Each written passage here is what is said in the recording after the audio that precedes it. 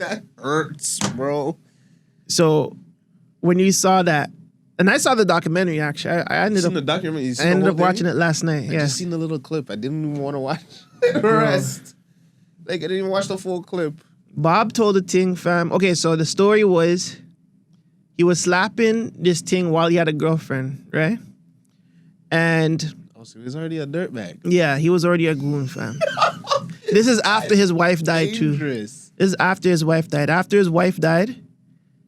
So he was a widow? Yeah, he was a widow. He was dark, fam. Okay, he was, you know my God. He had his little one-us, like he had a girlfriend on the road, but then in the Price is Right show, he slapping Diane, fam. And Diane is like supermodel. If in these days, she would be considered a supermodel. You know what I'm saying? So now when his girlfriend is calling the show, and she was talking to somebody, and the girl, one of Barker's beauties, was talking to the girlfriend like, "Oh yeah, Diane slept with, a couple men, a couple black guys." And the girlfriend was like, "Oh my God, like Bob does not like black guys. Like he thinks they're the most diseased people on the earth." So when word got back to Bob that his girlfriend on the set is fucking black guys, it was an uproar. Oh my God. 2 2s after that, she got fired. Oh my God, you're lying. I swear to God. She didn't sue. She should have sued. Fam, she left the company. She did Playboy, and then they knew where she was in between 2016 to 2019, and then after that, she sold her property and she disappeared. Yeah. Like, not disappeared dead, but like she's just gone. Like nobody could contact her. She better have gotten some ransom money. Like, what? Remember, Bob lived to 99, so realistically, whatever life he had, it was fine up until the point where all of the sexual assault stuff and all the stuff going around in his production was going like ham. Yeah, so. I forgot that. You know what I'm saying? He had pure lawsuits before he passed. So, unfortunately, got her settlement money then. Yeah, she probably got her settlement money and just cut. Yeah, maybe because they all kind of did. You know who was also there? Claudia Jordan. I don't know if you ever heard of a girl named Claudia Jordan. That's beautiful. The black girl? She's a black girl. Yeah, beautiful black girl. She used to act. Yes, she was. She was in the Real Housewives of Atlanta. She was a shitty actor. Yeah, of course. Yes, She was on Price is Right too, 3 years, and the guy, the executive, his name was Phil. So Phil was in that company since the Pops. So when one of the other executives left, the Pops put his son into play. No fucking knowledge of how to run this shit. No nothing. Set his son up and gave him guap, the same amount of money that everybody else got, right? It was supposed to be prime for a next thing that was there. Anyways, long story short, he got the job. Fam, he saw fucking Claudia Jordan and cuffed her ass, like nice ass, grips. Yeah. Wow. She wasn't having it, fam. Yeah. Those guys sued the shit out of them. Yeah. They sued them to the point of like where they gave up the lawsuit and they were just like, settlement. They asked for settlement NDA. They said, we're not signing shit. Because there was too many.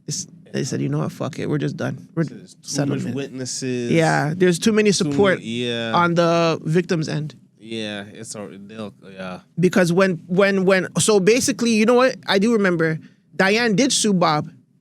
And Bob wanted like some of his beauties to, back him up. They didn't back him up? None. Okay. Yeah, I remember you guys are out of here. Now. I remember you guys are out of here. Now. Yeah. And then they just started lining up after that. Yeah. But then they actually backed out of Diane's case too. Yeah. They settled up and that was it. Yeah, big settlement money then it had to be. He said, yo, pick a number. But those guys are fucking pieces of shit back in the day. Like, you got to understand, like, what would make you want to, like, be so, like, well, you know what? Never mind. This is Hollywood 1950s. That's where they were raised. So they were raised racist. Yeah. They were raised sexist. Yeah, it's in them. They were raised as men are superior, women are not. Yeah. They were raised to ogle women. So it's like, they don't know any better. That's the you know what I'm saying, give them a blight, but like just to be like, listen, this is their world. Like, it'd be a lot to change someone at a certain age.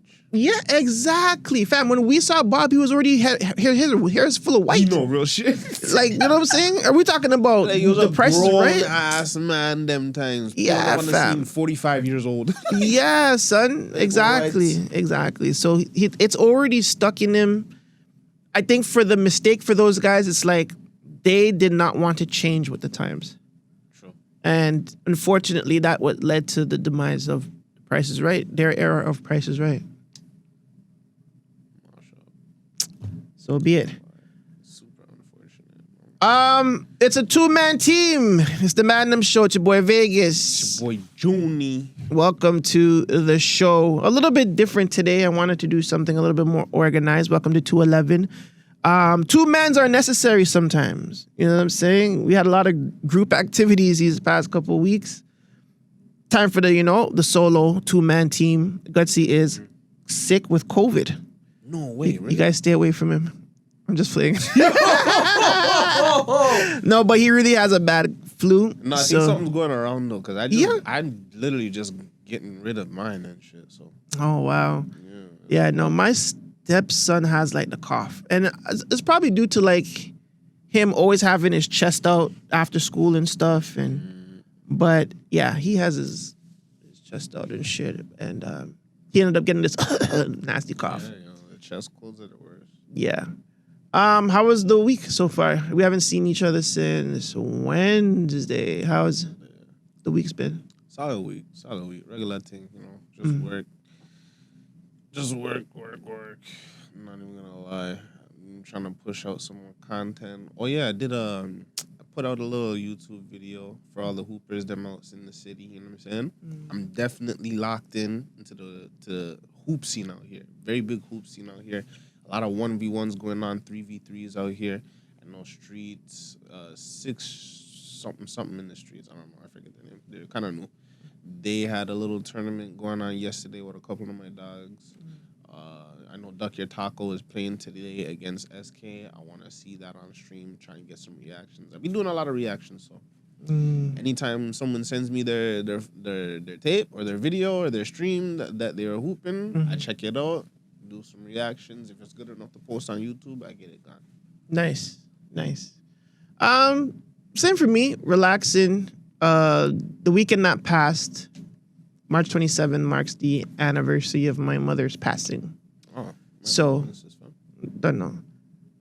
It was more so like just a chill out thing. I didn't really want to do much, but still wanted to do a lot. So a lot of clips been dropping. A lot of relaxing, a lot of reflection, a lot of craziness happening. You know what? This weekend in music has been really, really lit though. Yeah, a lot of great releases dropped. A lot of events. Junos happened this weekend. Yes. There's a lot of stuff to talk about. So let's hit them with the first one. Junos reaction winners and fit checks. Let's hit them up with the winners. So, according to my research, let's hit them up. All right, so we got Sarah McLachlan, who I never knew was still doing music. I really didn't know she's still doing music. She wins Adult Contemporary Album of the Year. You know what I'm saying? Shout out to Sarah McLachlan. Not too familiar with the Beaches, but they win Rock Album of the Year. You ever heard of Beaches record? No. No. I didn't even know that was a band. Me neither. Love the Beaches though. Shout out to the Beaches. Love the and Beaches. Cameron Whitcomb. I love the Beaches. I love the Beaches. Shout out to Cameron Whitcomb. He wins Country Album of the Year for The Hard Way. South Asian Music Recording of the Year is Karan Ajua and Iki for P-Pop Culture. We got the Latin Music Recording of the Year, Alex Cuba with Endole. Shout out Cuba. And Francophone Album of the Year, Lou Adrian Cassidy, Journal d'un Loup Garo. I don't like that. Like, that's her album cover? Yeah, you see that? She got like werewolf hands with dirt on her knees. I don't know from what. I thought it was just all like, it's giving real like. What does that even mean? Journal d'un Loup Garo. Let's find out what that means. Journal. Hold on. Journal. One loop journal. Dion, not one loop. Dion. It's like d'un Loup Garo. Meaning. 21 journals. Is that what it means? 21 journal. I don't know. Diary of a Werewolf. That's why. Okay, so yeah, it is a werewolf. Yeah. So you see the socks comes from Teen Wolf. I don't know if those are the same colors in that show, Teen Wolf. Okay. Yeah, you're right. That's pretty smart. Okay. Yeah. I'm not gonna lie. That's neat. Catchy. Catchy. You know what? Shout out to you. Yeah, I love it.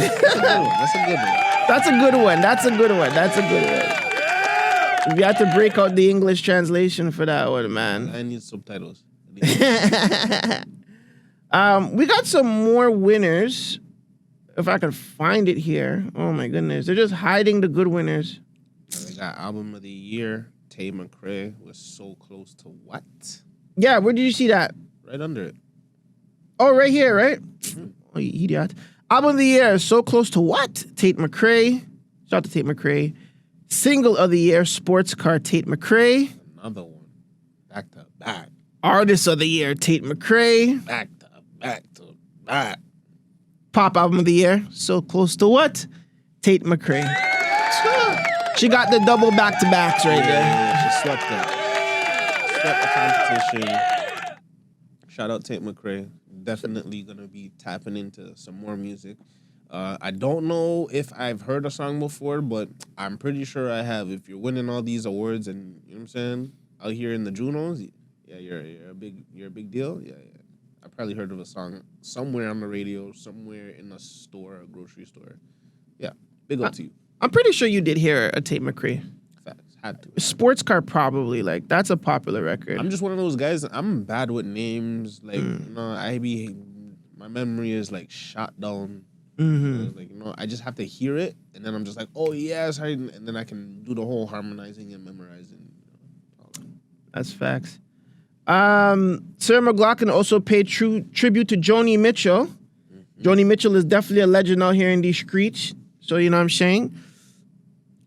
Big respect to Joni Mitchell. Specifically for me to create a piece of music, a medley around a number of her songs. And I don't take a task like that lightly. And particularly, you know, Joni is one of my heroes. I grew up listening to her, idolizing her, and loving and dissecting her music and her lyrics. So to be able to honor her in this way is pretty incredible. And you know what song she has? Joni Mitchell has a song called Q-Tip had sampled her. And it was a song that goes, oh, wow. Oh, no, the scene's more. No, you don't know what you got till it's gone. Hey, paradise, pick up a parking lot. Ooh, Yeah, that's Joni Mitchell. Big legend, big legend, big legend. That sounds like some shit I heard off of, like, American Pie or some shit. Probably, yeah. I heard it somewhere. But those times. Yeah, those times for sure. Billy Talent. We just all support each other. Humanitarian Award at the 2026 Junos. I don't know if you guys remember any Billy Talent records. Oh, yeah. Yeah? Or song? Yeah. Which one? Fuck. Like, why isn't it? Because, like, listen, God rest her soul, my sister Bria, that was the music she put me on as a youngin'. Green Day, Billy Talent. I don't remember what a Billy Talent song. Like, oh my gosh, just the name alone. But like, Green Day was my favorite. I can tell you that. Do they sing? Da, da, da, da, da, da, da, da, da. Is that them? I'm trying to think of a good Billy Talent. Rusted from the Rain. I think that's them. Hold on. I know. I listen to Billy Talent probably on like NHL or something. Like when I play NHL, I know one of their songs are on NHL. Billy Talent to NHL. 09. Turn your back. Hold on. Is this it?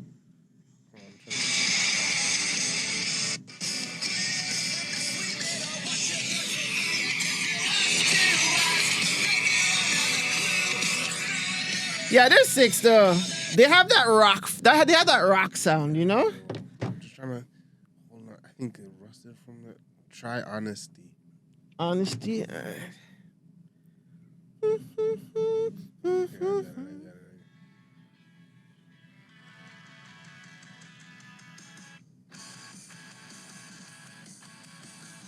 I just remember this video too. Yeah,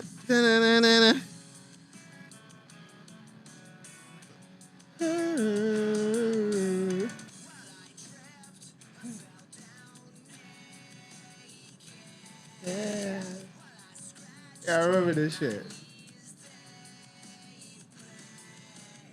And they had an Indian bass player, yo. Yeah.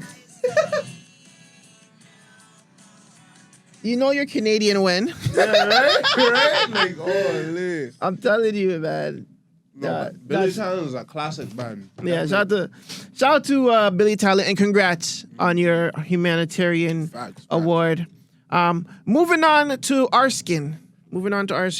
We have rap single of the year, Tobi for Who's Driving You Now, Baby? Who's Driving You Now, Baby? Which marks Julie Black. No, I'm not sure if I'm not sure if it's for Julie Black's first Juno. I don't think so. It's Socrates' first Juno that he ever received. That's tough. That is tough, man. That is tough. SadBoi, EP album of the year. And they did not put rap EP album of the year. I just wanted to let you guys know that is a rap EP album of the year for SadBoi goes to Dry Cry. Hey. I want to take it in. I want to, you know what I'm saying? Congratulations and all that for sure. Been doing things I can't even say all year, past 2 years. She's been going hard for these 2 years. Yeah, she's going on a crazy run. Super hard. She has great music. Now, can I say that it's rap music? I'm definitely going to listen to her album to find out. I was going to say, you know what I'm saying? Because I believe very versatile, so you would have to really pay attention to the album. Let's do it. Exactly. Because I believe the nominees, I think Benji was in that. Ooh. So she won over Benji. Rap EP album of the year. I think she won over Tobi. Heavy. I think. Heavy.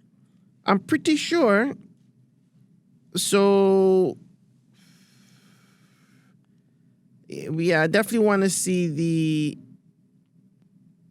Nah, they don't have. Yeah, Tate McRae has been winning. Jesus Christ. Okay, so. I have the list. Oh, I just saw the list for fuck's sake. Okay. Like Tate McRae's label put that bag behind her. Right? So it was Tobi for Elements Volume 2, SadBoi for Dry Cry, Northside Benji for Misery Loves Company, and Arden with Keep Your Eye on the Sparrow. 4 nominees, and she won out of those 4. Well, big ups to her. Yeah, big it up, big up. Nominated against a bunch of men. Oh, and Connor Price as well. See what I'm saying? Nominated against a bunch of men, and she beat them all out.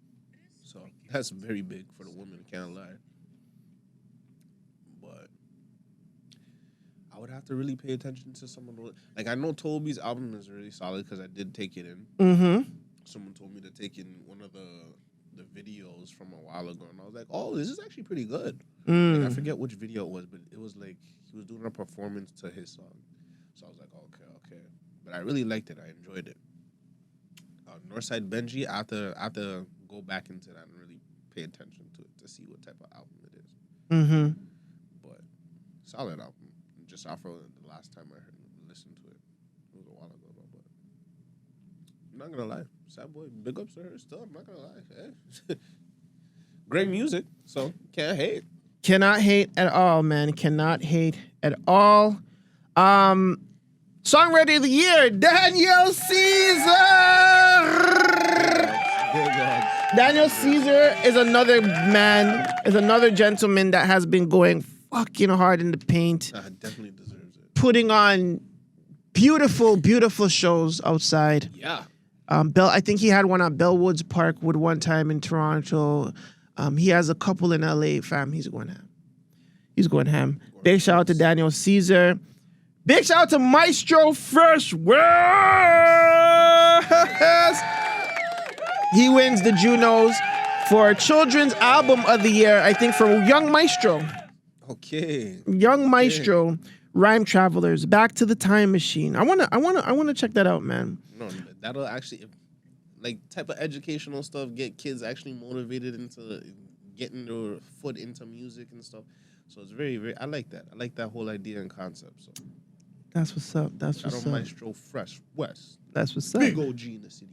Big blood clot OG. Come on. Contemporary Christian Gospel Album of the Year goes to Ryan O'Fay for Jubilate. All right, give a big shout out to Ryan O'Fay for Jubilate. All the good parts that in.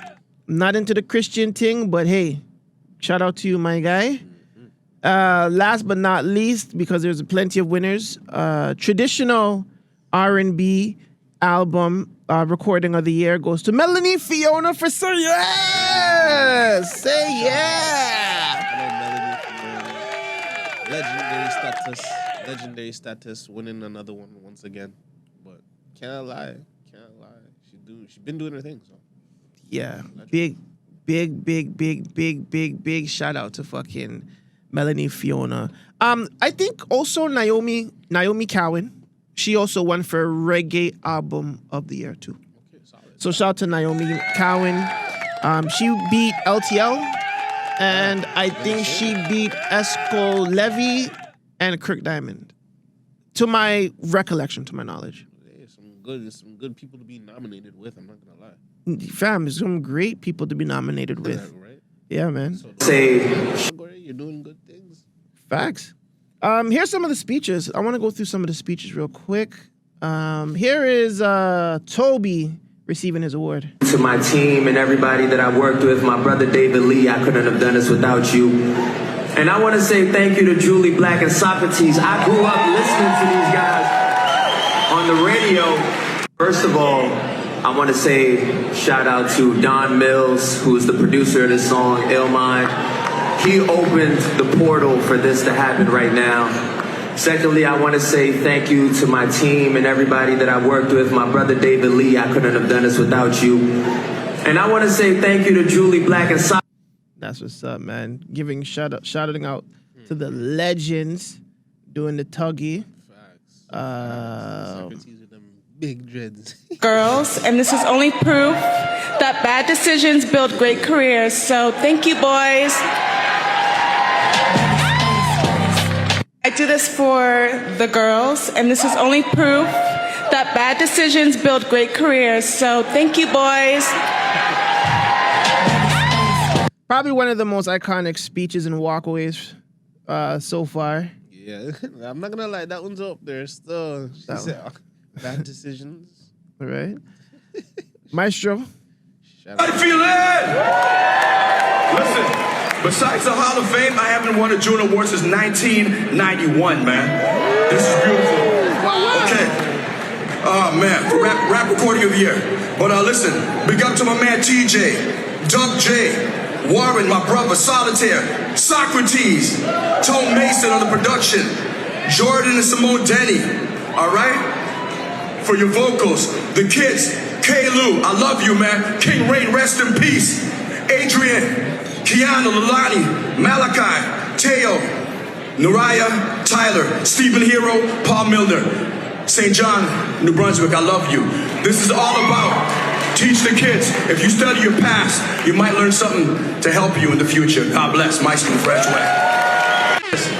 How's that? That's facts. That's facts. But hey, old guys, you gotta come talk to the young guys. You know what I'm saying about you guys' past. Yeah. You know what I'm saying? How are we gonna know? Come talk to us. Come talk to us, man. Educate us, man. Educate me, man. You know what I'm saying? Never shade educators, man. Come on, man. Come on, man. What's wrong with us? What's wrong with us? What's wrong with us? Come on, man.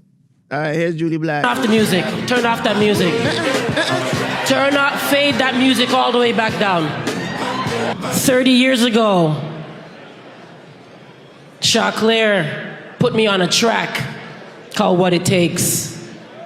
What? 30 years later, I'm standing here because Tobi decided not to just take the song and run forward, but to pass the baton back to the legacy artists. So I want to say give thanks, Tobi. And for everybody in here, there is absolutely no retirement in purpose. Continue to support the arts. We need the funding, as you all know. Turn off the music. Turn off.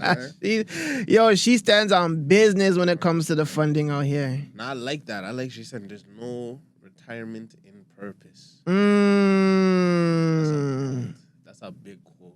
I hope that stays around for a long time. Someone should put that on a building. No real shit. That's a good one. Exactly. And for the last speech, we got the boy, Big Shocks. He just dropped an album. I think it's called Imani or Imari. Go check that out. But here's Socks. Hamilton, when I was 17, nominated in 1995 for my first single called Still Caught Up, and I lost to Ghetto Concept, which was awesome.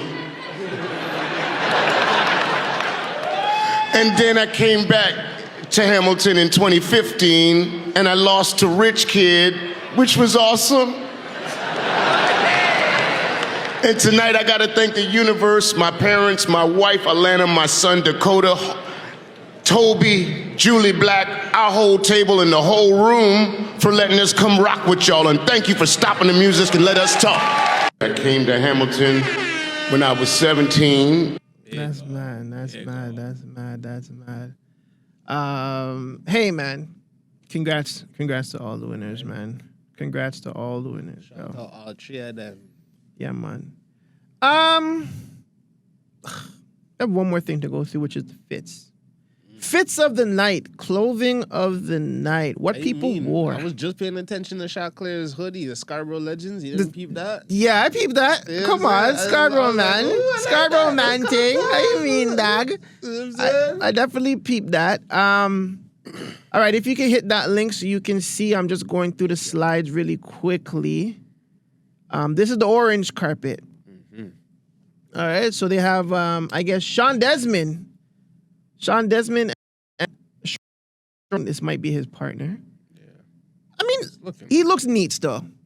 There's something I would wear. All black, black on black. Simple, you know what I'm saying? You know what I'm saying? Yeah, I think he got the I don't know what type of shoes those are, but like, you know those ones that people always be wearing with the clunky bottoms and shit, you know what I'm saying? Yeah. Yeah, those ones? Yeah. I forget what they're called, but you know what I'm saying? Not bad. No tie, nothing, just open chest, you know what I'm saying? He's feeling like a old man. He's feeling like a grown man still. Exactly. Can go on still. Me, I'm a young boy. I like mine sleek and slim shit. I like to, you know what I'm saying? Yeah. Bow tie, no, that.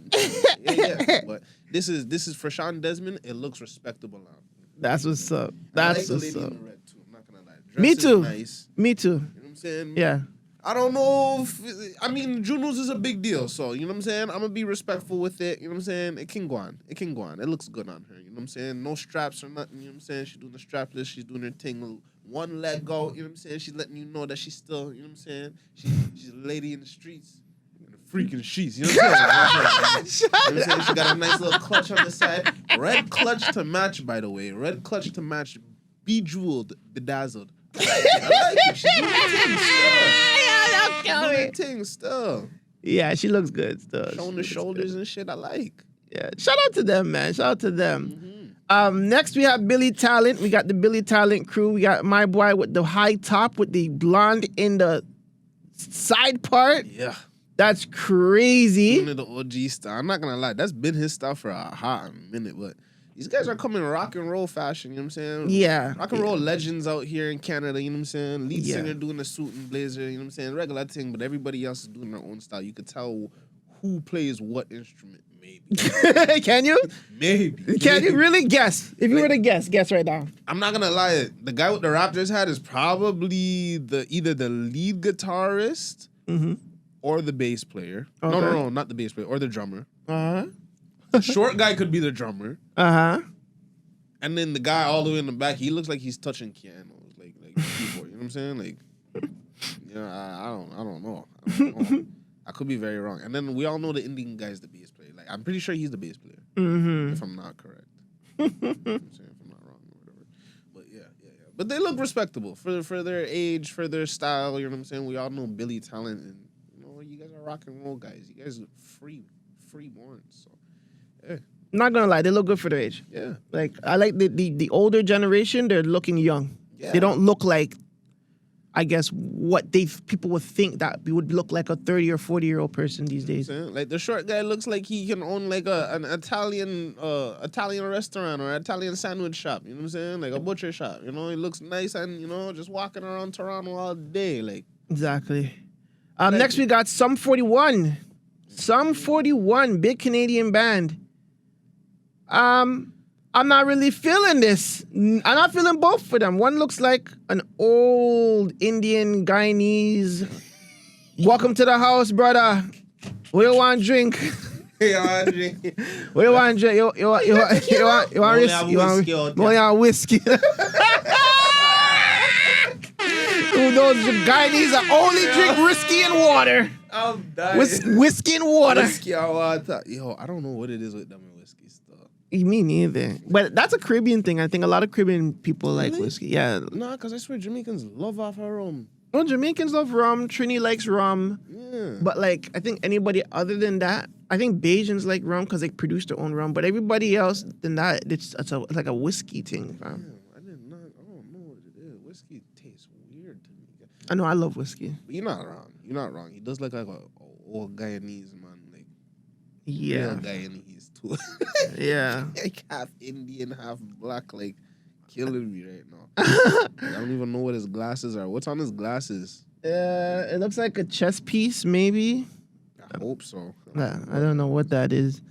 I'm not gonna lie. The white guy looks kind of, you know what I'm saying? He looks kind of clean stuff. Sailor. I'm not gonna lie. He looks kind of clean.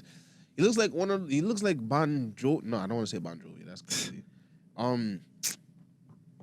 Looks like something from the UK still. Just one of those old rock and roll Beatles guys from the UK, you know what I'm saying? He got the buttons on the sleeves, you know what I'm saying? Or on the collars, you know what I'm saying? I like that jacket. I like that jacket without the buttons. I'm not gonna lie. You like that jacket? Yeah, because like I can see the jacket. I can see the fit without the buttons and the hat.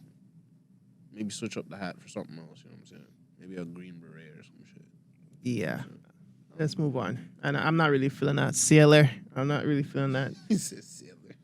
We got the little singing, I guess the singing monsters. They look the same as yesterday. Move on. Yeah.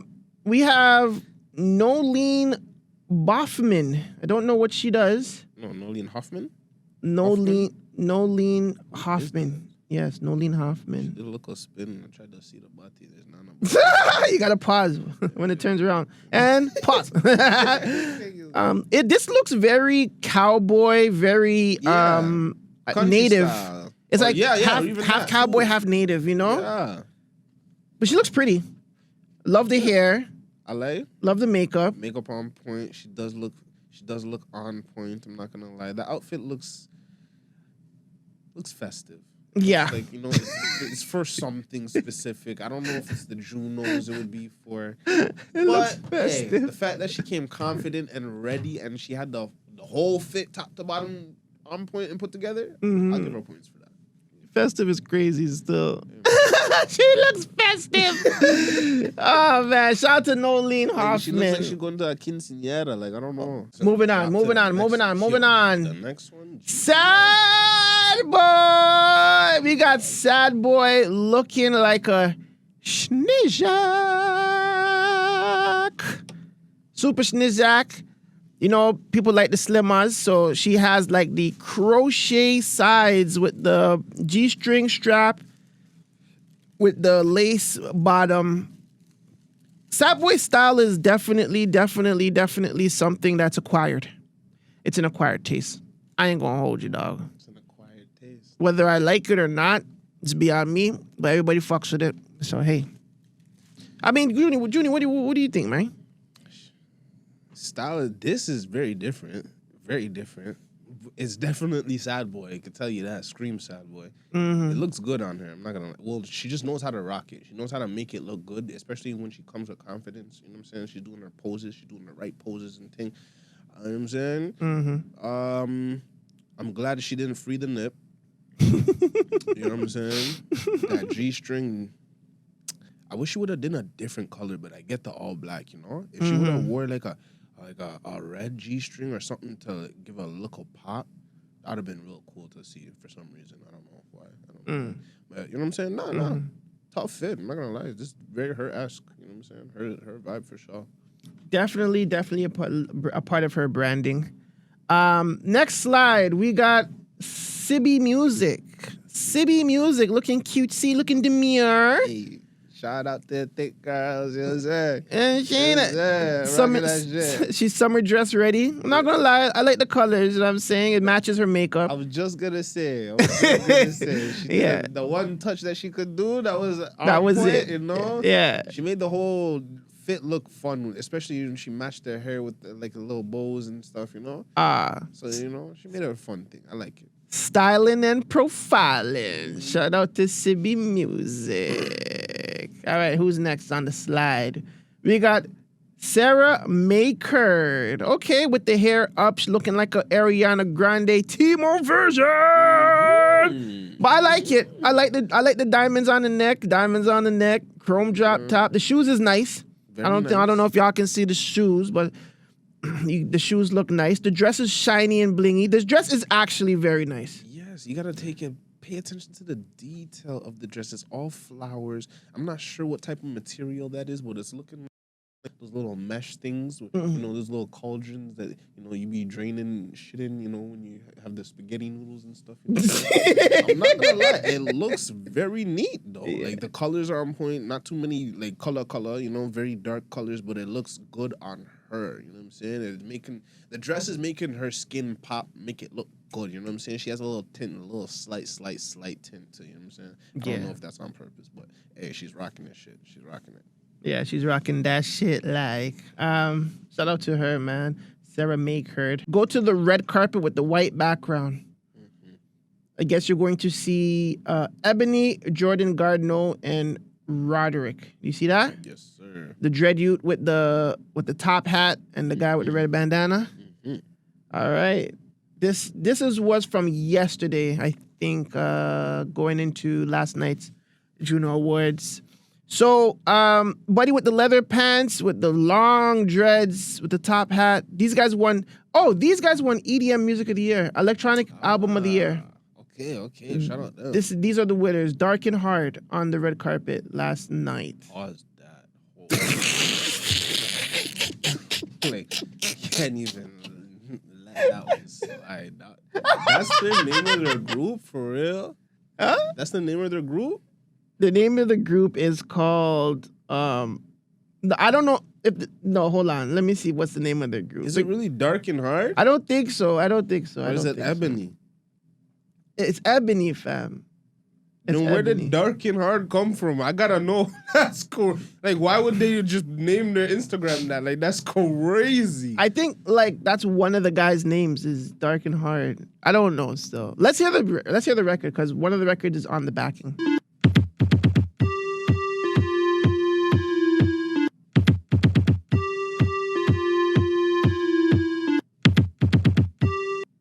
Nothing to be excited about. I probably could have won EDM of the Year. But I'm not gonna lie, these fits is just, these guys look like they're from Toronto. Like, what the fuck? Just, the Toronto, creatives, like, in the city, they just regular thing, Don't diss. No, I'm being dead ass. Like, is that a bad thing? Like, that's a Toronto fit. This guy said those guys look like they're from Toronto. Yeah, they look crazy. Like artsy kids from the city. Okay, artsy kids from like downtown LA? Type shit, Like the bandana, like nobody's wearing a bandana nowadays. Like just across their neck like that. Like no one's doing that, other than this guy. And he's wearing like a different type of bandanas, looking like some type of, artsy bandana. You get me? Like, or like, stylish type shit. Listen. Wild cowboy. We got Sam in the cut. Yeah. What's going on, Sammy? Hold on. Is your mic on? Your mic is on. I'm here, and you know we're ready to chop down what happened at the Junos. Yes. We already went through pretty much most of the stuff. We were going through fit checks. We're pretty much done anyway. So tell me what you heard, what you wished. You know, some of the nominees that did win, some of the performances you did hear. Talk about it, man. Tell me about it. Did you check out the clip of Miss Black? Yes. Okay. That's it. How do you guys feel about that clip? Are we talking about we need more funding? We need more funding. We need more funding. But they know that we need funding. I think that's something that's already out in the air, and Same topic. Whether Going around. Yeah, whether Ms. Julie Black knows it or not, you know, we know that we need funding. I think they know it too. Okay, but when she says we need funding, like from who? From the people that have the money, the record labels, the societies, the funding agencies, the grant programs. They have the money. But it goes back to how many Canadian labels actually do sign talented acts. And if Canadian labels don't sign talented acts, there's no money to operate. The reason why Tate McRae and Justin Bieber won't or can't come here is because there's not enough money here as for an appearance. And those are our Canadian acts that flourished over there. Are signed to labels over there. They're signed to the actual Universal Music. They're not signed to the Universal Music Canada. Yeah. They don't need to make these Canadian appearances if it doesn't make sense to them. My thing is if it's money or funding from the government, I think that a lot of that like kind of don't really like it does help, but it doesn't push the culture anywhere. How do you figure? Because then you have these artists who are not making noise, not making great music. They're making like average tunes, and they have a budget of $100K for a video that's gonna get 100 likes. And I feel like that's a problem. And also those grants and those, if it's from the government, they go to like they're not going to the Man Dem. Let's be honest. Yeah, but I feel like that's on like a part of the A&R's fault.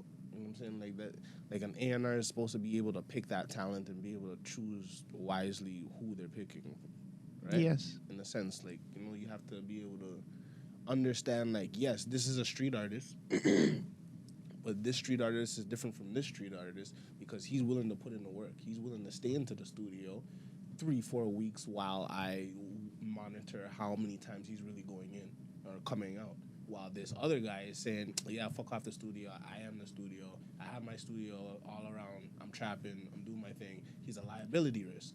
We can't really necessarily do that, even though his career is popping just as much as his career, or even more. So it's like, you know, they're picking and choosing, but I feel like they need better A&Rs in order to figure out who to actually, because certain people like us, you guys, you and Guttzy able to have these off the pod phone calls with certain artists and stuff and be able to have that good rapport and good connection. Mm-hmm. Other podcasts or other even A&Rs and industry guys don't. Mm-hmm. So how do you bridge that gap? I don't have an answer yet for that. I do want to ask Sam though. What if you run a label? All right, Underground Nation Records or whatever the case may be, right? Whatever you want to call it. What are you looking for to sign a young, talented person from Canada, and your artist budget say is $10 million, and how much are you willing to give that artist, and what do you expect from them? I know that's a lot of questions, but so I'm expecting online presence. Someone who already has some sort of discography, not just a 1-2 tunes, 1-2 singles. Someone who has put out projects before, or not even projects, like someone with a lot of singles. Okay, so you need like some sort of background. Someone who has a great online presence. Someone who's not scared to post whatever. because nowadays I think that's a conversation that's been had a lot. Is that nowadays people don't really buy in to the music. They want to know your personality. They're like they want to know the lore behind who you are before they even support your music. So I need that. Someone who's versatile, who's not scared to try new things. Someone who's malleable. Someone that I can be like, yo, do this, that, but also that can still be sort of independent. And pretty much. And how much would you give them? How much? Yeah. To be honest, I wouldn't be able to give you like a dollar amount, because it also depends on, do I run a studio? Do I have to pay for studio time individually? Like, that would be a part of their budget. That would be a part of the budget. That would be a part of their budget. So if you had $10 million to operate your label for, say, 3 years, 4 years, 5 years, right? And you give an artist money and you say, hey, I'm going to give you this X amount of money. This is what I need from you in the next 3 years. I need this amount of albums. And this is the amount of money that you have. You have to give me back my money plus. That's how it works, right? Yeah. I give you $1 million. Go make 3 albums for me in 3 years, and I want my $1 million back plus. Yeah, to be honest, where's the funding? We need the funding. That's not happening. That's not happening. But it happens, though. No, that's not happening, bro. It happens. It just happened. It just happened. It happened with Casper. Casper got his back. 1.3. Sony Music Canada. Come on. So it's not like it's impossible. No, that's not happening, bro. Do you not? That's not happening. It literally just happened. The man got Unless- 7 figures. 7 figs. So you don't believe in the talent out here? That's what you're saying. Any talent pool? Unfortunately, not. Not $1 million worth. Not for $1 million. Not for $1 million. Nobody. There's nobody right now. It's Lil Drench, and you have the guys like Benji or anybody. There is nobody that you would, even some of the shotties, there is nobody you are going to give $1 million to and think that you're going to get your money back. Nobody out here in Toronto. Nobody in Canada at all. No, unless it's just charity, grants, government money. Wow. Nah, bro. This is probably why if there was, the labels would have been invested. Labels rarely invest, and when they do, they take their money back, because Casper is not the only one who's been signed to a serious label, and there's a lot of artists right now who are signed to labels, but like, it's not doing anything, fam. They're not making no change from it, from the music. Let's be honest, fam. Without making no change off their music, fam. Let's be honest. Unless I don't know still, the only way they do is because of, okay, let's say the government of Canada has this set amount allocated for this festival, this. So they're already planned, they're already in the rotation to go perform here or to go to do certain things. But without the government support, all of this, it's not going nowhere. If someone can give you their YouTube figures, say like, I can give you my YouTube figures, I made 50,000 views, that's gonna net me at say like $600. It's my record or whatever. I have a couple of those. All right. Are you saying that you won't trust that I won't make your money back if I continuously put out music? You're not getting $1 million. You can get free studio time, and I'll take. Christ. So okay, so this is what we need. This is really what we need. If someone's really good at what they're doing, I'm a label. I'm gonna pull an OVO. I'll pay you a certain wage or whatever, just for you to be under me, and you can still keep on making your music just under me, and I own your music and I own your rights. Wow, that's tough. Because right now there's no one you can just give the bread to and like, yeah, you're gonna make it back. There's nobody at all, in your opinion? None whatsoever. Honestly, nah, bro. Nah, because I don't see one.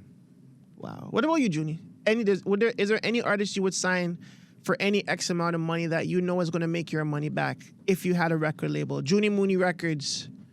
You know what I'm saying? Junebug Records. For the 2026, baby. Who you signing? Let me try to make a lineup, you know? Ops included. I don't give a fuck if you guys are ops. You guys are my label. We're making money. This is a business. Okay. I start off with Northside Benji. That's a quick one. You can get him because he's more melodic. You can get the States, but UK already fucks with him heavy. He already got that cosign, and we already fuck with him heavy. We already got that cosign for over here, Drake and them. Clear out, sell out. You just get him to be more consistent and drop a couple more times more in the year. Okay. Maybe another EP in the year, maybe a few more singles, something, just to keep him bubbling. You know what I'm saying? Give him some good. And he could, because of the type of artist he is, he could always just do a track with Drake and it'll go. You know what I'm saying? We got the budget for him to Drake. How much money you giving him? I don't know that. No stimulus package right here. Yeah, I don't know. You know what I'm saying? I definitely know I can recruit with them.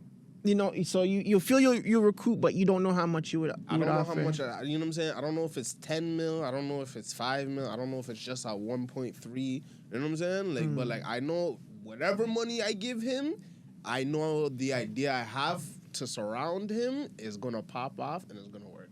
I'm going to make my money back, guaranteed. Okay, that's cool. You just keep in mind, 1 million streams on Spotify ranges from 3 to 5 bands. No. That's all obscured. When you're the label, you know what you're doing. They're lying to us. Fam. They go through so much red tape. That's only what we're getting. That's only what we profit. And that's probably not even real actual, because some artists you see, why are my numbers so different if we're trending the same, you know? Why is his money so much bigger than my paycheck and payout? Doesn't make any sense. All them numbers. You see, this is the payoff for my music. See this? It's the numbers are real, fam. Not fun, because I have the same thing too. See, look. I do what's it called? What's the first one? Not DistroKid. What's the first one? There you go. TuneCore was way better than that. I was actually getting good some money off of my You did stream. publishing on TuneCore as well? Yeah. Like you did the publishing so that your whatever's around the country they'll collect for you. There's a lot of ways, and remember that the streaming money is one form of money. You still have the royalties. You know what I'm saying? You still have sync licenses that you might get. Missing out on little things like that. Yeah. Sync licenses, even if you go on the radio, people are missing out on money. Like I had a song that was playing in the UK radio. I was getting paid for that. Like there's a lot of shit that you don't know where your song lands. Yeah, yo. And people miss out on the little change. You know what I'm saying? And it's just based off of the information that they know. They don't exactly. know this shit. Okay, that's what we need. Education. Because a lot of them artists, I don't even think they have their real name on their credit. No, they don't. Like this. They don't. It's probably their manager's name or some shit. So like, you know what I'm saying? What if when SoCan sees this? Are they paying out? Hold on. How many of these artists know about SoCan? I'm pretty sure I'm pretty sure everybody that went to this event, the Junos, know about SoCan. The Junos, my nigga. I'm just saying, everybody that went to the Junos knows about SoCan, or anybody that's aware of the Junos knows about SoCan. Now it's the other guys that may not know about it. But if you're serious about music, I feel like you're going to find the information. And maybe Sam is right. The lack of information maybe is still very, people don't know. But these are the things that we need to do to teach the people to be knowledgeable in music knowledge. Got to start with education, and then maybe programs where you get certain people's studio times and things like this. But then, it goes back to like there's no money. Technically, there's no money. You can yell, we need more funding. We need more funding, but what are you really gonna do with the funding?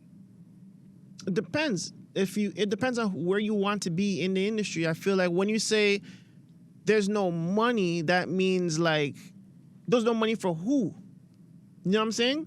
There's no money for the artist? All right, cool. To Sam's point, nobody makes good music. Fine. But what about, is there money in educators?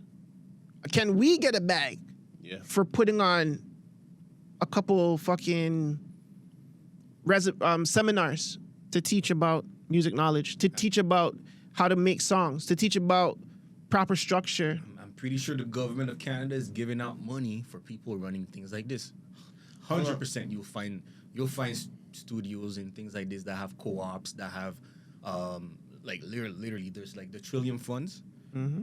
I'm pretty sure someone who applied, they were like running some for music, and like they're literally giving you money to go give the knowledge and your resources to other kids. Yeah. But like again, these type of things, they don't elevate. They don't really. Yes, they do elevate, but like it doesn't. You're not gonna get a star from that. How do you know that? Maybe the right people are not in position. Like put a man put a man like me, or put a man like you that's seen success interviewing people. You know what I'm saying? That's seen success going viral and getting your stories heard. You know what I'm saying? How do you do that? Where do you get the confidence? Where do you get the energy to teach people your style on how to acquire these things? Or people like me that got people lit, you know what I'm saying, from then to now. You know what I'm saying? It's like, okay, who are you? This is who I am, and this is what I've done. This is why you should trust me. You know what I'm saying? And I feel like once you put your credits to the floor, like then everybody's gonna pick it up. You put your fucking credits on the screen. It's like, okay, yeah. What did you do? Oh wow, you did that. Oh wow, you did this. You've been heard by who? Okay, yeah. I'm gonna give you guys money. You know what I'm saying? And that's how we build a star. And we be honest with these kids, like, yo, it's gonna take you 7 years to be successful. It could be sooner and it could be later. But Jordan never won his first ring for 7 years. You feel me? Drake never had his first #1 until maybe the 5th or 6th. It's all about consistency, though. To Junie's point. These projects, like, there's a lot of projects that we have out here that do, like, the remix project stuff. They bring out stars. I'm not gonna lie. They produce stars and stuff. So it is possible. So we need more of that. We need more artist development. And I feel like that's the most important thing. How many art schools do we have out here? There's a few, but art school is art school. They teach you theory. They're not teaching you like how, because like I don't know if it's just the movies I'm watching, but like, you know how they say like Tupac went to art school and things like that. I'm here thinking, you know, things like that. That's just all theory. For the most part, yeah. What does school teach you? It teaches you theory, practicality. They're not like, it all depends on the professor you get too, right? Every professor is different. True. They're gonna teach you a different thing. So, but listen, man, shout out to the Junos. Great look for the city at the end of the day. Hamilton did its big one, TD Coliseum. I'm surprised it was in Hamilton. What the fuck? Yeah, because they have their new stadium. This is where Cardi B's performing, I think. Mm-hmm. So now they really want to run all the big events through there. In Hamilton? Jesus. Yeah, you're gonna see Hamilton popping now. Like Hamilton's you'll be surprised. Now everything's gonna get run through this because it costs a lot of money and they need to recoup some way somehow. But then they're gonna realize there's no money. Especially in Hamilton. Especially in Hamilton. There's money in Hamilton. There's money on the store. Like if we had big names, okay, like let's say, okay, could on Northside Benji fill up that spot? The TD Coliseum? Yeah. Let me see. TD Coliseum. If we can have like a Northside Benji, like our stars, if we need our people in there running shows. 18,000 for concert and events. You think he can put 18,000 feet in the fucking 18,000 butts in the seats? Pause. If he has a good if he can get press out of. We keep on saying if. You ask me if Northside Benji can do an 18,000 person venue. Sell out. Can he sell out the TD Coliseum? Can Northside Benji do it? With enough promo and the city behind him, I think so. Yeah, I think so. I don't. But maybe a one time. It's like it has to be something like one night only. Yeah. A lot, like a really, really, really good. And he would have to bring out a 1-2 guest. He would. Yeah, obviously. Northside Benji and Casper and Pressa. Yeah. Easy. I'm saying, I'll trade him easy. who's headlining that? Who's I ending feel the like show? the real problem is It'd have to be Northside to headline the show, so that it's just easy on all heads. the real problem is low key the politics in the city. Still, Yeah. it's low key the politics because if you added top 5 in that, automatics. Automatic sell out? You automatic think so? sell-out, You think so? Yes. Even with no song out right now? Yes. It will just like drive more people from every side to come. What about opening our lens to other acts other than the street acts? Other acts? Other than street acts, because that's normally who we talk about. We just saw Tobi win a Grammy. Yeah. And I'm saying we just saw Melanie Fiona, a legacy act though, but beautiful in her own right, beautiful voice. We just saw her win a Grammy. How about we bulk up some of those people like Tobi, SadBoi, Havaya Mighty. Hawaii Mighty. I think she was nominated. And a legacy act like Socrates. Can they do a TD Coliseum? All 4 of those acts. I feel like they could. They probably all 4 of them. Yeah. They would have to bring someone from the States. I ain't gonna lie. But then that would mean then our stars aren't big enough to hold these, to do these things. I feel like the city just don't care enough. No, our stars aren't big enough. It's not about the city caring enough or not. It's our stars aren't big enough. They don't make big enough records. Tate McRae could do that. I'm pretty sure. Justin Bieber can do that. The Weeknd can do that. Because I was gonna say Melanie Fiona, she's kind of like we haven't heard enough from her in so long. But she's a legend. Still and a I'm legend. pretty sure she's getting at least 10 bands in there. No, facts. 10,000 fans in TD Coliseum? You know what I'm saying? 100%. She'll get a good side of her fans and support. With a solid opening act like the Northern Touch All Stars, like okay, like you put Melanie Fiona as like the headline, and then under it you'll have Julie, Socks, Cardinal, Chocolate. So yeah, you could pack. You know what I'm saying? You could pack that. All those 4 just to throw the vibes and begin the show, and then you end off with Melanie. It's possible. That's possible. You feel me? And it's good. We need to get the YNs involved, bro. We want to get the YNs These involved. YNs be YNing too much. They don't make quality music though. They just be YNing all the time. No, when I see it, like On the to track, get YN. the younger crowd involved. I feel like that crowd, like that lineup might not just pull that type of crowd, and it's I don't know. Maybe they have to reach out to the younger people. Well, are we trying to make money or are we trying to appease the youth? Make money. So that's the older crowd. They don't come with bullshit. They don't come with drama or confusion. They come with dollars and money to spend. And a less security presence. You know what I'm saying? I agree. But hey, Listen, for us to do something for the youngins, I think the first thing we need to do is get Junie on the streets of downtown Toronto and find out who the youth them are listening to. We need to do a tally. They message us. they're listening to my granny. I got hit by a bazooka, kaboom, I'm dead. kablow. Who's that? My Rest granny in got peace, hit my- by a bazooka. Rest in peace, my granny. She got hit by a Bazooka. Who is that? I mean, it's a song that went viral, bro. It's a TikTok type track. See, even the kids are not even TikTok viral, dog. That's the crazy thing. See, that's what we need. We need one of those like. We need our artists to start booming on these apps. Exactly. But No, but that's all into like with the whole that goes into government. nope, it goes into developing. Matter of fact, like believe it or not. I feel like there's too much of these laws that we're because like how is it that TikTok can get paid for in the States? It's a Chinese company and they don't fuck with us. We could get paid here. Yes, we can. Not the same way though. It's not. It's not the same, but it's possible. You have to get gifts. You don't get paid you for have your to, actual you have to views. go out of your way to actually try and get. Like you have to actually interact with the people over there in the States. You can put up the most It's nonsense. If it goes, it goes. Yes. You're winning. So- $1,000 in your pocket. Okay, so go out all your way. We know Canada has to do it 10 times harder. Like, there's no point of complaining about it. Just go out of your way and become somebody.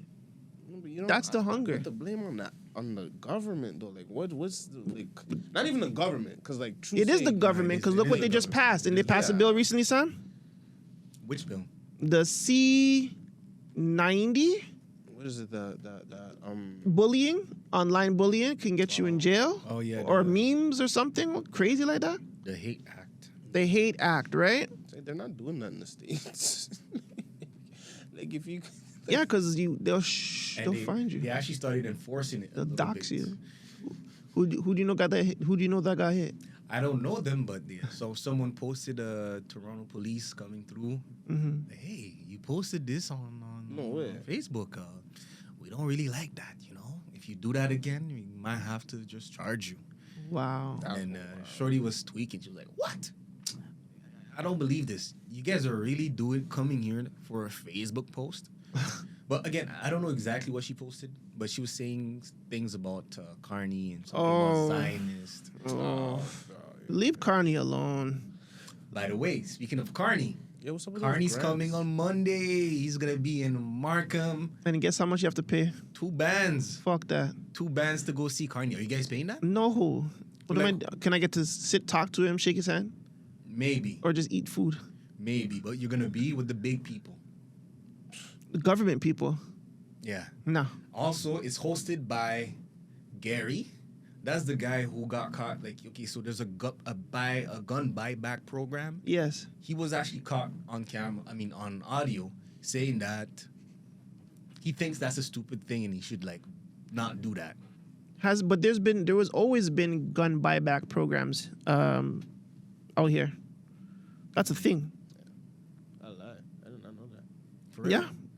That's been a thing since the last since the 10 year of violence, since the year of the gun, back in the day when Jane Krieber passed, God bless the dead. They started to implement like buyback guns in the hoods and shit. You can turn your guns in, you get go out. But the thing is How much guap? It's Nigga? not, Like it's not what? It's not coming from the hood. Let's be honest here. It's gonna. Those guns are from legal, law-abiding citizens. Most of them. 90% of them. Fam, what hood man do you know is gonna turn over the burner that's not registered and that has You don't have it doesn't have to be you though. It could be like, you know what I'm saying, like your mama or something. Fam, exactly. And they're law-abiding citizens who have their license, their PAL, and they're not going out there doing crime. Yeah, but I don't So even they're know literally taking the law-abiding guns from the citizens citizens. that would do that. Huh? I don't even know law-abiding citizens that would turn in their gun, especially what's going on now. Niggas are just breaking in some of houses them and do. you Some of can't them do do. nothing. You'd be surprised. And if you get caught with it, I'm pretty sure you get charged or some shit. Because you can't use it anymore. That's shit.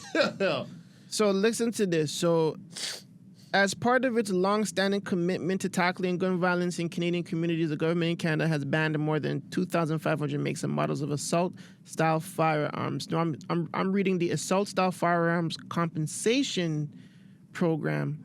So there's actually like a program that you can turn in your assault rifle and get some guap. Fam, the real bad boys who have the AR and all of this, they're not even registered anyway. So there's no buyback, there's no program for that, fam. So they're literally just taking the guns from people who's probably never gonna do anything crazy with it and just sucking that. But hey, Listen, while participating in the program is voluntary, compliance with the law is not. Businesses and individual firearm owners must safely dispose of or permanently deactivate their assault-style firearms before the amnesty period ends October 30th or risk criminal liability for the illegal possession of prohibited firearms. So does that mean like if you bought firearms before a certain amount of time, you have to give it back? you have to give it back. Is that, or like you have to Or kind you of... have to disable it. You have to disable it. Yeah, so it's basically like follow the law that we just put on. If you don't, then We're gonna charge you. Still gonna get knocked.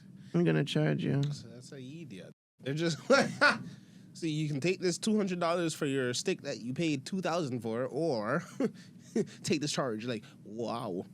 Hold on, there's a clip here actually. Let's run the clip about this because this is actually interesting, Sam, that you brought this up. I never really thought about it like that, but yeah, let's run this clip real quick. It's the maddest thing. And shout out to Sam for the ads-free thing. Ottawa says its gun buyback program can make Canada safer. These are firearms designed for war. But when gun owners ends up being a pain in the butt for me and all the people who wanted to use these firearms. Police. It's not going to have an impact on public safety in the city. And many politicians don't want it. We're continuing to push forward to say that this shouldn't happen. How much good can the program actually do? After 2020's mass shooting in Nova Scotia, Ottawa banned 1,500 guns it deemed military-grade assault weapons. These weapons were designed for one purpose: to kill the largest number of people in the shortest amount of time. The list grew. Today, more than 2,500 firearms have been reclassified. Oh shit! They even have like the list of the burners and how much they would give you back, like give money back for you. Yeah, and some of them is like crazy. EV game type of trades. Like That's horrible. That's nuts. Hold on. Including many that were popular with hunters and sport shooters, meaning suddenly law-abiding Canadians owned illegal guns. As an incentive to turn them in, the federal government started its buyback program in January, the assault-style firearms compensation program. Canadians have until March 31st to declare banned firearms. The guns will be destroyed or deactivated, and the owners get cash. The lead-up wasn't smooth. Say it again? They will get sent to Ukraine. And it is public. You're fucked. Safety. They deactivated, destroyed. They're not sending it to Ukraine. Minister was What's wrong with this guy? Caught on tape expressing doubts in the program, but suggesting it could gain liberal votes in Quebec. This is something that very much a big deal for many of the Quebec electorate that voted for us. Still, Ottawa went ahead with it. Quebec was immediately on board. Everyone else, not so much. If we're looking at taking away weapons from criminals, from people who are causing violence in our... So this guy is Wab Kinew from Premier. He's the premier of Manitoba. Obviously, he's going to talk about this. They hunt bears and stuff, no, and deer and shit, right? Come on. Our streets, For a living. I'm all for that. But this program doesn't look like it's going to achieve that. For Newfoundland and Labrador, hunting is part of our life. That's why we're continuing to push forward to say that this should. So, like, what do you say in defense of, like, where provinces thrive on hunting? You know what I'm saying? How could this, and this is a Canada-wide thing, this assault rifle buyback thing. What do you say to provinces who actually use these weapons to hunt? They don't care because they're trying to get Quebec voters. Gary, the minister of public safety, he literally was caught on tape. Like the recording you heard, that was literally the minister who's in charge of safety. He literally got caught on tape talking to one of his tenants. The tenant actually recorded him in secret, and he's like, "Yeah, honestly, man, it's just to get voters in Quebec, man. I don't even think this should be a law, man. Like, you know, but hey." He was scrapping himself. Like, I don't know how they move like this. Like, how you gonna be, like, showing one side of whatever you're doing, but in reality, that's not what you really want to do, and you're just doing it for votes? Again, it's politics. That's the game of politics, but it's getting stupid. Politics as usual, right? That's just the way how the game is. And we talked about politics in the music. It's politics in the government. That's never going to stop. And I don't know why he's bringing his business home. Like, don't talk about business at home. What's wrong with you? And you're a public figure. You're a tenant at that. Like, he was probably slapping, fam. Bro. The maddest trying to. He was probably slapping it. I don't know who it was, man or female. Yo, definitely. Because why you sharing like that type Frenchmen. of stuff? That's crazy. I don't know if you want to hear more of this, but yeah. At the end of the day, will Canada's gun buyback program work without buy-in? Sam, what do you think?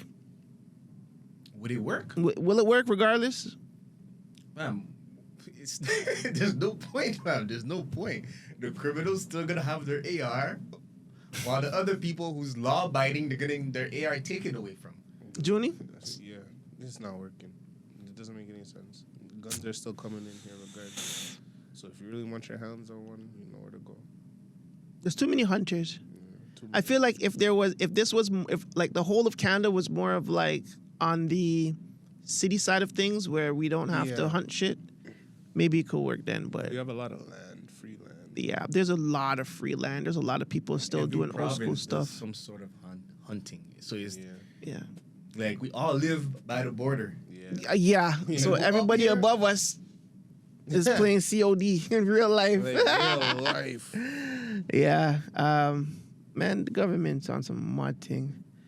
Let's move on to Charleston White and Young Thugger. So I don't know if y'all are in the know. What y'all know, what y'all don't know is...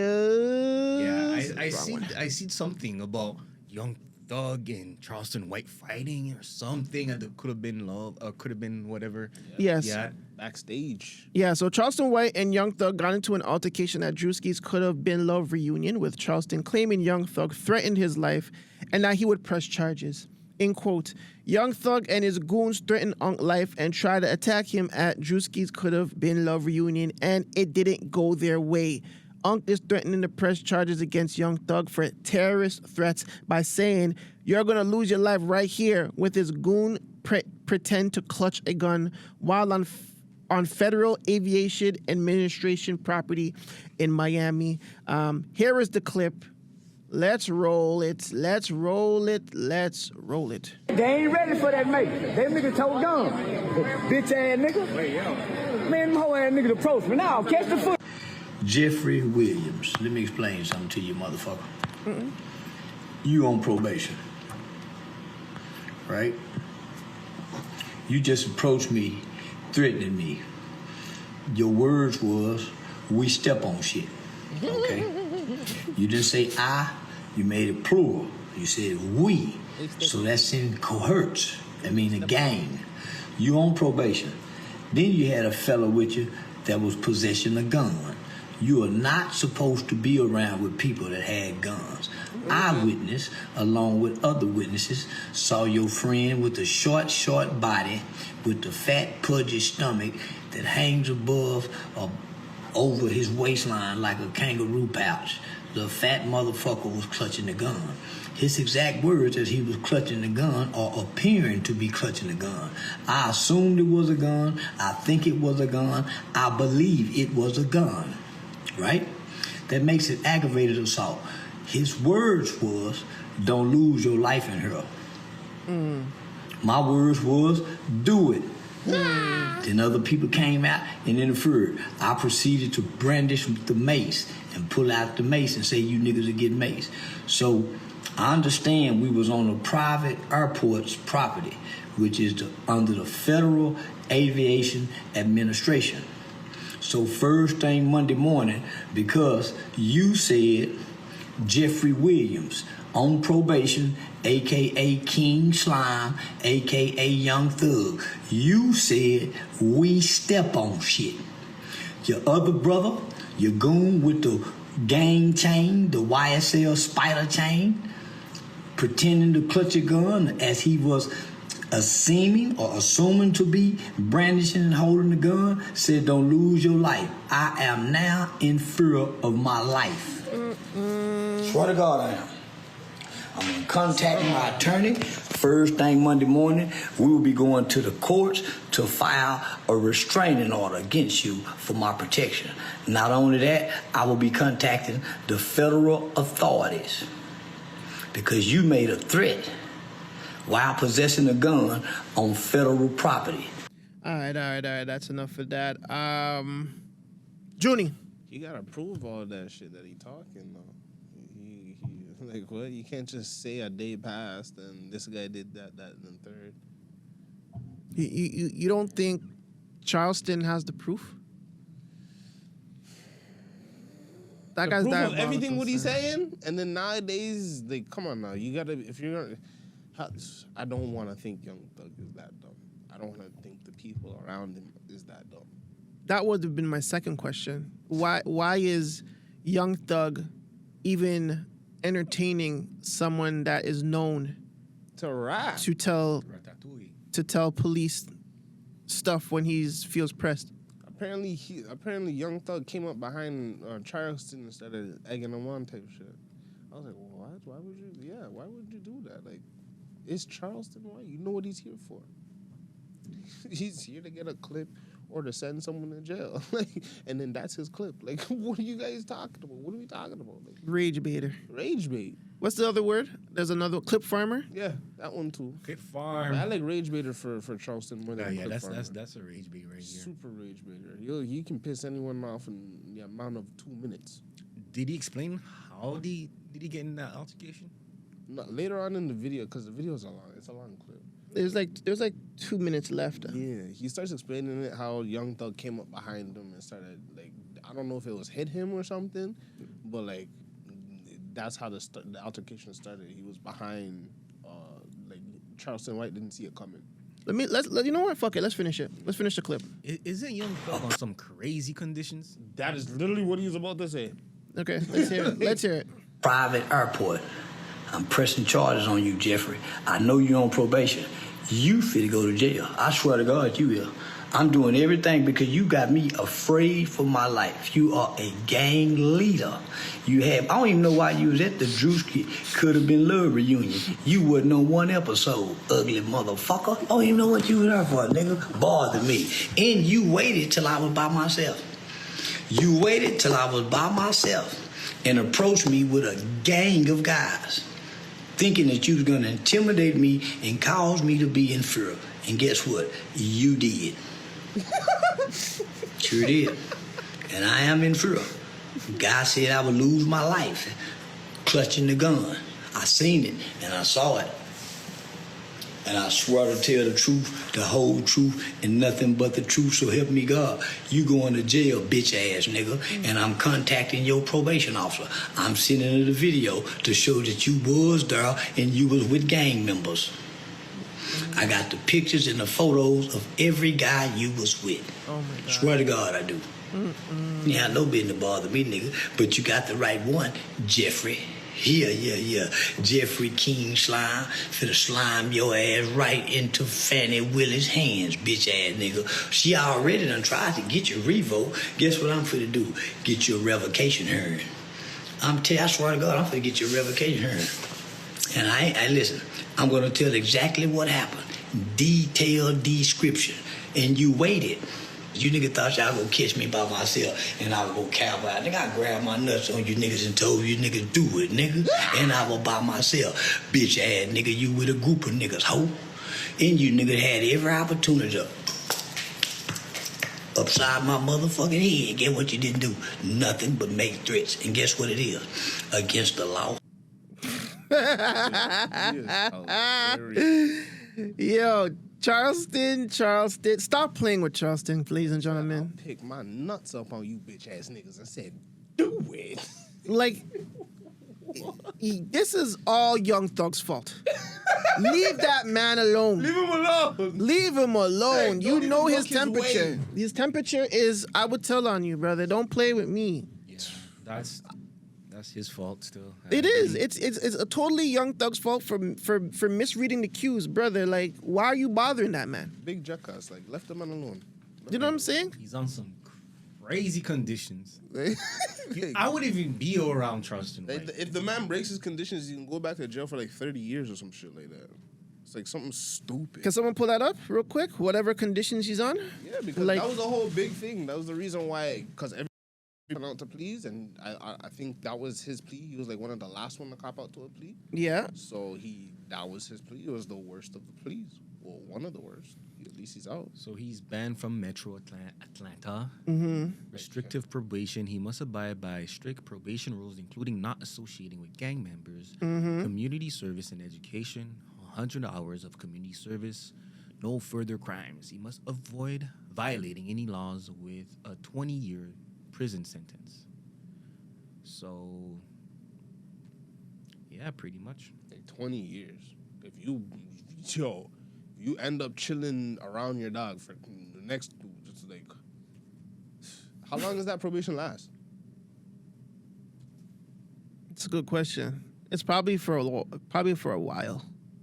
15 years of probation. Oh my gosh! I would Like, just. you're cool. Yeah, you might. You And the literally. sentence is 40 years. Yeah, you're going away for 40. You're sitting down for the next 40. Wow. Yeah, Thug needs to be careful what he does on these roads and antagonize rats. like he's not even a rat. He's a civilian. He's not a gangster. So like to bother him, and man, he's just a guy that's known to. He's a character, man. He's a character. You guys need to pick up when his character turns on. But yo, he said he wasn't even in none of the episodes. What is Young Thug doing at the reunion? That's another good question. I seen JT. I seen Sukiana. Those two make sense. JT's Miami girl, you know what I'm saying? City girl, always supported. Not JT. I'm sorry. Young Miami? Young Miami. Sorry, yeah, she was on the last one. Either way. Young Miami, Sukiana. Who else did I remember seeing in those episodes again? Sukiana, I think she's been in a one episode. She's been in the last episode that I saw. Drewski's Pops was in there. My nigga, let's be real. The last only year's reason why winner. Young Thug was there is because he's on this little relevancy tour. But there's nobody associated. Like nobody associated with Young Thug was on the show this season. That's what I'm trying. That's what he's going there to be relevant. Even Charleston was there. Remember, Charleston was there when he was talking to Selena. Selena Powell was there. Literally, Well, she's a part of the show. I think she's the I don't know. Spoiler alert. Final two. Her and Pitbully. This dyke girl. That talks like this. Yo, I talk like this. I'm from New York. Yeah, you know what I'm saying? Kai Cenat was on there on a video call. I don't remember seeing Kai still. Yeah, I did not. So it says you're sexy red, Amaya, Young Miami, Sukiana, Kai Cenat, Sky Bree. Sky Bree was there. She left the show. She left the show with Mutombo. Okay, and then we have Selena Powell. No, that was the last year one. Okay. Yeah, I did see the last year. And then Caleb Presley and then Caleb Presley's the host. But yeah, listen, Thugger, leave Young Thug alone. He is not one to be played with. Quick side mission. I don't know if you guys seen. There's the two streamers that had that baby shower. Yeah, Pressa was over there. Yes, he was over there. Listen, shout out to Black Love. He did propose, the homeboy, but he proposed to the girl that's having his baby. Shout out to that. I seen Ben Don on some of Ben Don stream. He actually saw Kaya, cooking with Kaya. Yeah. Passed her by and was like, hey, you know what I'm saying? Let's link up or whatever. Kaya was technically telling him that she retired. She's not really streaming anymore. You know what I'm saying? She's done. Yeah, it's crazy. Someone in the chat did say that she lost her sister as to why she took the break. I thought that it was because of that whole situation at the Stream University. No, because she was still streaming even after that. Okay. She took a small break and she got back to just, I don't think it was just streaming, but it was just more content in general. Okay. She got back to her YouTube thing, but I didn't know her sister passed away, so Yeah. more time off. Yeah. Well, condolences to Kaya's family. But that was such a huge baby shower. Question for the panel though: if you and your partner were to have a baby, a streaming baby shower, is that something in the cards? Are you streaming your baby shower? Like technically, like and inviting streamers? Because I thought it was just a stream of them and their family, but it's a streamer. It's literally a streamer baby shower where there's streamers there too, like streaming the event. Yeah, that was kind of wild. Different. Did you see the trailer? There's a trailer? With the car and stuff? Bro, there was a whole trailer. With the car? They made a movie. No way. Yes. For the baby shower? Yes. With the car, right? I think they were. The car pulls up, he picks her up. That trailer, right? Yeah. I seen that, yes, I did. He had a whole trailer preparing for that, but it kind of makes sense if he's gonna propose. But hey, a lot of people were saying that her reaction wasn't the best when she got the ring. Oh, really? Her face was always like that though. He proposed, yeah, right there. Yeah, he proposed on the podium or something. Like she's like, oh, Yeah. Let me see if I can find it. But he did propose. I did not know that. It wasn't the J Cinco and Lala. It wasn't the best. It wasn't the best. Even before, it was just all over the place. I ain't gonna lie. Because I wonder if she probably wasn't. I mean, we all know Lala has her little awkward face whenever she gets surprised. You know. Okay, I found this right here. Let me pull it up for the people to see mine. Ooga laga. All right. Oh yeah, everybody's up front. Nina's up front. Oh shit. Oh my God. Be amazing mother. You know, I invited your mom and Travis here. You know, because. Right here, bro. Right here. It's happening.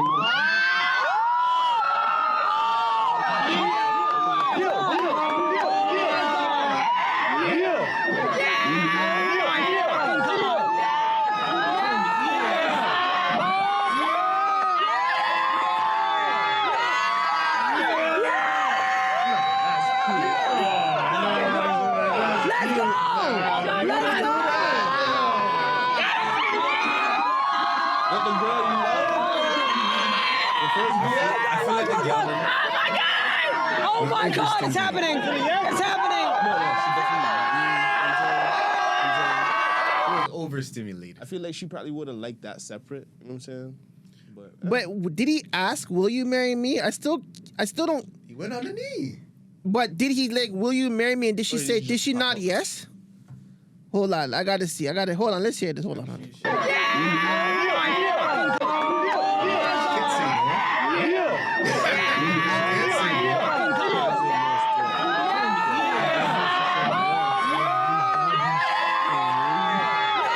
I don't.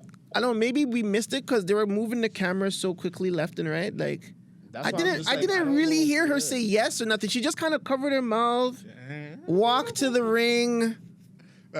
She was overstimulated, fam. Like, there's I so guess. many people, fam. But It was mind you, they're packed. both young. This is both their It was first packed. everything. Like their first kid, their first what's it called, marriage proposal, and like come on now. Yo, that breakup Let them is do it gonna how they hit want it. hard.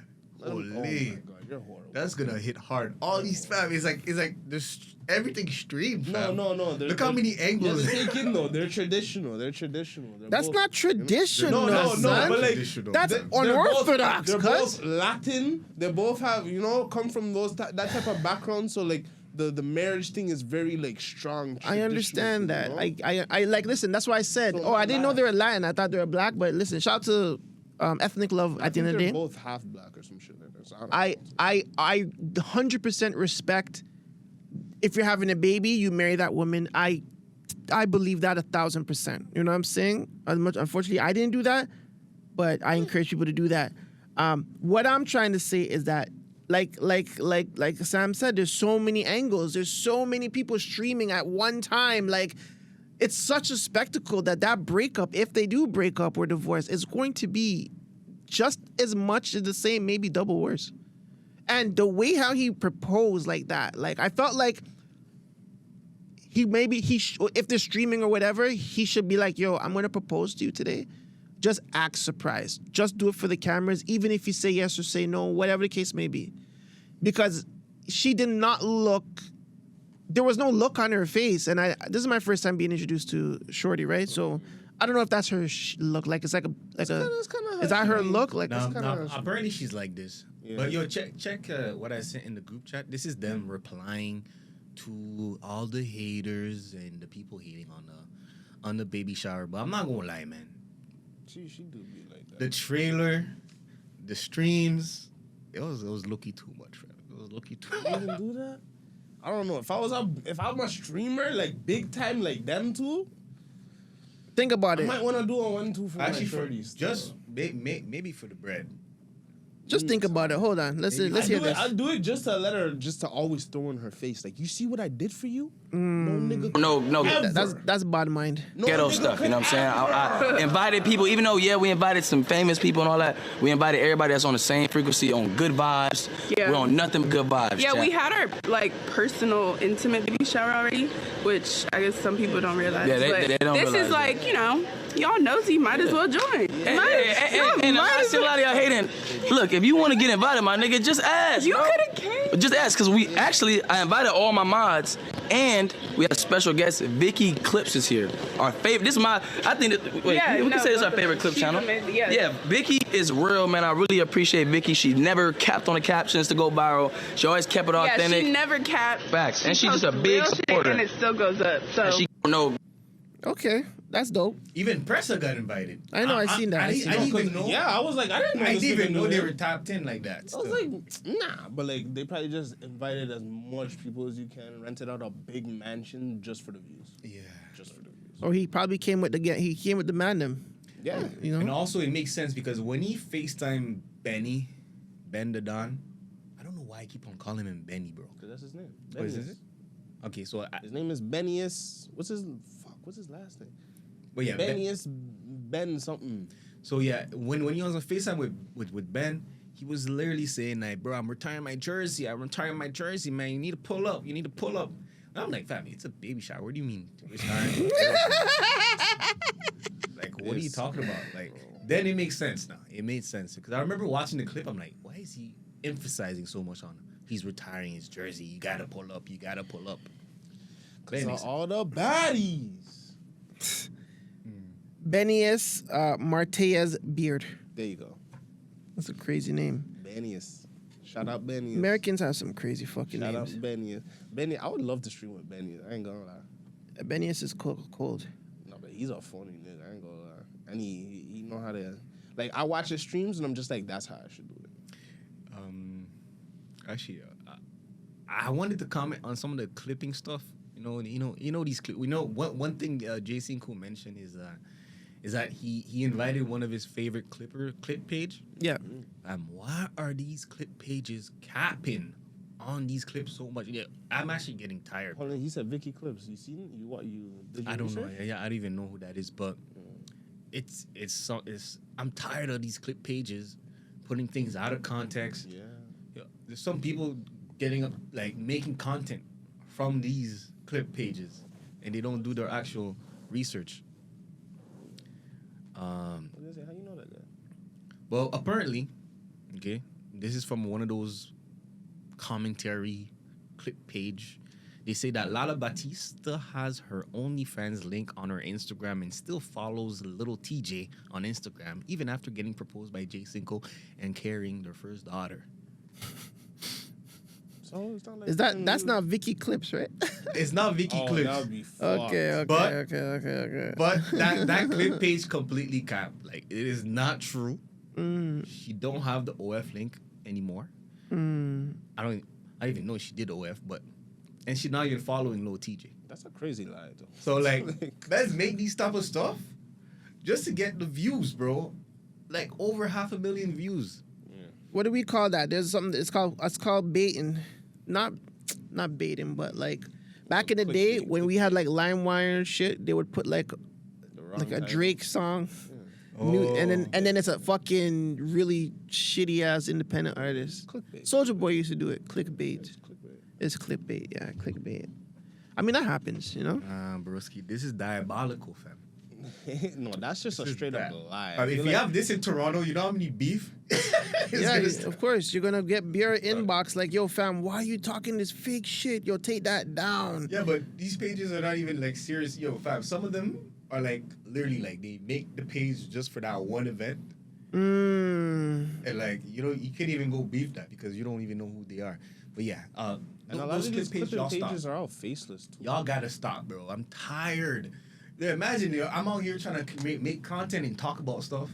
Let's say I see this and I don't even really pay attention to what thinking it's mad. I'm thinking it's facts, pumping up my chest, and now I can get in trouble for that.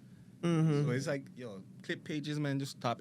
Or Elon Musk, you need to start demonetizing some of these posts. For real. Because the only reason why they're doing this is because they're making money off it. Because they can't. See, that's what I'm saying. That's why I hate it. Before, when Twitter wasn't monetized like that, there wasn't posts. I never seen this type of clipping culture. You can't. There's no such thing as clipping culture out here in Canada because you can't make the money regardless of Yeah. what. Like over there, you can make the money regardless of what the creator says. I think you can make the money out here. No, Twitter's monetized in Canada. It's it is? Yeah, pretty sure. you have to sign up. You just need 10,000 Yeah. followers. Yeah, Like, the it's different. like- It's a way. Even TikTok too. You have to have 10,000 followers, and Facebook. Literally, no, like Nah, you need 10,000. Yeah, fam. It's different, though, 10,000 is the cap. but like fam. you can get money off of just the views. Yeah. alone. Yes, that's what I'm talking about. Yeah, you but need 10,000 people. it's still the requirement. Yeah. Even if you're in the States to start getting. Yeah, I know that. Yeah, it's. But I'm thinking like, you know what? We'll save that for after the pod. Crazy weekend for music, man. Crazy weekend for music. We had a crazy album schedule this Friday. Who dropped this Friday again? We had Bully. Kanye dropped. Yep. We had Central C drop. Yes. Central C, crazy album. We had Chief Keef drop.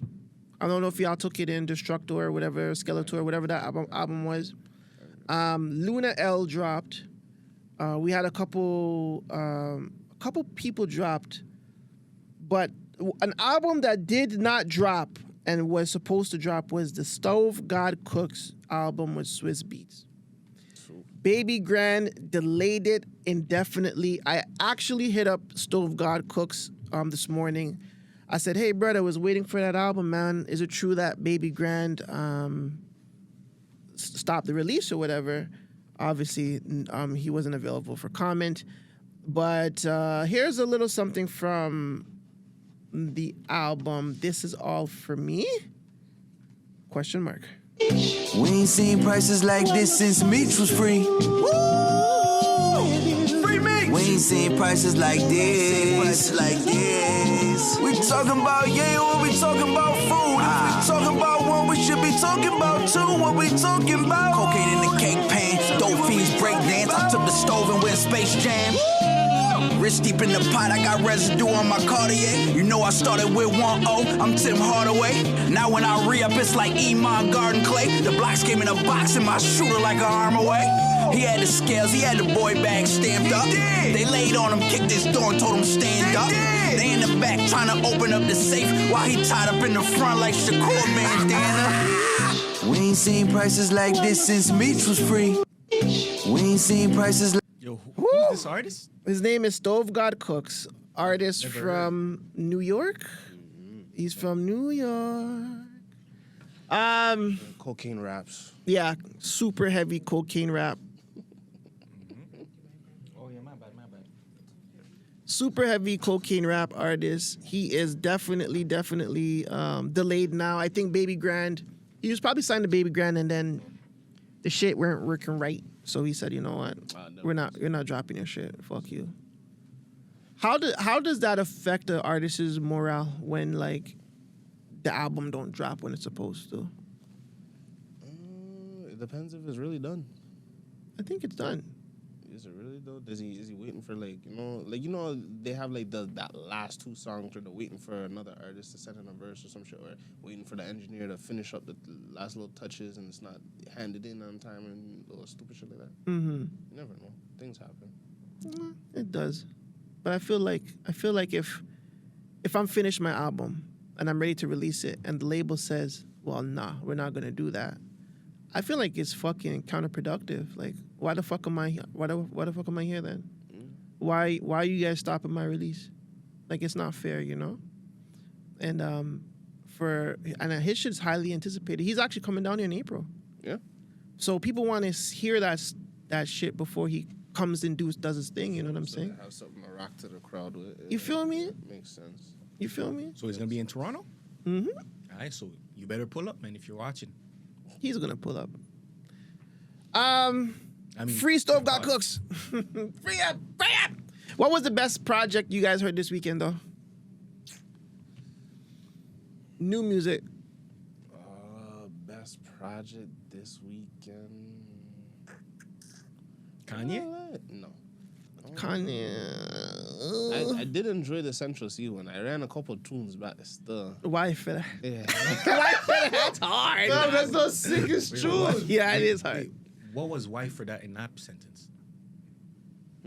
What was why for that in that sentence? So he was like, my man wanted to. He said, my man said he didn't wet up his blade in a minute yet. It's still a virgin or some shit like that. No, he didn't say that. You messed up the whole fucking bar. He said his blade was a. He said my homeboy's blade is a Birkin. No, he said virgin. He also or whatever. He said my homeboy's blade is a virgin. He told me he couldn't wait to poke him. I said, why for that? Yeah. That's how we used it, but it was nasty. Like that whole song is actually pretty dope. That whole song is pretty dope. It's bar heavy. Yeah. Hardest record for me or body of work? I'd give it to Cinch. I ain't gonna lie. Yeah. There wasn't a lot to work with. Kanye was a little disappointing, but a lot of people still rock with it. Like his core fans, they're like, oh, this is like some sort of evolution, or like, because Kanye's ahead of times. If you listen to it back, you're gonna get it. You gotta understand and enjoy the work and his progress. Not that album. But how is it progress if you went backwards? Like, what are we talking about here? Progress in time. Nah, dog. Like, this is the thing with Kanye stans and Kanye lovers. Like, they just don't want to see him fail. They don't want to hear their beloved like aim to like start falling off. Because Kanye, I wouldn't say he fell off, but like, because Vultures was great. I'm not gonna say Vultures was really dope. But when you hear something like this and then you start hearing the beats and it's like, holy shit, this sounds like Twisted Fantasy, Twisted Dark, Twisted Fantasy, or it sounds like Late Registration, or it sounds like Graduation. Like now he's like reverting back to old sound, trying to rebrand, reshape. It's actually fucking backwards. When you are a producer / musician, when you have Northwest helping you cook beats, it should be going towards a futuristic Kanye, more futuristic than ever. But he's reverting back to the past. And that's something that I don't enjoy.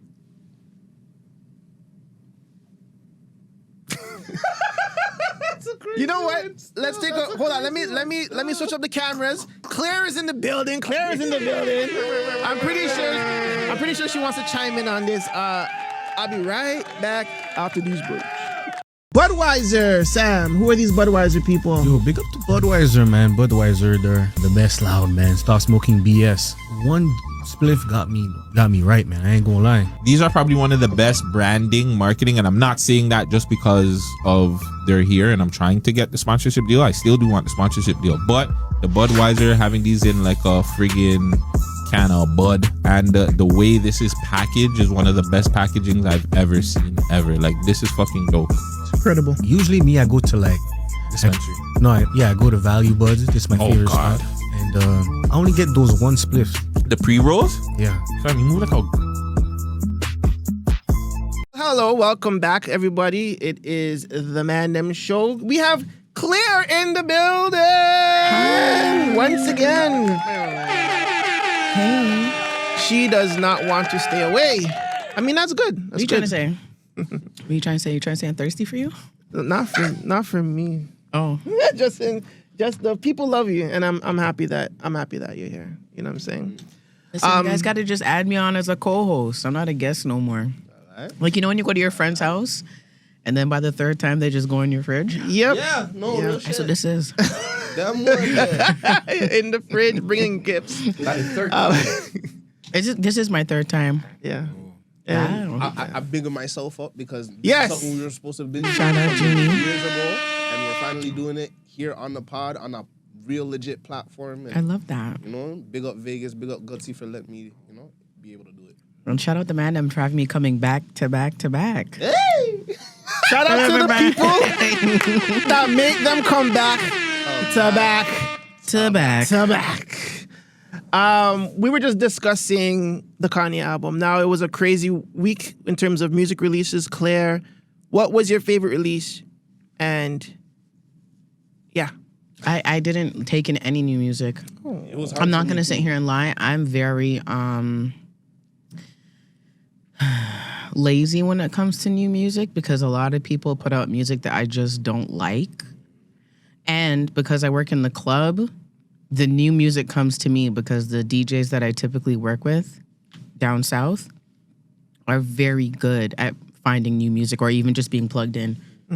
Excuse me. So I didn't hear nothing, but I did hear your commentary saying that Kanye reverting to the old Kanye is bad. And I will say my jaw dropped. Yes, it did. That I saw. That is really crazy because for so long, so many Kanye fans have been saying, please go back to the old Kanye.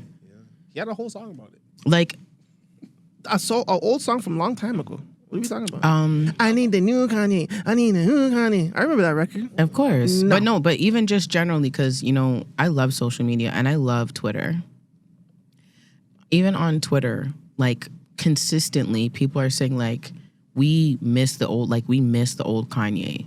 We want that old music back. It doesn't necessarily need to be the same thing, but we just want that old vibe back. So if this album gives that, I will definitely be tuning in because mighty God, I've missed the old Kanye. I don't even know who Ye is, to be honest. That's, you know what I'm saying? Like, I just can't. You might like this album. There's definitely there's definitely, like, me and Junie and Sam are listening to it. There's some songs that definitely sound like old Kanye. Old Kanye for sure. Like, that's the gonna sampling, make my coochie jump. I'm not gonna hold you.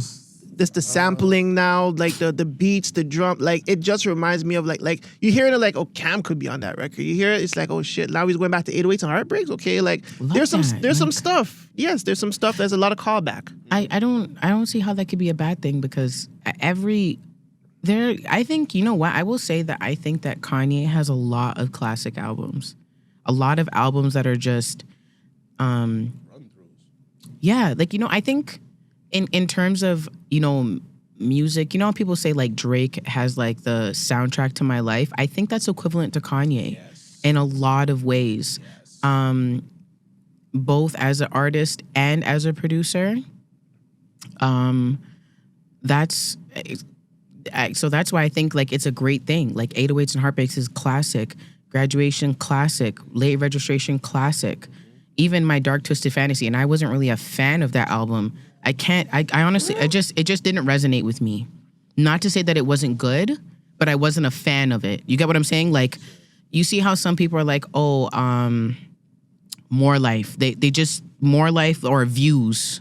You get what I'm saying? Mm-hmm. Those are still two very heavy hitting albums, but you'll find some people who are just like, I don't mess with More Life. Views is my thing or whatever. It's the same thing for me. But I will admit, it's bruh. I remember the one time I said, I don't like this album at all. When I tell you they tore my ass up, they tore my ass up. Mm-hmm. So I'm gonna look. You made me want to listen to the album just with that. No, thank you. I mean, that's what we're here to do. No, it's not.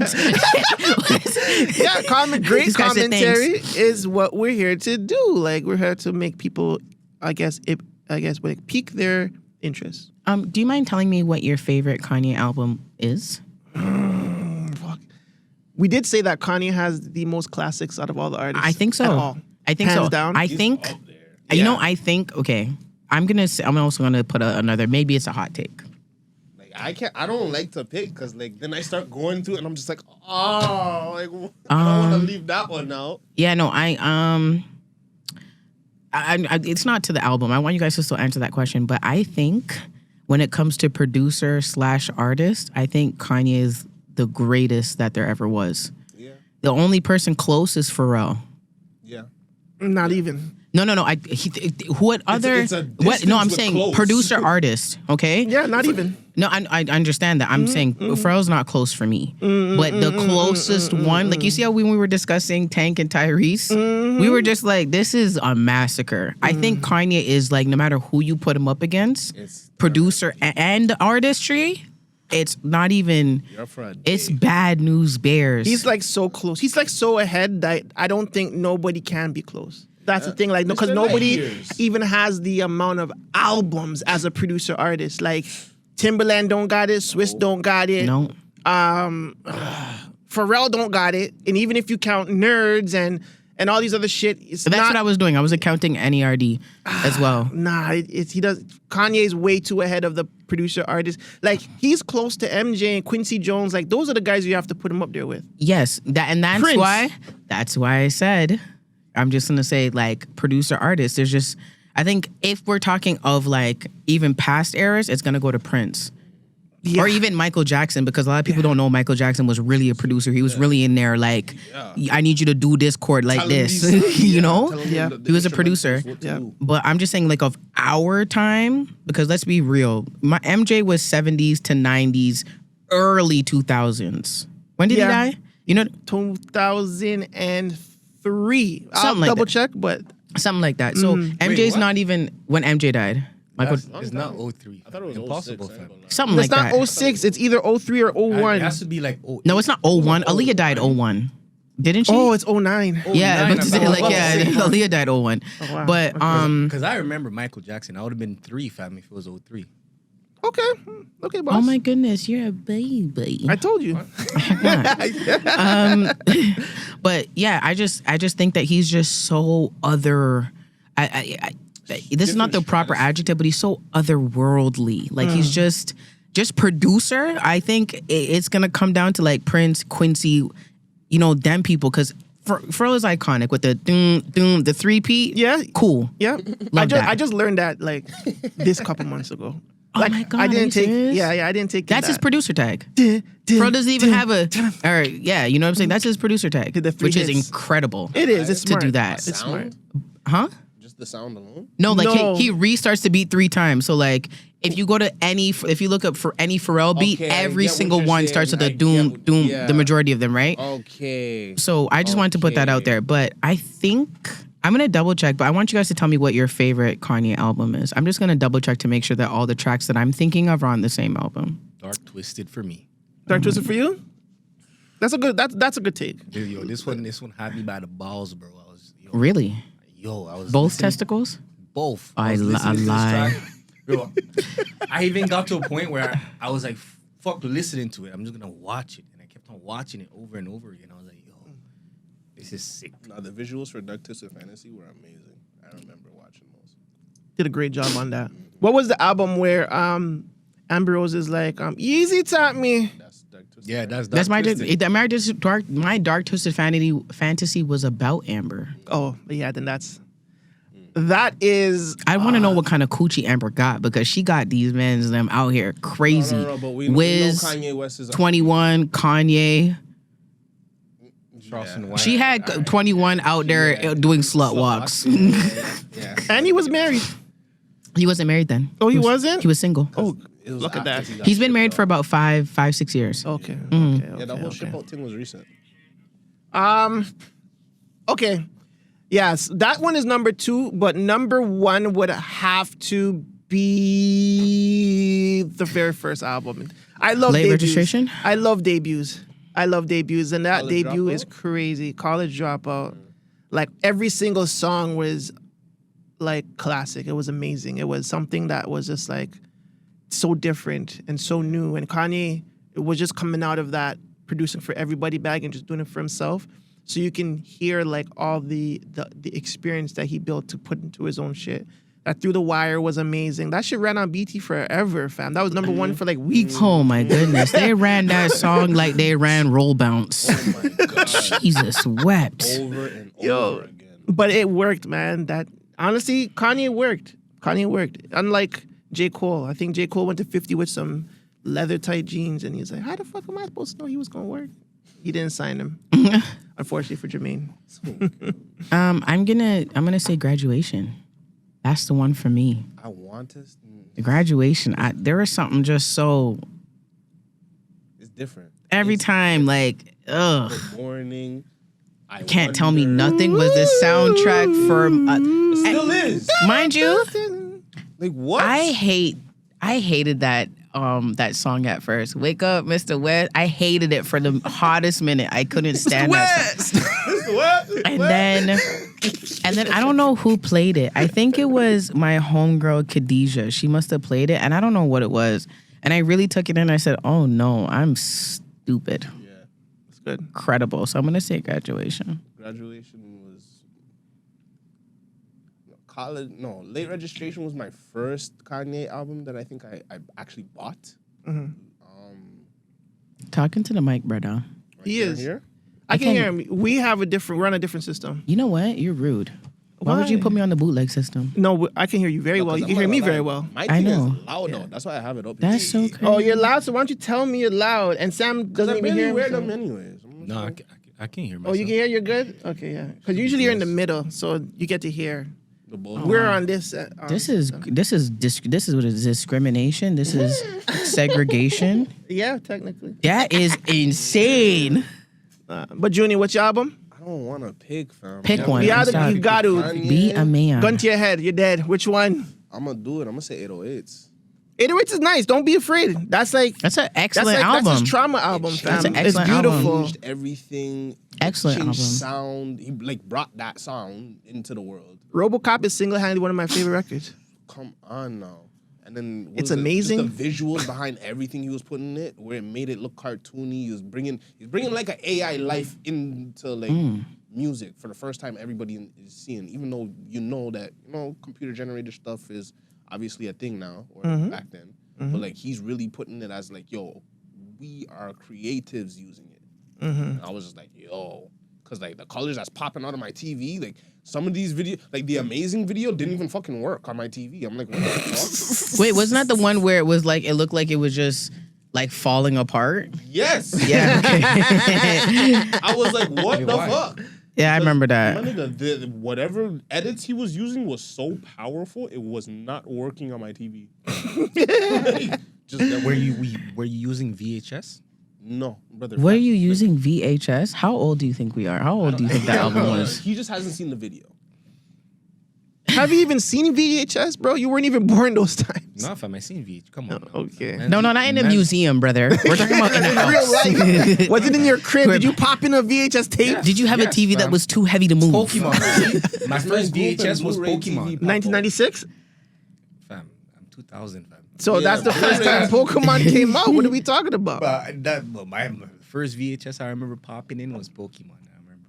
You kids will never know the That was fucking like probably struggles. 2004. Listen, I'm telling you. I don't even want to 2005. go down that route with y'all kids, man. But y'all niggas will never know the struggle, dog. You guys are so easy. But yeah, shout out to all the releases that released this year. Let's just move on. Some personal stuff we're gonna talk about. Support from your surroundings, the conversation that we talked to in the DM. And I think you did have one more stuff you want to discuss with people peeing on each other. I don't know if I got that right. Or coming on each other. What? You sent me something about the guy at the Gunna concert. He offloaded on the youth. Okay. You had mentioned something about that. Okay, no. Hold on. I need you to just rephrase that whole topic about people coming on each other. Okay, so no. Okay, so the article that Claire sent me was the guy that ejaculated on a woman at the Gunna concert is a serial offender. I'm so sure because why did he have a change of clothing with him at a concert? So he's a demon. So yeah, so there's a girl. She's like on the floor, whatever. She feels something wet on her, and it's actually her Snapchat story. She records, and there's legit cum on her leg. Somebody just came on her, and it's the guy who did it didn't even move. He's standing there, and she's like, "Why would you do that?" Because like she has previous like recordings of her dancing, whatever, and he's right behind her, and then all of a sudden, next thing you know, so she's like, "Whatever." The man bolted, changed his clothes, and then she had him arrested. So someone commented and said, no, this is not his first time doing this. He's done this before, because to come to the stadium prepared to change your clothes, whatever. So I wanted to talk about it because I feel like a lot of people don't take in how crazy it is nowadays to be a girl in spaces when you just want to have a good time, and security isn't just, it can't be what it needs to be. There's just way too many people, way too many security. A lot of times, girls like that is. Even when I seen it, I wasn't shocked. I was like, I've seen this before. Bro, how do you even get to busting, and then how do you even get to that point? If I'm in the club, Right. See, that's the thing. A lot of people don't understand. A lot of guys, when they talk about the male loneliness pandemic, it's not like a joke. A lot of men are very socially awkward. Right? And it's so easy to be socially awkward because you can just really stay inside and be connected to the world, but not be connected to the world. So it's there's a different type of population that's popping up. I don't know how to explain it. Can you articulate it better than I can? No, I can't. Are you talking about like I don't like the way you just shut me down like that. No, you didn't even think about it. You didn't even sorry. think about it. I'm trying to think about it, but I don't get how you Like just do that. Still, I don't. Some men is the most loneliest type of shit right now. Like nowadays, men they don't have no real interaction with the galdom, so now they're like incels. Listen. I got a clip here. Let me run the clip for the people so that they can see what we're talking about. They probably don't know what we're talking about, but this clip right here. And it's not the first time I've seen this. It's not the first time you've seen people jack on each other. I mean, jerk off bust on each other. There's no each other here, sir. Oh, okay. She didn't. She wasn't a willing participant. She never squirted on the man. The man just did it. But the guy doesn't look like looking at this guy, right? I'm looking at the picture here. So he doesn't look like someone that doesn't get girls. So why does he have? How would you know? Yeah, you can't. But look at him. He doesn't look. You can't tell. Bad look wise. If I was a girl and he chopped me, I think I would say yes and go on a date with him. I'm not gonna lie, that's a crazy statement. How does he look crazy? Claire, does he look like that crazy? He has a. I'm watching the clip again. Give me 1 second. All right. Yeah, he does. He looks freaking nuts. He looks like a nutso still. He's He looks nuts. Like he lives Like even when he turns his head to the side, he gives me the type of guy that literally thinks that like Fresh and Fit is like his Bible. What kind of noise is that? Tell me. So I've been waiting for years to see Gunna perform, and people that know me know how much I love him. But instead of a sick individual decided to ruin my experience and turn it into the worst night of my life. Women are honestly not safe. How can this individual nut on me? As in, I felt a white substance on me and even saw his penis poking out. He had no remorse in his eyes. I spent my whole night crying and in disgust. This is him. The thing is, he even went to the toilet to clean up after himself and even change his outfit. What a disgusting man. I ain't gonna lie, I feel bad. That's weird. That is definitely something different. That's so weird. What the F? Like, why would you even have that, like, want to, like how little is your dick to even do that? Like, I can't be pulling my piece out in public like that. People will back away. Listen, you know what I'm saying? That's crazy. I have stories. There, like even in the strip club, like I've been at the bar. I went to a particular strip club in Florida. It's closed down now, but I was there. It's cheaper to get dance at the bar, so whatever. Slow night. I'm like, all right, let me just give this guy these dances, whatever. I am dancing, and as you can imagine, when I go to work, based on the picture you've reposted, my ass cheeks are out. Yeah, it's out as there hell. is no hiding. I literally wear the definition of body floss.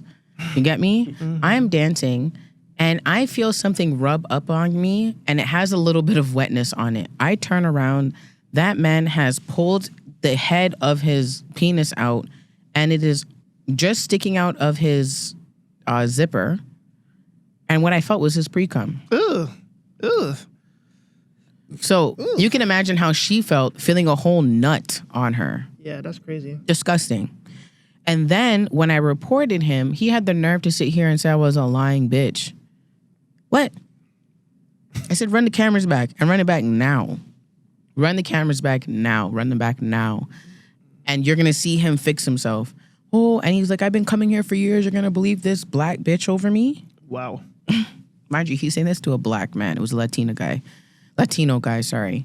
Damn. And they legit were like, exactly, she's not from here, so she doesn't even know you. Mm. So why would she lie on you? That doesn't make no sense. Mm. And yeah, so like things like this happen often. Guys are really entitled and deprived of female interaction. You ever see a girl walk around in certain parts of India and the way they just gawk at her? Yeah, I saw that clip of this. It's multiple clips. Girl. Them clips are scary though. Multiple clips. These guys were like, oh. You ever hear that there's a little festival that they mask as a fertility festival, but it's really grown men. I don't remember what country in Africa it is, but they're running around there just picking girls off the street and raping them. Oh, dang. Yeah. Scariest thing. Yeah, it's weird. Yo, check the clip I sent you. Where is it? Instagram. This is another situation of drive-by nutter on Oh people. my God, this is in Philly? Yeah. Yeah, these guys are like really like they're real It says not predators. safe for work, but you don't see anything. Oh yes, I remember this story. Yeah, then they ended up finding him. Oh my God! Oh, I did see this one too. Sorry. It's not funny. It's not funny. The way she's saying it is crazy. It's not funny though. It's not funny. But at least they ended up at finding least him. They caught the guy still. So They his did. name is Gary Miles. Surrenders to police in connection with assault of a woman. Assault. Yeah. That is interesting. Yeah, no. At a Dollar Tree. They went. That clip went viral on Twitter. The only reason why he surrendered himself is because there were way too many people from Philly that said, "When we find you, you're good luck." So he surrendered himself for his own safety. You know what? He did a good job. Handshake. So what about this guy, the gunner show? Huh? What about this guy? He got arrested. Okay, thank you. Oh yeah. If you watch the end of it, he gets arrested. Yeah, the security did his thing and caught him. And yeah, I just think that this is crazy. And I know that there was I seen a 1-2 guys in there making jokes, which is part of the reason why I wanted to bring it up. Because I always just ask the question, what if he did that to you? Yo, some people are putting laughing emojis. Yeah. Women. Like people think it's a joke until it happens to you. They don't really realize that that's actually a form of sexual assault, bro. It is. Like, you guys, it's not something to laugh at. That is sexual assault. Definitely. Yeah, it's doing something that's unwanted. Shots. It's low key rape, if you ask me. Yeah, that is You know? rape. It's grape. You know what I'm saying? It's disgusting stuff. I'm not gonna lie, that It is, and it just doesn't make sense. Like these, sometimes I just be like, we're not real, fam. Like humans ain't real. People do things. Now they're we're in not the real. Matrix. Yeah, because I don't understand it. I don't understand why people would do things like this. Maybe I'm old. But I personally don't get it either, but I just want to let you guys know this because I know there's probably a 1-2 of you weirdos watching this right, you know. There are women who you can pay who will be willing to engage in these acts with you. I understand what it's like to be sexually frustrated. However, the delusion that you have that there is no woman on the planet that will have sex with you, even though you believe you're a great guy, is just that, a delusion. There are women who will sleep with you. for the right price. For the right price. And the reason why most women don't want to sleep with you is because you're not actually a great guy. You're not even good. You're not even okay. Right? You are socially awkward. Which brings me to the thing. You guys remember back in the day when those super nerds would be like, they're like super anime nerds. And then now they've grown up. They're like, oh, like you guys, it's so weird that you guys want to be into anime now. You guys used to hate us for being into anime. And it's like, no, you were weird. When people used to talk to you, you would growl at us. You used to do the ninja run up and down the hallways. Yeah, with your hands in the back. Yeah, you know what I'm saying? See, he was one of those guys. You know what I'm saying? Like you wouldn't bathe and you would speak in parables that nobody understood. And then when someone gave the faintest bit of interest in your topics, you'd belittle them and say, well, you don't even know anything about that Pokemon type. Did you know? Like, there's a reason why people didn't like you. It wasn't because you're into anime. It's because you're fucking weird. And you lack social skills. And you lack the respect that comes with having social skills. Exactly. You guys are that. Incels, a lot of you incels aren't even ugly. And even if I think you're ugly, there is a girl somewhere waiting for you that will lick you from the rooter to the tutor. Shout out Sam. And wait, what do you mean shout out Sam? Front to back. Front to back is I like tutor. You know what I'm saying? There's a girl out there because I'll tell you right now, so I'm a Magic the Gathering player, champion at that. You guys don't even know about that stuff. Yeah, I know I'm deep in my nerd bag. That's like the upgraded version to Pokemon. I definitely know what that is. I'm not talking to you. I'm talking to these guys. Did you know that even look in your direction? I know. My coworker actually plays. I should link you guys up. He's like looking for like. I would if I believe my deck isn't. I just took my deck out of storage. Look at this stupid crazy deck. I'm nasty with it. But like, there are girls when you go to these conventions. I implore you, just one random day when you have nothing to do, look up any tournament. I did one out here? They're here all the time. Just look up a tournament. One like just passed. Comic-Con just passed this weekend. Not even that. I'm talking like the actual conventions for card players, not Comic-Con. That happens all the time. All the time. Yeah. Championships. I'm talking bands on the table. Go there. The superest, nerdiest nerds who you would think, okay, that guy's a virgin. Wait 10 minutes until he's done his game. And you're going to see a super baddie link up with him with his green arms and everything. Yep. You understand? So there's people out there for you. You guys are just narcissistic weirdos. So funny you say that because remember we were talking about Bob Barker and them in the beginning of the episode? So the same guy, Phil, the Phil guy that palmed Claudia Jordan's ass, like, he wasn't bad looking. He was obviously a bit out of shape, but he ran the company. If he just dealt with the galdom nice, he could have got any one of the galdom. Oh, yeah. Fact. Any one of the galdom. He's just, like, those guys back then, and they're just nasty, cuz. But do you think because of his privilege, like... Yes, privilege, power... awkward in a sense, where he felt the need to be able to be like, you know what? I'm just going to do it. Privilege, power, narcissism, nepotism, like all those playing a role. But fam, if he was just a decent guy, if he was just treat the galdom good, one of them would have just been like, "Let me take care of you for the rest of your life, fam. You run the company. Let me run it. Let me deal with you." He is right. A combination of those things. When you're like, there's always some sort of classism. You get what I'm saying? No matter where you go. That's why exclusivity is so profitable.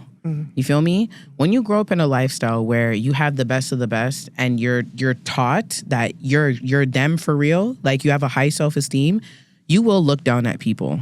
You get me? But then the issue is that there's no balance, and because the way that you're raised and your environment, there's no like rearing in to keep you from going to that extreme. And then on the downside of that is you are isolated. Because no one's good enough to be around you. No one's cool enough or whatever it is. And then you feel that extreme loneliness.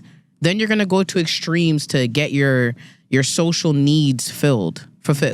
You get what I'm saying? That's what it really is. Because I'll tell you right now, there are plenty of women who would love anybody running a company, inheriting something, whatever. They would love to be attached to you, but it's just not worth it. It's not worth the mental anguish that you're going to put them through.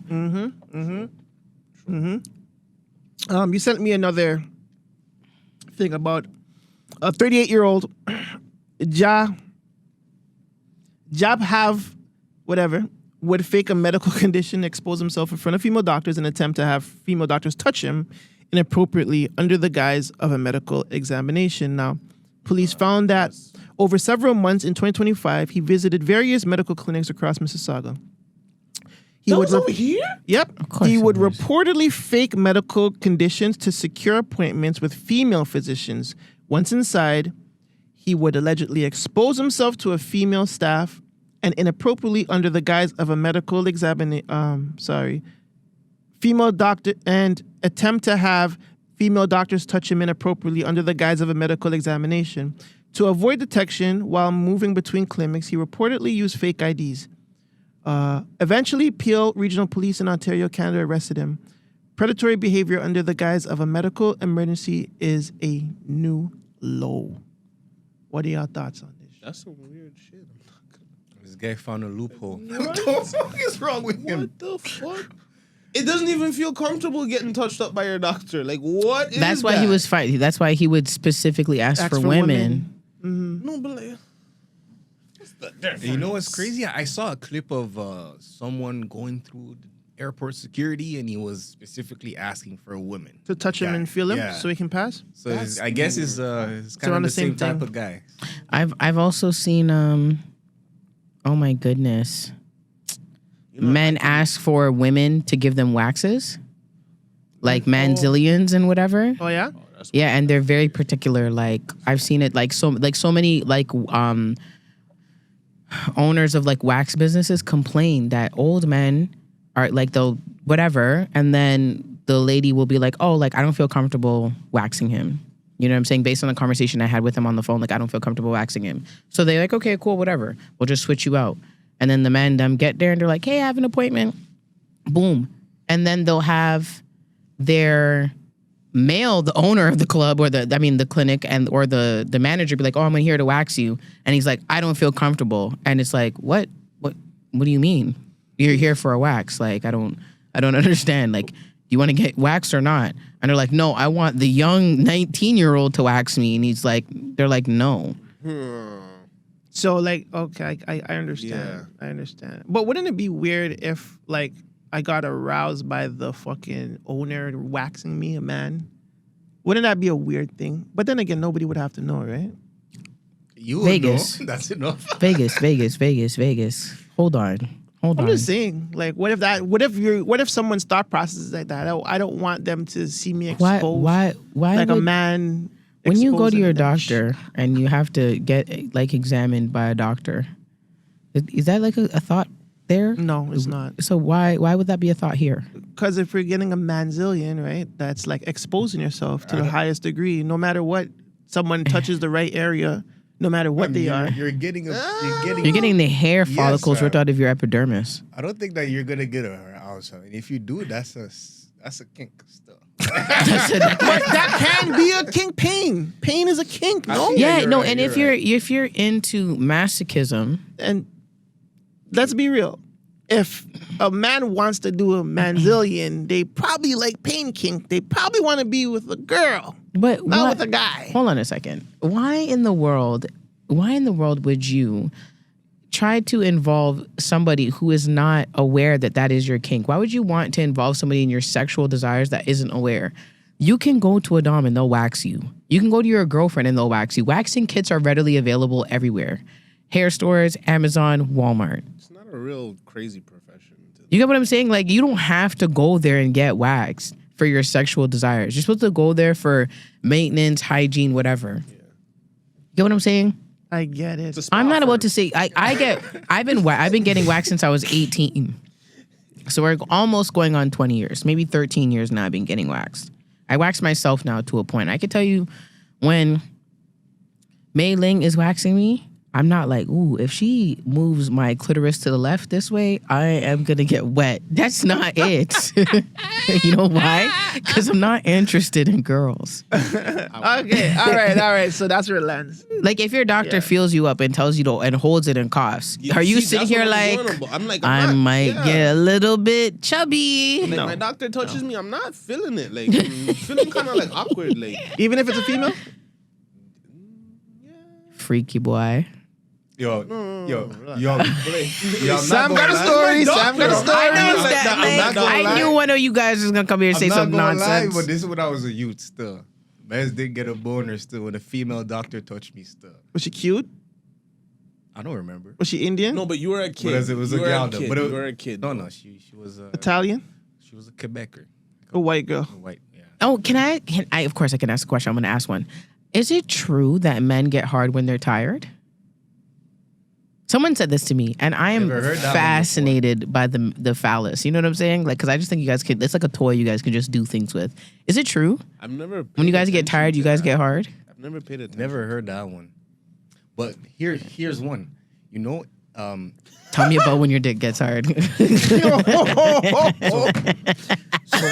when a man is hard, right? So when a man moves his dick like this, you squeeze your butthole. Yo, I didn't know this. I was scrolling through IG. Why was that? I was scrolling through IG. I saw this. Why do you know that tip? I was like, ain't no way. Well, I mean, you know what? No, because I asked. Listen, I'm that type of girl. I'm the girlfriend that says, "Can I hold it?" Or I legit like make obstacles so you could try and pee through it. Oh Jesus. Like, I've never gotten that one, but my shorty asked me. Listen, I'm slightly obsessive when I'm ready, but like, yeah, like, can you aim? Oh my god! Oh my god! Oh my god! But yeah, I guess if men get hard when they're tired, I guess it's the same as morning wood. That's why I was like, yeah. So it's technically the same. So have you ever gone hard while you're tired? I'm not thinking that, but possibly, yeah. You don't wait. Do you guys not feel when your dick is hard? Yes, but who knows? Like when we're going to sleep, I'm not thinking about that. Yeah, you're really not. Like when I go to bed, like I'm going to bed with my Rogue, with my handheld gaming sometimes, and I'm just playing till I'm ready to like. But I'm not thinking if I'm getting hard or not. I'm actually thinking about completing this fucking mission. And getting No, I'm upset just when saying I like can't, no. you know? I'm not, obviously like when you're distracted, that's different. Okay. I'm saying like you're laying back, you're chilling, you might be on the couch. I'm ready to take a little snoozy woozy. I think it might be because, like, I'm not gonna lie. Sometimes You think it might? No, I because think like this is just telling me that you guys are not connected to your penises as much as you guys think you are. no, it's just like sometimes I wake up. No, not sometimes. Bare times I wake up with my hand in my pants. So I'm just like that's just how I sleep. That's just how. No. It's just how I sleep. Man, them no. Some man them sleep with their one hand on their thing. Things like soldiers. Yeah, like yo, that's just That's a yachty thing Where's that habit stuff. That's from a Jamaican thing. I don't do that stuff. I don't do that. I don't do that. I don't know. Could be. Like it could be. I can tell you I don't hold my coochie at night. I don't know. You just put one finger in there while you go to bed. I just got to make sure it's warm in there. Cheers to that, yo. Yes. I want to get into a conversation about support from your surroundings. Now, I don't know, the panel. Question for the panel. How important is support from friends, family, and peers? Because recently, Preem dropped a song with Bryson Tiller, and it seems like, I'm going to show my face, it seems like none of the band promoted it. I mean, it's been only 2 days, so maybe in the first day people promoted it, but if he's linked up to such a big organization, I would assume people would want to share it more, put in their stories. You know what I'm saying? More shares than likes. You know what I'm saying? I don't know. Anyways, how important is that when it comes to you guys' career, what you guys do, and how important is support from your friends and family and your peers around you? Me personally, it's not that important. It's not that important anymore. I used to really be hung up on it.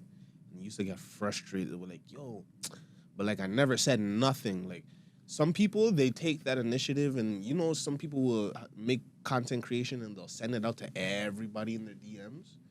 I didn't want to do that because I didn't want it to seem like, yeah, I'm pushing what I'm creating, but I don't want it to shove it in your face. I don't want to force it down your mouth. I want you to support it genuinely. If you don't support it genuinely, then clearly I'm not for you. It is what it is. You may be my friend. You're my friend for other reasons. You're my friend because we grew up or whatever the reason is. But when it comes to my art and, you know, things that I'm pushing out just for myself and my purpose, I don't necessarily expect you to support it. I would love it. But if you don't, shit, there's other people who I'm trying to reach. They're going to fuck up the algorithm anyways. Because if you click on the video and click out, it fucks it up. Algorithm is like, yo, they didn't watch it fully. We're not going to push that video anymore. I see what you're saying. Facts. I see what you're saying. I'm like, I have two sides of the coin. Personally, like when it comes to certain things, no, I don't really care if my friends support or not. I think my only thing is like, if you do support me, then you'll reap the benefits. I'm very cutthroat. If you do not support me, then there's nothing there for you. Don't expect not that thing. You get what I'm saying? Mm-hmm. Like, for example, my father, he hasn't even gotten a graduation picture. You didn't support me going to college, which is nonsensical. You said I would never graduate. You are not getting, like, you get what I'm saying? Like, people are like, can he get one? I'm like, why in the world would I send him that? Unless it's me telling him to suck himself. Like, you know what I'm saying? Like, it doesn't go that way. You don't get to sit here and stunt my growth and make me have to say, like, some people get to say, oh my goodness, I succeeded because of you. Unfortunately, for some people, we have to say, I succeeded in spite of you. You feel me? So you don't get to reap those benefits. You don't get to say, oh my goodness, you know, I know so and so, like, what Vegas, yeah, that producer, me and him used to be super close. And then you didn't support Vegas when he said share or whatever. Doesn't make sense. You understand? Mm-hmm. But I will say there was a point in time where I did want to put a project together. It was a market. I was in marketing class, and they were saying like they're gonna submit these projects to be published. So when I tell you I went up to every Toronto creative that I knew, and I said, let's put this visual piece together. Breda, when I tell you I got no support, people were sitting here saying, if you want me to do this, then whatever. And I was like, do you understand? Like, I'm submitting this, like it's a competition. Like, I'm submitting this to be on the global stage. And they're You know what I'm like? You ever see those like installations like in Union Station or whatever? Yeah. They were planning on doing that. Like the Black History stuff that happened maybe like 2-3 years ago when the pictures of the black people were there and they had the names. Whatever. Uh-huh. So it's something like that. But it was, I forget where it was. This was several years ago. And I was just, everybody that I supported, everybody that had asked me for support, I said, listen, outside of you showing up and, you know, answering a few questions, let's getting some visuals, whatever, you giving me the information so I could write up the stuff that needs to go with it, the proposal, everything. Everybody was like, nah. Wow. And then I was like, you guys are the same people that complain that Toronto doesn't get the exposure that it wants. You guys are very wanty, like can't get it. Like you guys are just greedy. It just didn't make sense. And it was just like, I've even asked people like, you know, because I wanted to open up a podcast years ago. And I was like, you know, let's talk. And I've had legitimately so many people say, you know what? You need to go do some other interviews with some smaller people. Actually, I'm going to name drop because I don't care. Gangis Khan. Yeah, the rapper. And mind you, he's an amazing lyricist. I've done a music video for him, but I did have this conversation with him. I said, I want to start a podcast. I would love to talk to you. Not even on no politics, just have a conversation. Let people get to know you as a person. He literally said, you need to get your resume up. Go talk to some people. And then come all at me. I was like... And you knew him good? Not that I knew him good, but I had worked with him before. Okay. You understand? We've had conversations. I had followed him. He'd followed me for a while. So we had rapport. And I was like, you know, like, I can come to you. You can come to me. Whatever the case was. He's like, nah. There's a couple other people. I'm pretty sure if I take up my old phone from storage and I go through it, I'll go through the text and I'll be able to figure out who was who. But I think I maybe reached out to about 15 people. Every single one of you said no. Jesus. Every single one said no. Wow. I even said, if you don't want to do it, recommend me to somebody. I said, I love your fashion. Who does it? Oh, it's not even somebody from Toronto. I said, that's crazy. You're begging people for support and you're a prominent figure in Toronto and you don't even get your clothes made by somebody in Toronto. And we have the fashion district. You couldn't find one person. There's not one person in Toronto that would make the clothes that you wanted. That's a problem for you. Of course it is, because you cannot demand something that you are not willing to give. You're paying the person in LA to make your clothes. Are we going to sit here and insinuate that Toronto doesn't have the talent, that there aren't fashion institutes, that there aren't creatives that can't make great clothing? You're paying to have it shipped to you. You're paying in American dollars. You're paying what they want. But then when it comes to Toronto people, it's give me a discount or da-da-da-da, or let's do a trade for print or whatever the case is. You don't do that. Mm-hmm. So these are the issues that I have. So as long as you're okay with the people that you turned down, that you said need to do this and this before they work with you, no problem. Just, you know what I'm saying? I want you to support your people. Support your people. Do what you can. Buy a ticket. Give away a ticket. But at the same time, don't ask for that support if you're not willing to give it. I feel like people from the city need to learn who to run game on or who to deal with certain ways when it comes to business. Because there's people like us. Like, we're new and we're trying to find a way to just get our foot in the industry in sense. But just because you are already in the industry shouldn't mean that you should knock down me for trying to get my opportunity and say I should be looking for someone else to get my foot in there. I'm looking towards you. Maybe we could start something new, like when it came to you and Gangis Khan. Maybe we could start something new, and you never know how big that can become. Or just a favor for a favor, like just okay, well, you helped me out here in this video. Yeah. I'll bless you with a 15 minutes. Like, there's nothing to talk to someone for 15, 30, 20 minutes. Before you even ask for a little $200, $300, and I'll do it. I'll even answer that. every But that's question. even that. Like, so, okay, you know what? I'll give me $200 and I got you. Listen, even that. Listen, at the end of the day, I'm gonna always say this: when you cannot say that you're for, and I'm not, and this is not directed toward Gangis. I'm just talking literally in general. I find it happens too often that people, when they get up here, they initially when they first start, like their momentum is kicking in and people are noticing, oh my goodness, whatever. Love to give back this, and that, and the third. And then I don't know if something happens where they become jaded or what it is, but it's just like, I don't want to extend my hand. Yeah. Even if it takes nothing out of me except for 30 minutes. Like, I really wish that I had that phone on me. When I told people I will rent a car, I will drive to you. Actually, now that I think about it, and he was actually in the comments, funny enough, the only person, I lied, it was all black people who said no. The only person who said yes was Sazy. Shout out to my dog. That was the only person who said, I think I maybe even had that conversation on Twitter. He was the only person. He said, listen, we can work something out, but I'm not in the city. Yeah. You get what I'm saying? He was the only person who was willing to even talk to me on the podcast, or, when I did speak to him about creative things, he was the only person that genuinely responded back. And when we want to talk about consistency, I'll give that to Sazy. Sazy, there's nobody more consistent than Sazy in Ontario, in Canada. Sazy's more consistent than Drake. Sazy's more consistent than Justin Bieber. Sazy's more consistent than Jim Carrey. Sazy's more consistent than Little X, Director X. You understand? That man drops a tape. If you've never listened to anything, I implore you, listen to one of the tapes from your favorite rapper's worst nightmare. Do you know how many installments there are of that? Bro. Ridiculous. No, I swear I'm on one of them. What did we react to? What did we review that? We reviewed one of his Monday records, and he's doing a Monday weekly. You guys, this guy is ridiculous. Sazy, he's one of my favorite rappers. He is my favorite rapper. Like, out of the city, like, there's nobody iller than that white boy. Facts, man. I go crazy when I hear his stuff. That's why I don't listen to it a lot, because I'm just gonna like everything but that's what I'm saying. Like, support from. Like, if I like something, I am going to like it. I'm going to share it. I'm going to repost it. I'm going to put it on my story. I want people to know. With my love, you know what I'm saying? You're just going to feel it regardless. 100%. I think that's why those two situations really bothered me.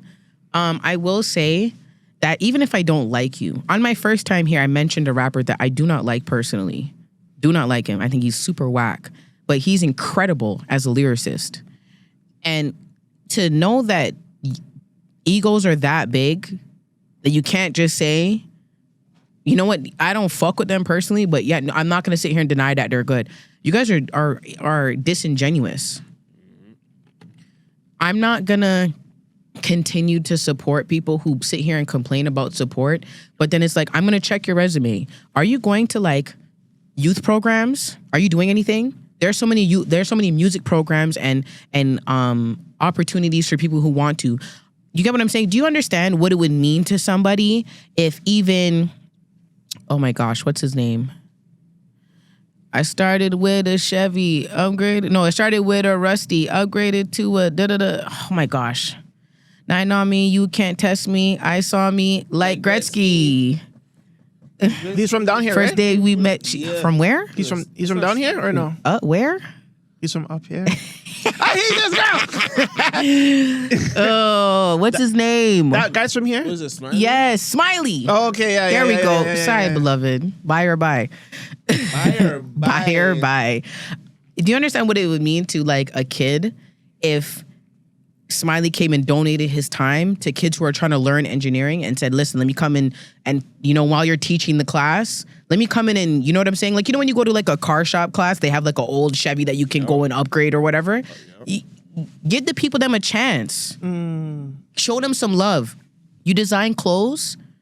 You're a fashion designer. You don't need to go to Paris to find people to model your clothes. Give that person that fashion influencer on your thing that's really true to the game, that's from your city. Give them a chance to walk in your clothes. That's how you give back to the city. You teach people how to fish. You don't throw them a sardine and say, yeah. I did something for you. I did something. No, that's not what that is. It's not. Give people a chance, but we don't get that. So I always think it's a little bit of a double-edged sword when I see creatives or even just business people in the city, and it's like you don't. One hand isn't washing the other. Yeah, that's very facts. Selfish world over here. It's a very selfish city, and I feel like nobody really truly wants to help with the genuineness of your heart. As much as I don't care for the help of people and whatever the case may be, deep down, I fucking feel it. I feel like it's so important to to support the people that are coming up and the legends. You know what I'm saying? Of course. Like it doesn't even make sense if we're all in this same pocket and everybody has a 7th degree of separation. Like we can get to everybody through 7 times, like in 7 forms. You know what I'm saying? It's like, bro, like just if you like something, just fucking genuinely like it, put in your story. Like I think like Curry's doing her cooking thing. Like, I don't think any of her friends really posted this shit. I made a whole fucking thing. Man. Yeah, Killer's Kitchen. She makes food, whatever the case may be. She's part of the team. I'm going to support that. Sam collabs with us all the time. I'm going to support him. And I'm saying, now you're here. I'm supporting you. Junie's here. I'm supporting. It's like, bro, like, why are we not supporting our friends and family and our peers? It's just weird. It's because it's the ego thing. You think that you got it. You understand? You think that you have the answers. You don't have the answers, Sway. You get what I'm saying? Mm-hmm. Like, I just want you, and I'm not trying to be negative Nancy, because I know y'all been hearing me complain for 3 weeks, but I just want to open your guys' eyes so you guys think. Even experts in their fields have consultants. Yeah. They get opinions of others. You have heard so many times, you will get there quick on your own, but you will go far with your team. Mm-hmm. There is nobody. L'union fait la force. I'm telling you, there's nobody that does things on their own. Drake has OVO. Future has Free Band Gang. You get what I'm saying? Yeah. Like, Kodak has his team. I'm trying to tell you. Sniper Gang, Kodak. Okay. Mm-hmm. Everybody has their team. Everybody has a street team. Blocka has a team. These people have teams. Like, nobody is just doing this on their own. Actors. Denzel Washington, to this day, has an agent. Facts. You cannot do things on your own. And if you could, trust me, you would not be broke. That's facts. Talk about it. Any iconic or legendary thing, name, brand has a team. Do you think that Steve Jobs made Apple on his own? Fuck no. Do you think Jeff Bezos made Amazon on his own? Come on now. No, sir. Do you even think Tiger Woods became a legendary golf player on his own? No, he had a coach. He had somebody bring him to and from practice. He has sponsors. He just crashed a whip on his own. That's it. Honestly, let's fight right now.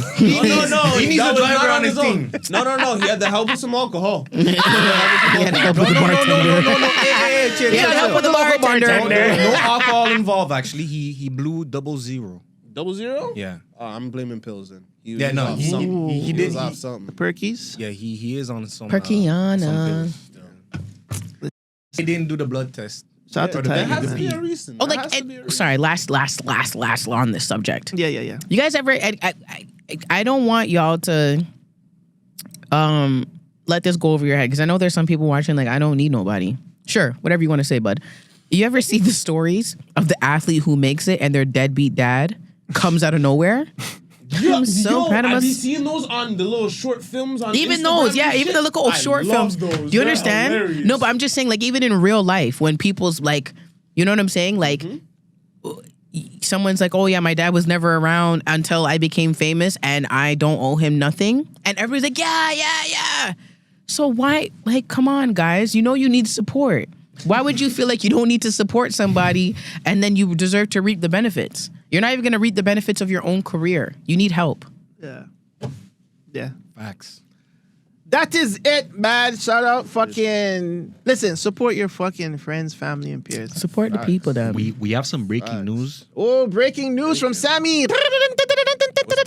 the Four Seasons Center in Toronto has to evacuate over a bomb threat, resulting in tonight's Shenyang performance getting canceled. Not Shenyang. You know, I've been wanting to watch that for a minute.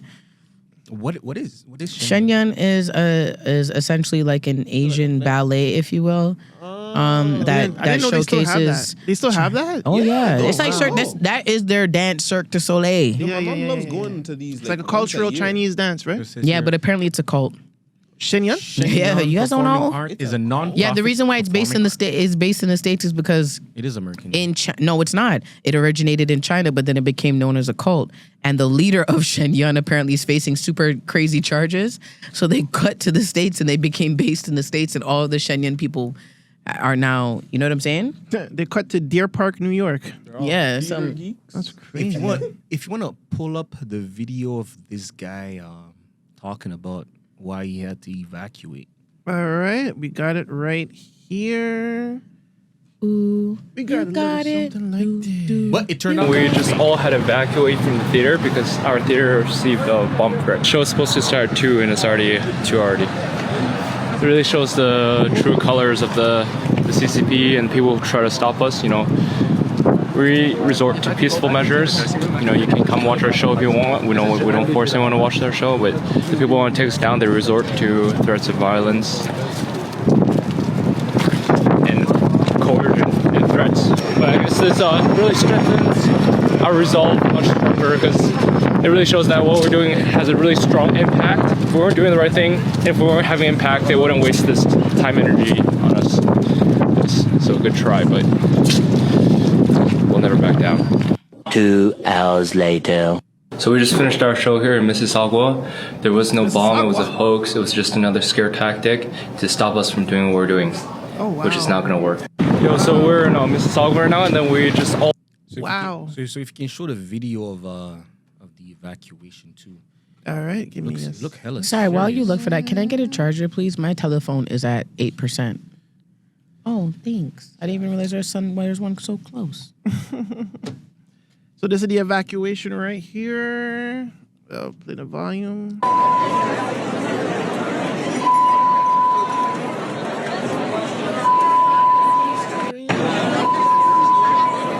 Wow.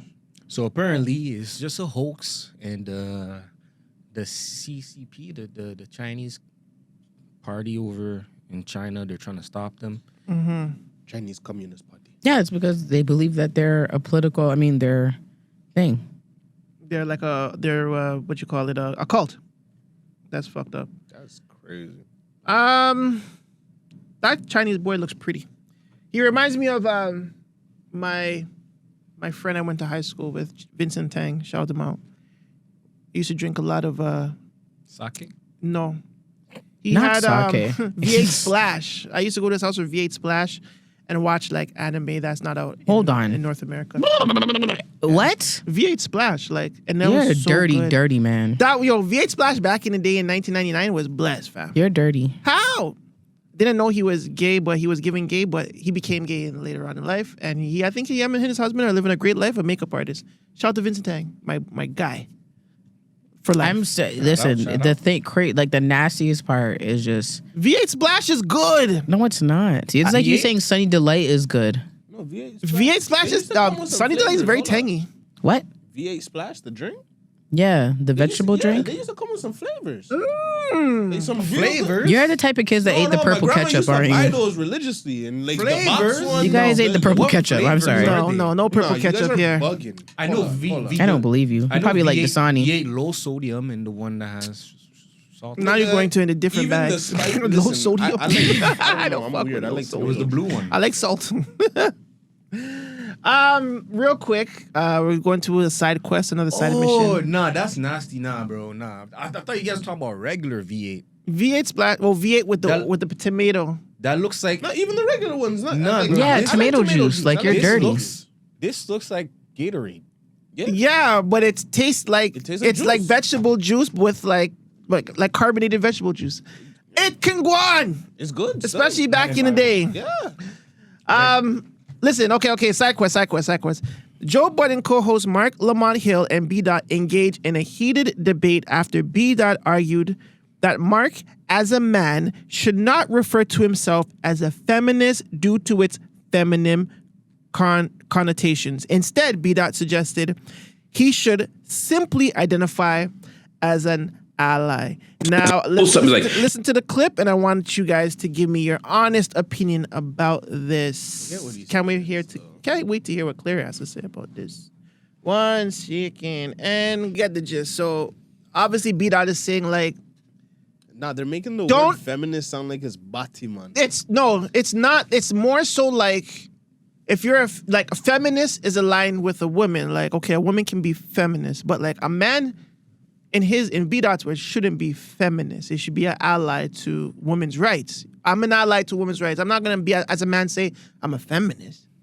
That is like making yourself feminine. Yeah, but what he's, in his mind, is trying to say. What's the whole definition of feminist? definition of feminist is someone who supports women's rights. Correct. So technically, But he is as a feminist. man, you don't align yourself with female word. Just like in the French language, you say garçon. You don't say like, it's not garçon with like the female attributes to it or L. You know, you have L, you have L, plural you and have singular and all that. Mais Yeah, en bon, français, like when you tu dis quand même, il est un féministe. But when you say like good, and it's in a masculine way, you say B-O-N. You don't do B-O-N-N-E. It's the same word, but it's different because you're associating bon with a feminine. You say B-O-N-N-E when you spell it out. I also just want to state that English and French are two different languages. I'm just saying, we're just And- saying, but you know what though? That's what B-Dot is trying to associate this. He's also trying to associate the female femme word with the masculine man, and he doesn't like that association. Yeah, and I it's mean, just a word. You could not like the way that a word makes you feel. Yeah, but the definition is You might not like the connotation of a word. However, that doesn't change the fact that you're using the word in the correct context. Men can have breast cancer because men have breast tissue. But that's different. But are you going to sit here and say that we need to come up with another term for breast cancer for men because I don't like the fact that I don't like the fact that breast cancer sounds on me? Like, But men and women have breasts, and men and women have nipples. It's the same thing. It's the same anatomy. But breast is exclusively really It's referred. not exclusively. No, okay, it's not. sorry, I'm being hyperbolic with that. I'm being hyperbolic. But I'm just saying, like, when you hear the word breast, you don't think men at first. You don't. But breast is both in both. You do not. systems. When you hear the word breast, you do not think women. When you hear the word female, you don't think man. Exactly my point. But breast you can associate with man. Of course, there's an exception to every rule, but we're not arguing. We're not arguing outliers. We're arguing law of averages. Breast is female, broski. Breast is not just female. No, read that. Sorry, one second. Read what you're referencing. Yes, breasts. No, just what's highlighted. Yes, breasts are primarily correct. Did you hear that word? Primarily. Primarily. So Okay. characteristic of female anatomy. So it's like Primarily, but it's not. But it's not just- exclusively. Exactly. So yes, Men- but that's men what I'm don't have saying. pecs. Feminists can typically refer to women, but all feminists aren't female. That's all it is. Let's go to the floor. Sammy, what do you think about this? I will say that I was part of this this organization, and when they were doing their event and stuff, it's Centre des Femmes, so it's a center for women, and they referred to the guys that was working with them as the allied men. Mm-hmm. So I guess it makes sense here. Why don't you just ask me to pass it to you? Yeah. We could have literally met in the middle. No, the man said you look good on the camera. Who? That's what he said. Oh. Pause. So yeah, I guess. No man for put nothing in the next man mouth. No cap still. But no, I agree. I agree with that because like time on me, fam. Like I have enough sisters, grew up with enough sisters, so there's enough times where I'm just like, yo, realistically, I'm a girl's girl. Because what? You're not a girl though. You can't be a girl's crazy, girl. right? But I don't know how that term goes. No, because you're I not just a know girl's I have a girl, lot of son. sisters, You're a feminist. and I have a lot of That's the word. You're a feminist. No, he's an ally. You're a feminist. I'm an ally. You're a You're a feminist. female ally. You know what I'm saying? Ally. Like, You're you know what a I'm saying? feminist. I'm always gonna, you know what I'm saying, take consideration of a female's, you know what I'm saying, just everything first, even though I'm a man, but it's just because I grew around females. I have a lot of nieces who I take care of to this day, and you know what I'm saying? So I'm really always around females. I just don't like saying I'm a girl's girl. Because you're not a girl's girl. Like, that's what I'm saying. Me saying feminist is like me saying I'm a girl's girl. No. Girls, girl is. but Listen, that's how they're there are thinking. some That's how they terms look at that are exclusively for women. The term girl, the phrase girl's girl is not for you. What is that then? You're a feminist. No, what's girl's girl? A girl's girl is a girl or a woman that is for other women. Like, if I had to choose between me and you, if I had to choose between a girl and a guy, like I'm for the girls. Like I'm gonna sit here and tell a girl when something is happening to her, when she's in danger. I'm gonna have a girl's best interest at heart over a man's, because men already have the advantage. Let's do a real world situation. So if Claire was to go out to a party with her brethren, with another girl, and she's gonna get picked up by another man, but her girl is, and that's going to leave her girl by herself, she would choose to stay with her girl than go out with that guy, even though she has interest. She's a girl's girl. I get it. She put her dogs. It's like when we put the man them before the gal them. That's you know what I'm saying? Take one for the team. No, that's not take one for the team. We're putting the dogs them over the gal them. That's it. Yeah, but more so, like the girl term is usually more rooted in like safety and solidarity. Like when the man them are typically putting the gal them ahead. I mean, the man them ahead of the gal them. It's just because it's out of convenience, ego, whatever. Normally when I say I'm a girl's girl, like me not leaving my homegirl alone at the club, it's typically more so of a safety issue. If she gets drunk, I don't know what's going to happen, whatever. I'm giving up my nut for my homegirl's safety. You know, that makes sense? Girl's girl. Yeah, but men and women can be feminist. I think it's incredibly childish, and he has a little bit of a thing, but yeah, like at the end of the day, I want people to remember words have meaning. And that's where I disagree with you, Claire. I feel like the word feminine should not be... Feminine? Feminist. Can you Google it? The definition, Webster's, please. Feminist should not be associated with a man still. I think an ally is a better term. I think Sam's definition when it comes to the galdem is right. Like, you know, like a man shouldn't be a feminist. You know what I'm saying? Like a man should be an ally of women. You know what I'm saying? Like anything that's kind of like connected in terms of like a female, feminine, whatever, you know what I'm saying, should not be associated with a man. You know what I mean? Like otherwise it's like, it's actually degrading your manship. No, degrading your manhood. Like I said, it just, you don't like the connotation that comes with the word feminist. Yes, that's all it is. I don't like the sound. Yeah, for sure. You don't have like whatever it is, but it is the proper term. But regardless if it's proper, I don't think it should be associated. So what would be the word? What would be the alternative? Ally. No, ally is a great term. No. What else is there? My partner. Partner is a good term. What? My friend. You don't have to be romantically involved with a woman for you to believe that women deserve equal rights and equality of the sexes. You also don't need to be romantically involved to be a partner. What are we talking about here? So what are we talking? So partner is a great word to say like, well, I'm a partner when it comes to women with, you know what I'm saying, that I am for women's rights. I'm a partner at that. You know that the word partner has a romantic connotation. But it doesn't have to have that. So then feminist doesn't have to have a degrading connotation either. At the same time, though, if the word femme is female. The prefix femme. Yes. Femme. That's so you're in equality. Yes. Yes. So if we break down and we go to the etymology of the word, femme is there because you're an advocate for women. That's what it is. So you're not why put the femme there? Because femme don't need to be there. Yes, it just does. Put ally. What? Just put ally and done. Listen. Put ally and done. Listen. Hold on. Go back. So feminist. That's the. Yeah. No. Scroll down a little. 1 second, guys. Trying to look at the etymology.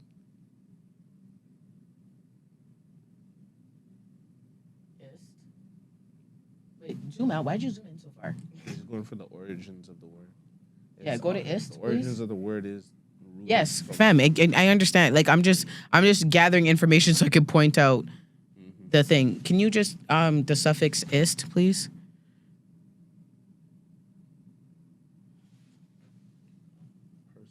Okay, there we go. So yeah, based on etymology, and etymology is just the study of how words are created.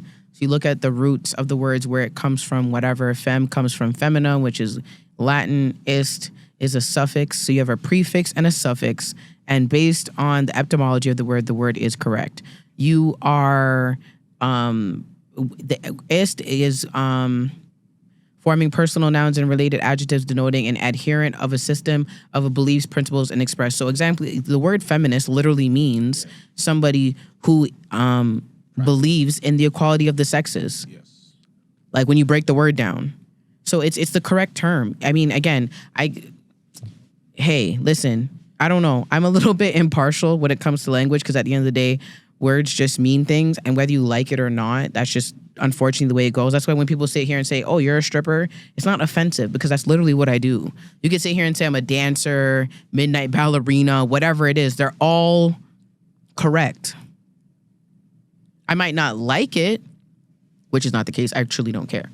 I might not like it. That's what it is. So if I was to tell you, well, no, I fend for women's rights, whatever the case may be, blah, blah, blah. I give you my description and you're like, oh, you're a feminist. And I say, well, no, I'm not a feminist. I'm a woman's ally. You would take offense or would you argue my point? Or would you argue that with me live in public? In public, I'd be like, they're the same thing. What the hell? I'd be like, those are the same thing. Those are the same thing. So why can't you just respect the fact that I don't like to be called that? Well, ma'am, I don't really like to be called feminist. I would like to be called like an ally for women's rights. I'm as long as you're aware. Like, I'm not gonna sit here and argue too tough because you see what I'm saying. Like, there's just certain there are just facts, okay? And facts don't care about your feelings. Facts are just facts. Water makes you wet. I don't care if you like the fact that water makes you wet or not. You might say, oh, it makes me moist. Hey, babes, whatever. Sure. It doesn't change the fact. So sure, like, again, like I don't know. I really don't care. If you don't want me to tell you that you're a feminist to your face, sure. But when I describe you, I'm not gonna sit here and add extra words into my sentences to make you comfortable. So technically, everybody's okay with being called a feminist. All the man that are here, we're good to be called feminists? I'm straight. You're straight? Yeah, I don't have a problem with that. I definitely do. Call me a fucking Question, ally. is your native language Creole? Oh, got you. Why, you speak Creole, Claire? No. See, like, I can tell. Do you speak French? I know how to read it. No, and that's normal. But I just noticed that whenever I'm around polyglots, they do the same thing that I do. I see you translating sometimes in your head. So I just wanted to just double check. I see you translating sometimes. I'm like, got you. I got a polyglot next to me. Polyglot? What does that mean? A polyglot is someone who speaks more than one language. Oh, okay. Sick. See, I told you we need to do a word of the day. Is that the word of the day today? No, it is not the word of the day. I'm gonna put a list together. We're gonna do a word of the day. Let's do that. Because I just be saying random shit and it's just not common in everyday speech. Your vernacular is very. Ooh, you learning one too. Vernacular. Oh, actually, I do have one more topic. So, Layla Day tweets again. So, last time we were here, we spoke about Layla Day and her tweets about the industry. Yes. She is back tweeting again. Ooh. I want the viewers to see this. Oopsie. Sorry, guys. Technical difficulties. All right, hold on. All right, so this is her tweet. So the first tweet, she goes, since my last post sparked a lot of conversation, let's talk about a few things. First, there are so many layers to this, and it's impossible to cover every nuance in one thread. A common response I'm seeing is, but the internet exists. The internet helps with visibility. It does not guarantee sustainability. We've all seen people and songs go viral and still not know the artist behind the viral moment. Virality equals career. I have something to say about that. Doesn't equal career. Doesn't equal career, yeah, because it has the equal with the slash through it. Yeah, I just preed that. All right. The internet doesn't replace real support. People aren't just missing from shows; they're not actively supporting online either. My point was never that artists shouldn't market themselves. We all know that's part of the job now. But reducing the conversation to artists just need to do more dismisses what so many creatives are experiencing. A wall. Look at the comments. At some point, we have to ask, if this many artists are saying the same thing, is it really just an individual problem? There's also a much bigger conversation around infrastructure, because talent without guidance will always struggle to scale. We expect artists to be everything at once: creator, writer, manager, graphic designer, photographer, videographer, marketer, strategist, content creator, be engaging, look the part, and then we're surprised when they don't get the business right. In any other industry, If you give someone a large budget with no guidance, they're going to make mistakes. That's not failure, that's lack of support. Artists deserve the same level of structure and belief, not just pressure to figure it out. And yes, leaving the city is often the advice. To me, that's real. But what about the creatives for whom that's not a reality, like me? There are places with smaller populations that have built strong music scenes, like Jamaica, because the community actually shows up for each other.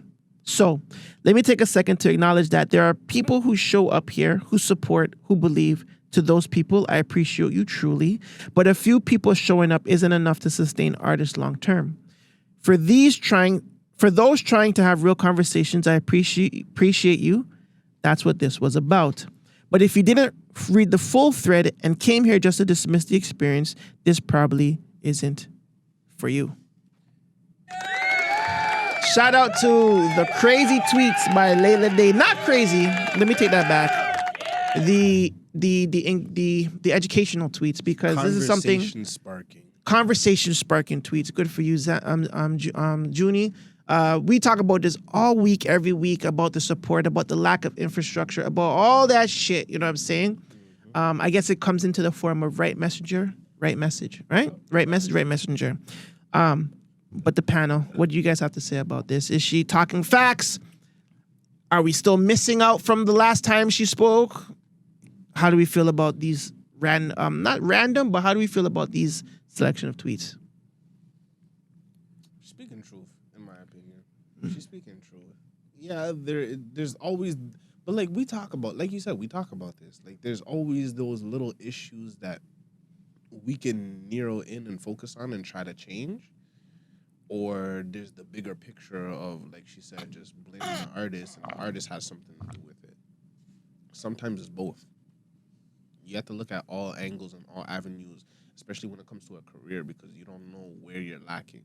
As an artist, you should be like, if I'm lacking in an area, I should not be focusing on that area to thrive in.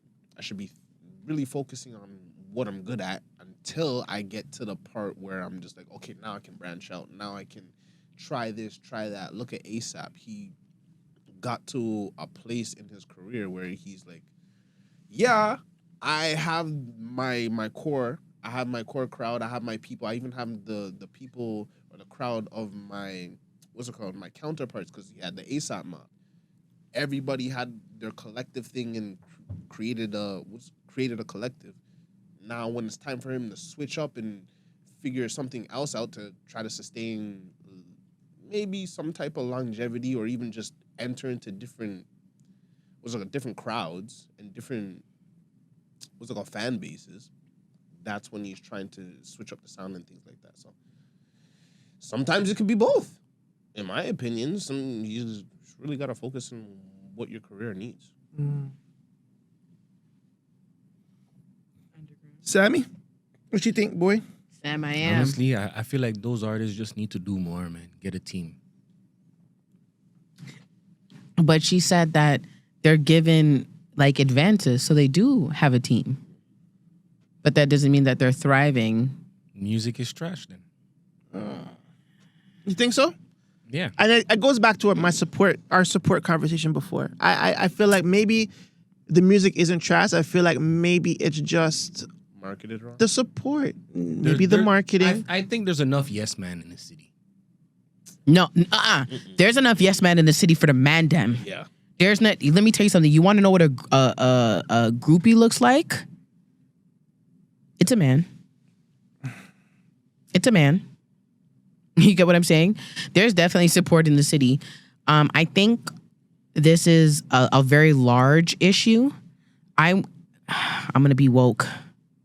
Do it. I'm gonna say that a lot of the issues here are systemic, and a lot of it is based in racism.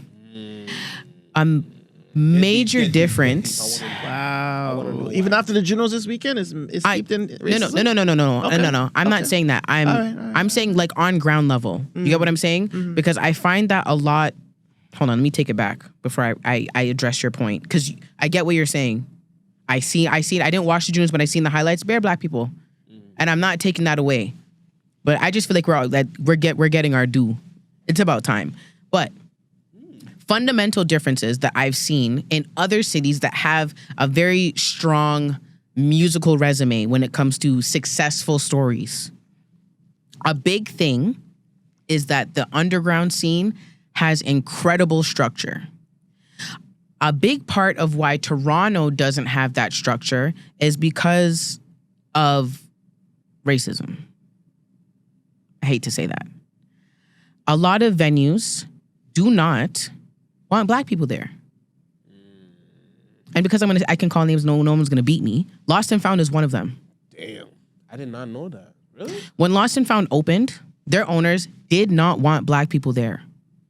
And the only way that you could get in to that club, really, is if you were one of Drake or Party Next Door's associates, or you were spending copious amounts of money on bottle service. Yeah. You were not getting in, even if you were dressed to the nines.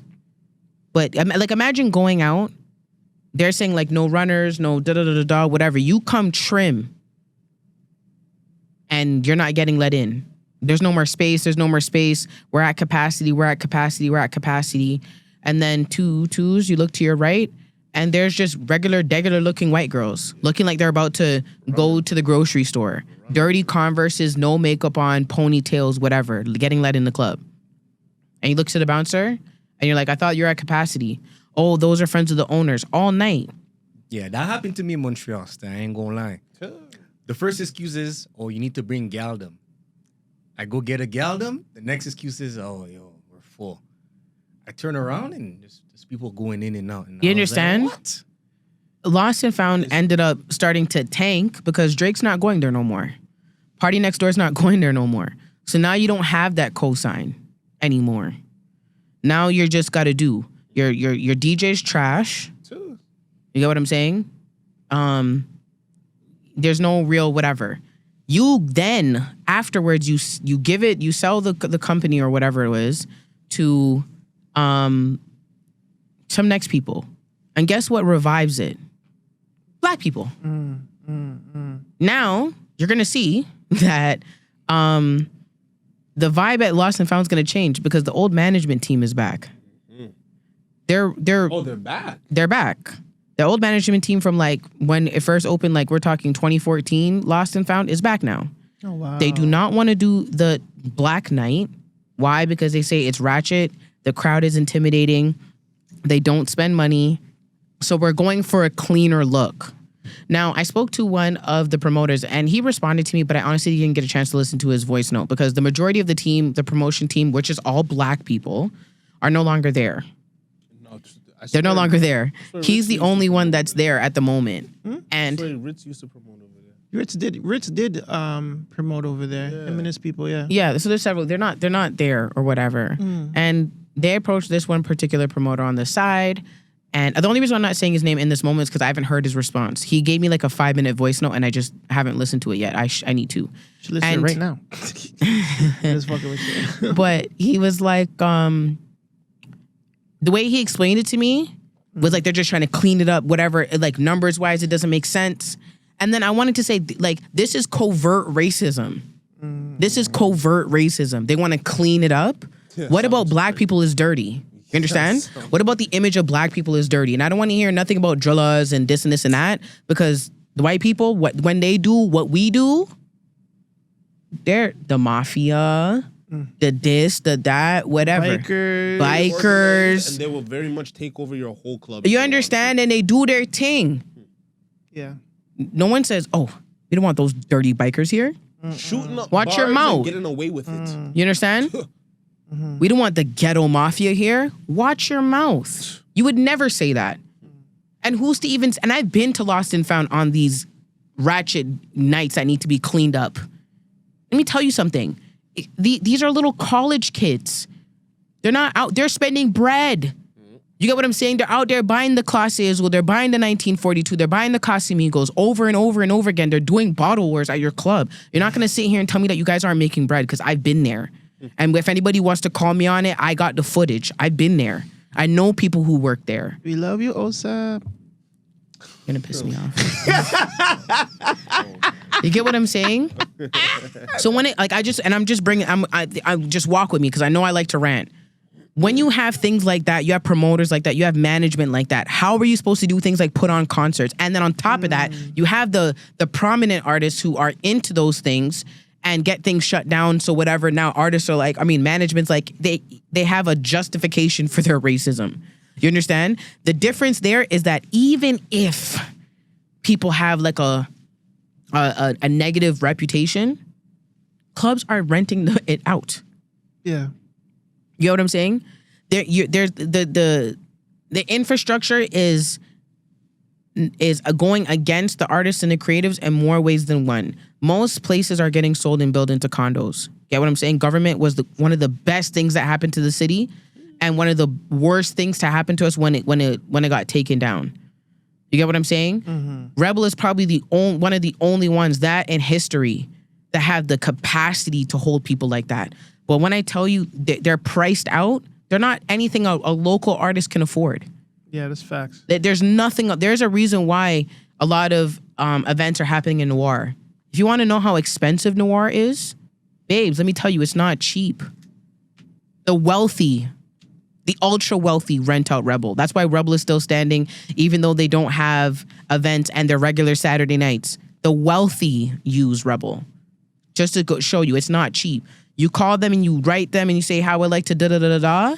Promise you it's probably going to run you at least $30K. For Rebel? Not for Rebel. For a room in Rebel. I was just going to say. So how much do you think the main room is? Like that big floor? Yes, the big floor. Yes, Rebel main room. It's probably about 30, 40K. It's not cheap. So you think it's 10 bands? And we're not talking like... I want to tell you, like, the numbers that I'm coming up to you with are like the base for the skeleton. We're not talking to use their bar or to use their bartenders or even to have free reign of the bar. You know what I'm saying? You need to also pay for security on top of that. And you can't just hire your own rinky-dink security. You get what I'm saying? Like, there is a lot that goes into these things. When you're talking about renting a venue for a concert, any venue, unless it's something that holds maybe 30, 40 people, there's a lot that goes into it. It's not cheap. So imagine being a creative. You're independent, or you might have gotten a little bit of an advance. Are you going to blow your $100,000 advance and throw a $40,000 concert? More than likely you're not. No. Do a bunch of little. You understand? But let me tell you, in other cities, what? I've seen people that have a buzz, and they say to the people, like at the people who run it, let me throw an event here. You see, I have a little buzz. Here's my da-da-da-da-da. You take the bar and let me get the door. Cool. What? That's what's missing. We don't have collaborations like this. But that's what I'm saying. It has to do with a little bit of racism. You understand? There's a reason why, like, certain venues that people complain about all the time. Like, when Caravana comes, they complain all the time because the owners take the money and then they shut down the event and they're not doing no refunds and whatever the case is. It is incredibly difficult. So even if I did have the support, where am I bringing my supporters? To my bathroom? So hold on, Claire. Do you feel like then it's much more so than like there's not enough our faces in these capacities? Like there's not enough, like if we go to the States, there's a lot of black people that own small little clubs, small little fucking even bars. Have you ever watched Drivers, Divers, and Dives? I don't know if you guys ever watch that show. The dive-in show where they go to like random little Guy Fieri goes yes. We're in Seattle, you know what I'm saying? Like, but there's a lot, like he goes to a lot of white people, he goes to a lot of black people too, but like there's not enough black owners in Canada, in Toronto per se, to even think about, okay, I can take the bar and you take the thing. Like, I feel like there's not enough for those faces out here. And a lot of the places are owned by white. That's what I'm saying. People, right? There's a lot of racism that goes into it. Because, I mean, there's... I don't know how to explain it. Just the information that I know, I get why people don't do things often. I can tell you right now, flipping like ESTG could do a tour and it's only clubs. Yep. Yeah. Yeah. You know what I'm saying? Right. I've seen club tours like that. Like, but they do.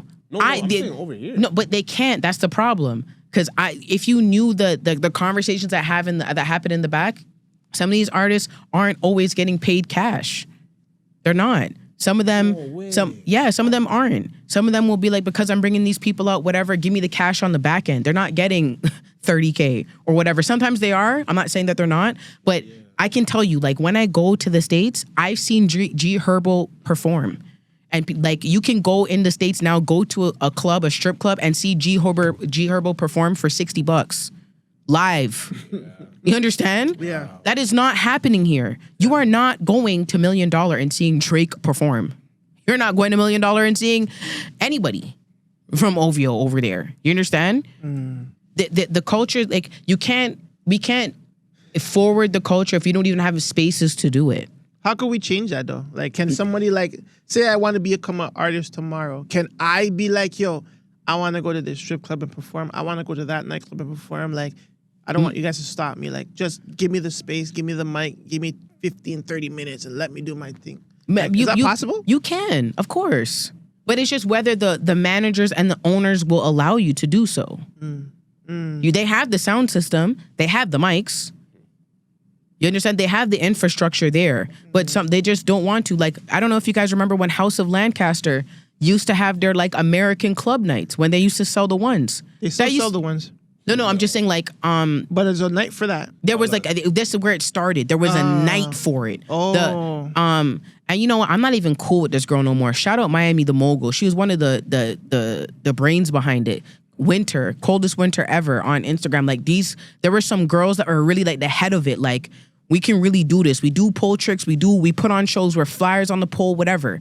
You get what I'm saying? Really doing it. And it made it popular. I went there one day.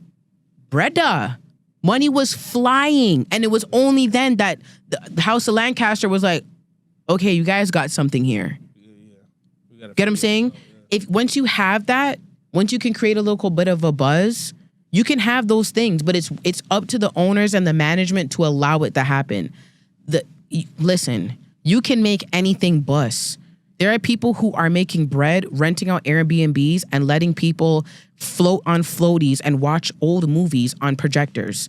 There are people making tens of thousands of dollars a night doing napkin wars. You buy a box of napkins for $60 and you throw it.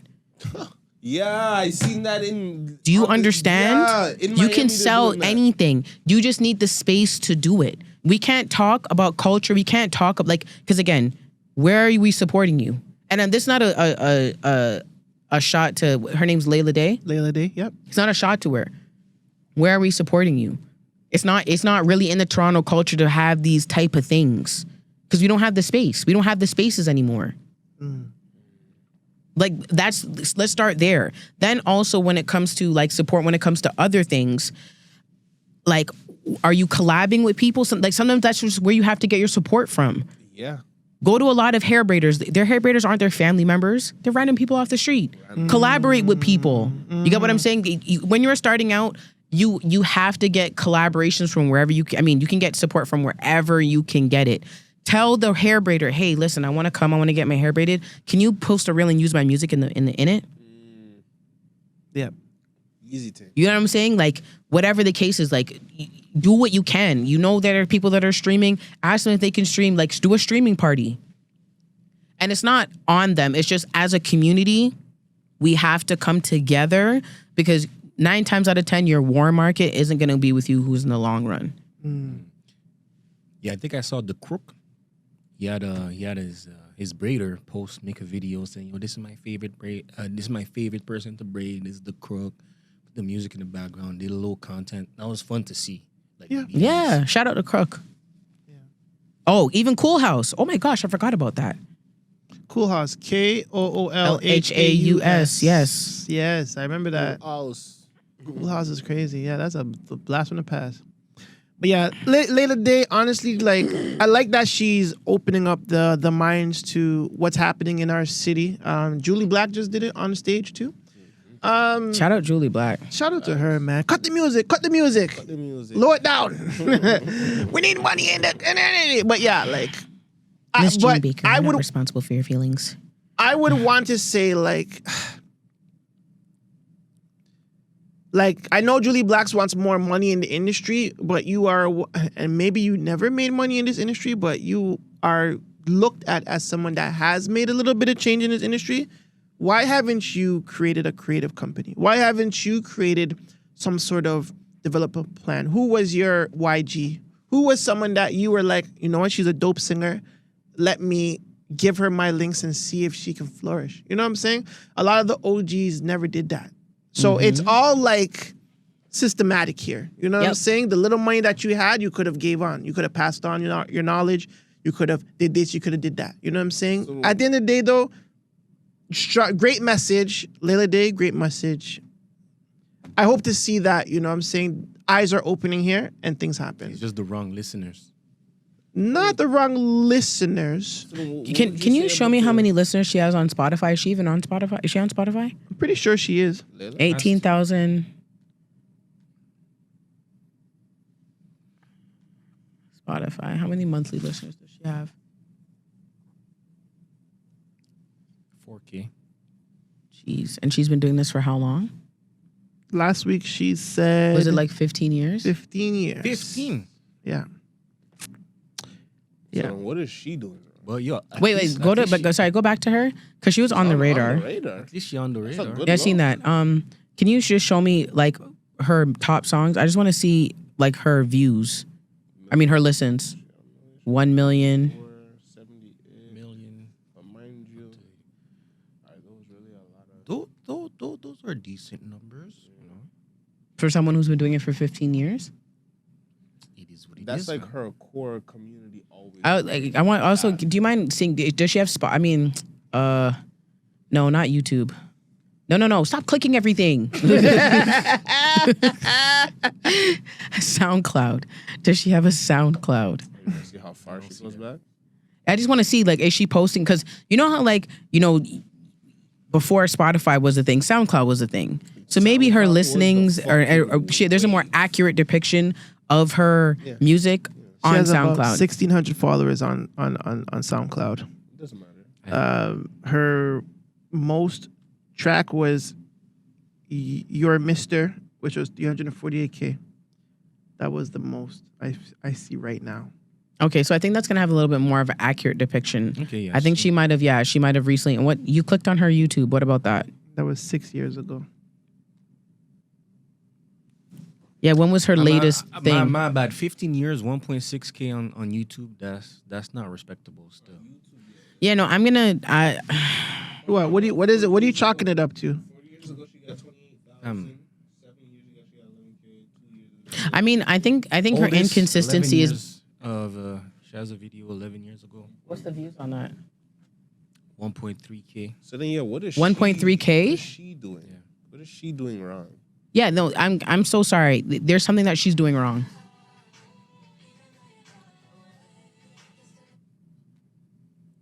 That was it? Sound like it's No, he just stopped it. Oh, she has 91K followers on TikTok. TikTok doesn't count because TikTok is TikTok. Yeah, it's very what's it called? Fluctuated. Yeah, I'm gonna say that if you've been doing this for 15 years and you only have one song that's over 1 million, there's something wrong with your team. Layla Day, we're speaking about. There's something wrong with your team. There's something wrong with your marketing. Yeah, I don't know what to say. Now we still respect your opinion. 100% I respect your opinion. But in terms of you specifically now, and we're Nah, just kind of 'cause- looking at what you said based off of what you said. Nah, because if you've been doing it as long as I've been doing it, you have to have more subscribers than me. And I don't rap. I just make videos. So I don't know if that counts or not. But a lot of the videos that I've done, they're not from major people. You know, I had maybe my 1-2 hits. But like, I have 11K subscribers on YouTube. Like, she only has think like so. 4K. Listen, it doesn't make any sense to me. No, yeah, 1K on YouTube? No, she has more than that, cuz. Don't diss her. Okay. Don't diss her. I just pulled it up. Wow. Yeah, my bad. Like I said, there's probably something missing. And I don't think the infrastructure. Honestly, do you mind just doing me a favor, just of that song? Find the song that has the most amount, her most popular song on YouTube. Give us a 15-second clip of it. Nobody else. What do you have, Sam? Detour is a visual EP. The song is nobody else, right? On Yeah, YouTube? I just want to know like your song, like one song. All right, I got Right? her. Most popular records of Layla Day. Let's do it.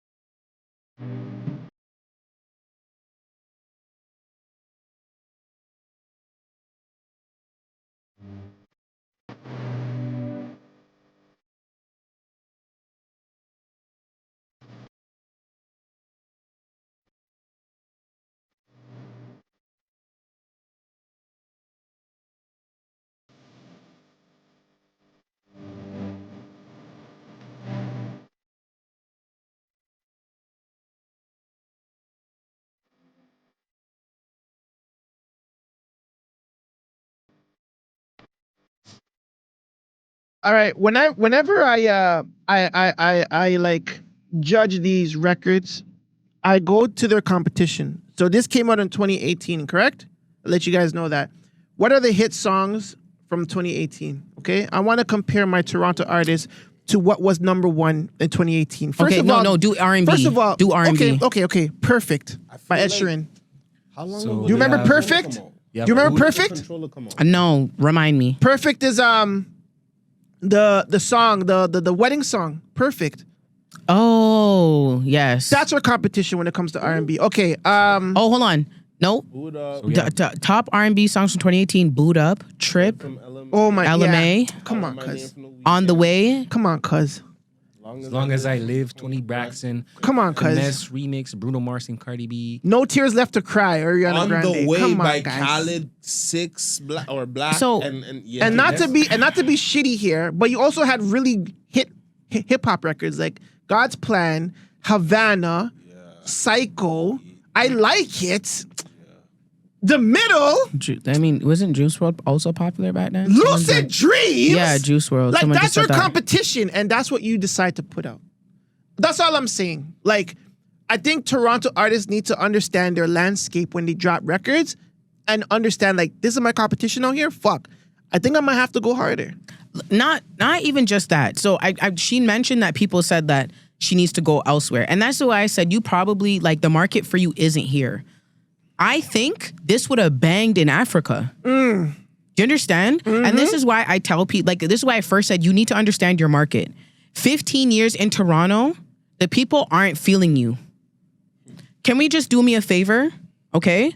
Just look up my friend Rahim. You could just know on Spotify. Sorry, on Spotify. Raheem. I already told you guys last week I call him Rahim because he's really like that. Look at his project that he has out today. 2 A's, 2 I's, guys. 2 A's, 2 I's. Yeah, 2 A's, 2 I's. So Rahim. Yeah. So just scroll down for me, please. His latest project. Just click on it. Pray for me? Yeah, pray for me. Can you guys see the numbers that are on there? No. No? Yes. What? Give me some numbers that are on there. Okay. We have 96 Camry at 630K roughly. Slide for you. 651K. Wickedest at 472. We have Just Like Me for at 1.7. Too Much at 100K. Fallen Off at 800K. On God 77K. So yeah. Okay, so pick Hold on. 7.6 million. Hold on a second. Just on that rack, on anything, pick the one with the least amount of views. Peak is at 31 million. Do you understand? All right, on God. Even Jessie Reyes, she's incredible. How long ago was that? 2019? And it's at 31 million? That's impressive.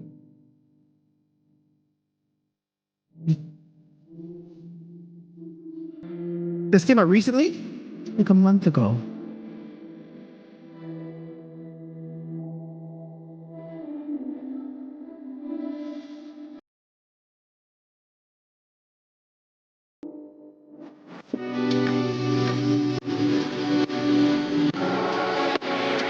You can just pause it. Because I heard everything that I needed to hear.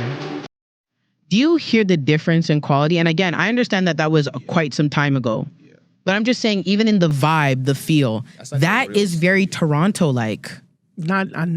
That's not even Toronto. That's international. No, I'm just saying, but like you could tell that feeling is like international. Like I don't feel Toronto with that. No, but I'm just saying, like, if you look at, because she's right. If you look at old Drake, yes, you look at his ballads, it's a very Toronto feel. Look at old, Party Next Door, The Weeknd, Toronto feel. Yes. What Layla Day has is not a Toronto feel. He has a track with Beam. Yeah, he's really. He was opening for Jesse. Wow. You know what I'm saying? Wow. So that's why I'm trying to that's why I said earlier, you need to know your market, because your market isn't Toronto. There is no excuse if your music is good. And based on what I heard from the song that we were playing, the Nobody Else, she has a vibe. The song isn't bad. She's talented. But it's not for Toronto. I'm not gonna lie. That song was given like a bootleg Controller vibes. And what is Controller? Control is like a dancehall song. Guess what that is? It was a try from Drake. Not Toronto. It was a try from Drake that worked. No, but I understand that. Yeah. Even Questions by Chris Brown. Girl, I got a question for you. Can I get an answer? Yeah. Do you think that song really banged in the States? Yeah. No. They Unless marketed it's an African club. And you know when that song was hot? Guess where Chris Brown was? In Jamaica. He was going to Jamaica, and you could see him at parties in Jamaica. You need to understand your audience. I'm so sorry. Like, excellent conversation, but now I'm gonna say wrong messenger. Okay. I feel you. And you're 100% right. When it comes to releasing your project, treat it as a product and know where your product is supposed to land. If your product sounds Afro, pitch your shit to African shit. If you know how many Africans we have here? Pitch your shit to Yachties. And I'm saying, if your shit sounds like hip hop, pitch it to New York. If it sounds like Atlanta, pitch it to Atlanta. Like, it's just a matter of what your sound is at the moment, and pitch it to where it's supposed to be. And I want to say this to artists, okay? Pitching getting your stuff out, even as an independent artist, isn't necessarily as difficult as you think it is. It's not. DJs who are true to the game, and you can check me on this, because I even call out DJs. It's your job to find new music. You get what I'm saying? You know how many times I've been in the club, whether it's just as a customer or I'm working, and people come in and say, yo, this is my new track. Can you play it for me? You know what the DJ's gonna say? Sure. Find a girl that's willing to dance to the song, pay her $20, give me $20 and whatever. If I like it, I'll keep spinning it. Hold on, not even that. If you know a promoter, they're playing I knew a lot of promoters. They're playing my music for free as long as I'm buying a bottle or as long as I'm buying something. You know what I'm saying? It's an exchange of whatever. Figure out, you know what I'm saying? And this is part of the groundwork that you need to do. Because if you go to a club and you can see whatever, cool. There's different people in here, whatever. They play your song. Look at the crowd. When people hear a new song that they like, they're like, oh, okay. Whatever. Look at how many DJs are like the apartment tour of the DJs just spinning bare records. Yeah, there's apartment. There's is it basement? No, basement and apartment. Underground. That's the Playground series. Yeah, there you go. Gosh. Do you understand? Yeah. People put that on and whatever. There are DJs you can pay because they'll make a playlist. They'll similar to those things. And they do that. Yeah. They'll play it and people listen to it because people want to listen to new things. That's when I think that some people in the conversation were like, or even Sam was like, you need to do more. If what you are doing has not been working, then it doesn't work. And that's okay. We mentioned this about the DJs last week. Some of Rennie, he does Playground last summer he did it 4 times. Shut it down. Now his whole audience is American people. Yeah, I'm just like, what? And that's what I'm saying. And that's just his crowd. From when you if you do a little bit of market research, because that's what it is. When you're doing the groundwork, whatever, that's what it is. You're doing market research. What market likes me? Mm-hmm. What market likes me? Mm-hmm. That's it. You got what I'm saying? 100%. Future where is he from? Atlanta? Yep. Yeah. You play Chop Suey or whatever it is from his free banking thing. People are gonna sit here and know that word for word. This is a market of his. This is a market of his. Like, If Future announced that he's doing a tour tomorrow and he's gonna be here next week Friday, it is selling out. 100%. I went to that Future that shit was hot. I fucking loved it. You get what I'm saying? I love Future, every minute of it. The man came with the Wu-Tang shirt all stretched. I'm like, yeah, this guy's Future's different. He's lit. You fam. understand? He's different. Keith Glock. You remember when Keith Glock came here? Like, he didn't even know that people in Toronto fuck with him like that. He was like, damn, like, I didn't even know y'all fuck. If I had known this, I would have, done more than one day, whatever the case was. You just got to know your market. And I'm so sorry, Layla Day. I understand your plight, but you are doing something wrong. You have been doing something wrong for the better part of 2 decades. If after 2 decades, all you have to your name, like on a digital scale, is 2,000 monthly followers, not even 20,000 followers on Instagram, not even 2,000 followers on YouTube. I get TikTok, but you aren't transferable. You're not transferring your greatness across your platforms. But TikTok is a very new platform. No, it doesn't matter. She has okay, I get it. She has 90-something thousand followers on TikTok. Great, but you don't even have 5,000 followers on YouTube. What are you doing on your TikTok that's working for you? So much different than everywhere else. And I'm going to ask you that because if you're posting lifestyle content and whatever, then babes maybe singing it like isn't like your pathway. Yeah, isn't your pathway. Maybe you connect to the people and you speak to the people in a different way. I could sit here and say, oh, listen, I have over 2 million views on TikTok and blah, blah, blah, blah, whatever. But I'm not going to sit here and say like I'm some super great host because it hasn't transferred anywhere else. She has over 100K on both Layla Day's TikTok and Instagram. Like, that's social media. So like, we know that singing might sing on your platforms for sure, because maybe that's your bag, but like maybe you resonate to the people a different way. You know what I'm saying? And sometimes you got to know that too. Yeah. Like the time that she took in this industry as a singer amassed this following. And social media wise, take advantage of that. I hope she's noticing that, because hence why she decided to tweet again. Fam, she's not, because it's a Toronto thing. These look at Cardi. He's still rapping. He's like a fucking A&R at fucking Sony or Def Jam, one of these places. Like, why are you still rapping? Go find youth. Go find talent. Stop rapping. I will also say, like, for example, a great example of this is Fifi Dobson. Okay, she was incredible, and then her label is what fucked her over. She had her new album, whatever. They shelved her album, said fuck you, and then a couple months later, she's like, wait, hold on the radio, I hear all of her music. I hear her music. You get what I'm saying? And she said, this is how I knew I really wasn't shit. But there's a new pathway now. Do you understand? That's why I brought up like Mooney Long and Mariah the Scientist. I get that you guys love the spotlight. I get that you guys love to sing. That might not be your main bag. And I'm not to say like Mariah the Scientist is really, up there now. Like she's definitely a success. But a lot of you singers, you guys might be a great singer. You can still sing on tracks. You can still have your credits. Write for people. Facts. Write for people. Yeah. You're 100% right. Your name's still going to be on there. You win a Grammy, you're still getting a Grammy. Why would you be mad for someone else singing? You understand? This is what I'm talking about. Like, I'll tell you right now. If I had the choice between putting out an album and it might not chart versus me writing and Chris Brown saying, yeah, I need that. Yeah. Are you on drugs? Give me my points, give me my royalties, and give me a copy of the Grammy while you're at it. Yeah. You understand? Like, you guys are just, I'm so sorry, but like sometimes you guys just miss the mark by a degree. But we're a different breed though, fam. Like you're thinking like unselfishly, and unfortunately there's very selfish people in here, or people that just want the love. Like people that feel like the recognition on the road, the recognition on to their peers matters much more than OVO 40 is what? Okay.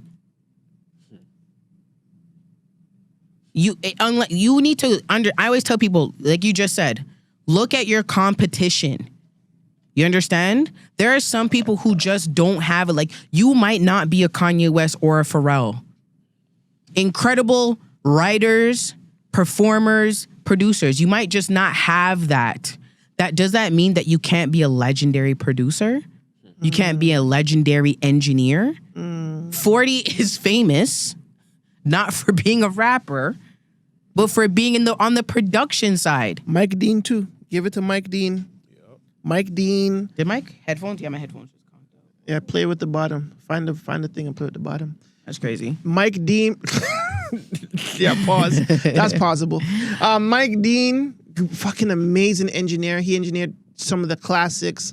Tata, Jay-Z's engineer, fucking amazing. Yep. Kendrick's engineer. What's his name again? I don't remember his name, but Kendrick's engineer. Let's just look at it from even Ali, mixed by Ali. Like, let's talk about, like, you know what I'm saying? Producers are famous in their own right.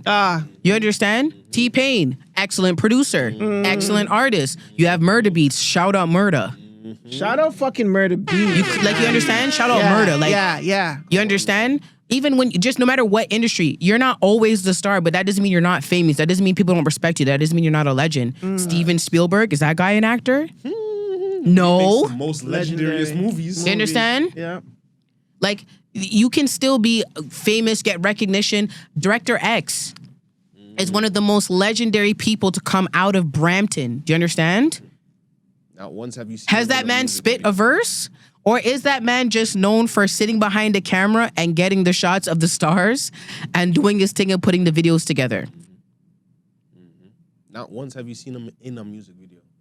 You understand? Director X was the person that made all the music videos open from the black screen and split open. That's a Director X tag. You guys, true say, some people might not even know.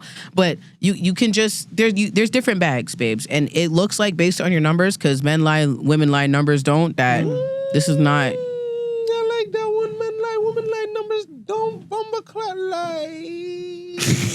Old school term, but, you know, she always shows her age every fucking week. You know what happened? They literally just conked out, dead ass. It's just play with you gotta play with the connection, or take it off your head. But play with the connection. Like, if you look underneath the thing. I miss having you guys in my head. Pause. Sounds crazy. Let me play with your bottom. Get a refill, please. Thank you. Yeah, refill up, and we're getting to Can the I last. get a refill? We're getting into the quick hits. The quick hits, Sam. I know you have Quick a bunch hits? Nah, I don't really still. Nothing. Are you sure? Check.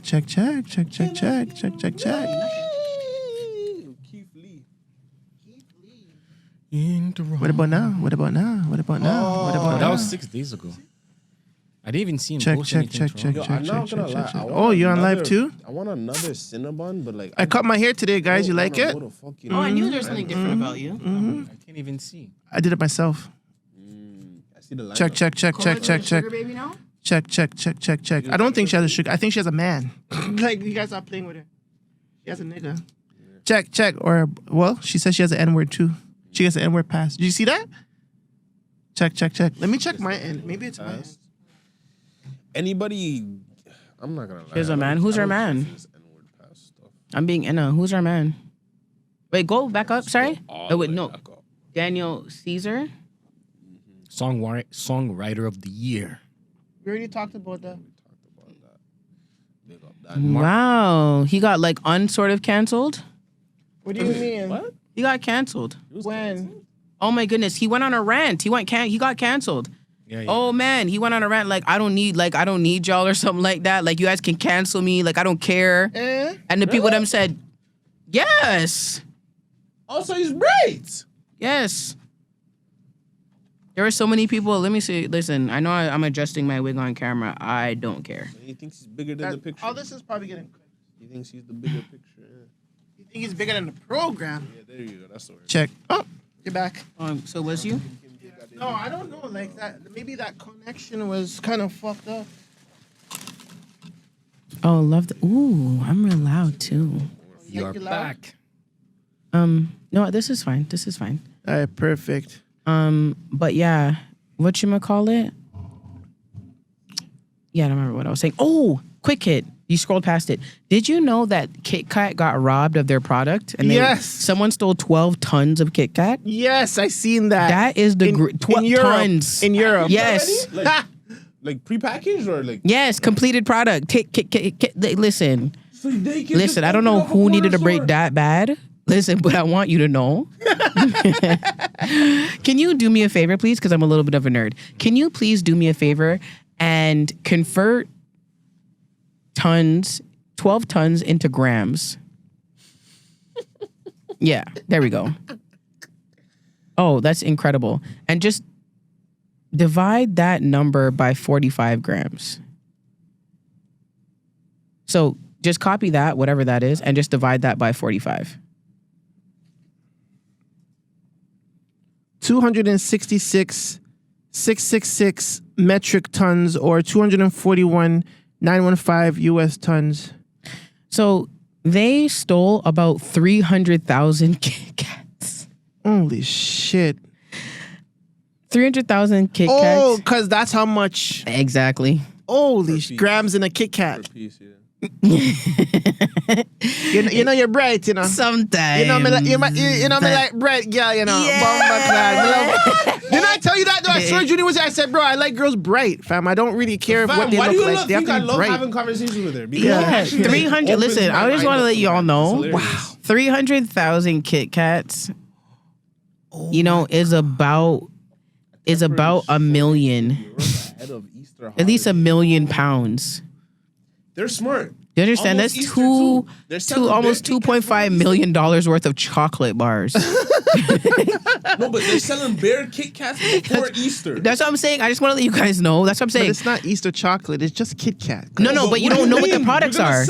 Because Kit Kit Kat does sell Easter like they're eating. Oh, the Easter versions of their. Okay, I just want to say. Either way, people still want I just want to say, anybody watching, if you get the chance to get the Kit Kat Easter bunny, like it doesn't taste like a regular Kit Kat. It is the best product that Kit Kat has. I promise to God, it is. Big Easter or the small? It's like a small one. You can literally get them for like $1 or whatever. Okay. But they're in the shape of a bunny. They only sell it at Easter time. It is incredible.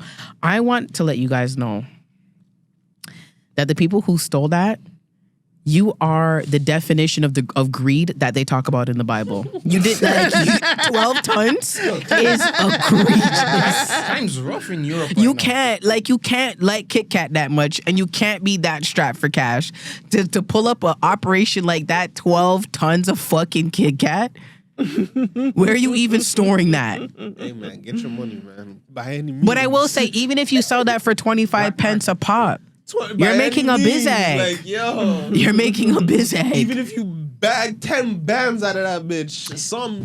Okay, question for y'all. Other than like precious metals, precious jewels, and money. What are you hunting for? Like? No, if you could find an abandoned truck or like a container of something, what would you want it to be on the inside?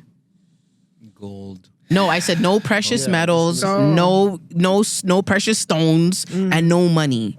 What would you want to find in a container? Like and you're taking it free and clear. Wine. Ooh, see, I like you. Yeah, wine. You're a smart guy. Yeah, you deserve some good head tonight. I hope you get that. You're a smart guy. Let me pray. What about you, Junie? I'm doing all tech. All tech. All tech? What kind of tech? I'm doing expensive shit like drones, shit like that. Okay, you want the military to come after you say that, then? I want that deal. I want that CIA deal. Yo, give me that. Yeah, I'm just getting a bunch of PS5 so I can sell. Oh, he's not been bad. watching a lot. Not bad, but the demand isn't really there like that. It's not as much because the new gen is dropping just now. So you're kind of late. No, they're telling people to buy up the new PS5 or sell them or some shit like that. So what's happening is like targeted pricing. So like if you're still on an Xbox One X, for instance, they're gonna sell you like a Series X for half price. There you go. So if you're still on a PS4, I'm pretty sure they're doing like targeted sales. Be like, yo, get a PS5. It's half price. But they are raising their price too because Microsoft is doing some really fucking dumb shit. Like they're trying to do a deal with Netflix. Like I don't know what's wrong with the lady right now. She's on some dumb drop shit. Ads or bundle it up with with Netflix and get like the 2-in-1. Like it's so dumb. But Sony's laughing, kick up. They'll be like, you know what? Let me just raise the price because people are straying away from Microsoft anyways. Let's just run up this last couple bags and we'll just drop the PS6. No, but you have to take in. They're not even fuck that. Xbox is about to come out with a console that's PS or sorry, 2027 though, brother. My nigga, that's not that far. But think about it like this: if they were gonna do something like that, I would. If I was Microsoft, Aren't you? I would. I am. That'd be the But if I smartest was thing like to do. ahead or whatever, I would have rushed the job and get it ready for fucking GTA 6, and drop it with a bundle with GTA 6 because it only makes if you're the first ones to drop your new gen on GTA 6, it's just going to make more sense. But then you have to actually team up and partner with. You don't have to team up with nothing. Just get your product, get your shit ready, and make the deal to like bundle. But that's Make the your deal thing. to bundle. GTA 6 is already projected to definitely have bugs for just consoles. No, it's not. year. Bugs? No. GTA 5 did not have bugs, brother. You know how long they've been working on GTA 6 for 7 years, cuz. You know how long it takes just for a game to hit from console to PC alone? Fam, this is not Cyberpunk. They're not doing bugs, cuz. Like, listen. You don't think they're trying to make this super duper...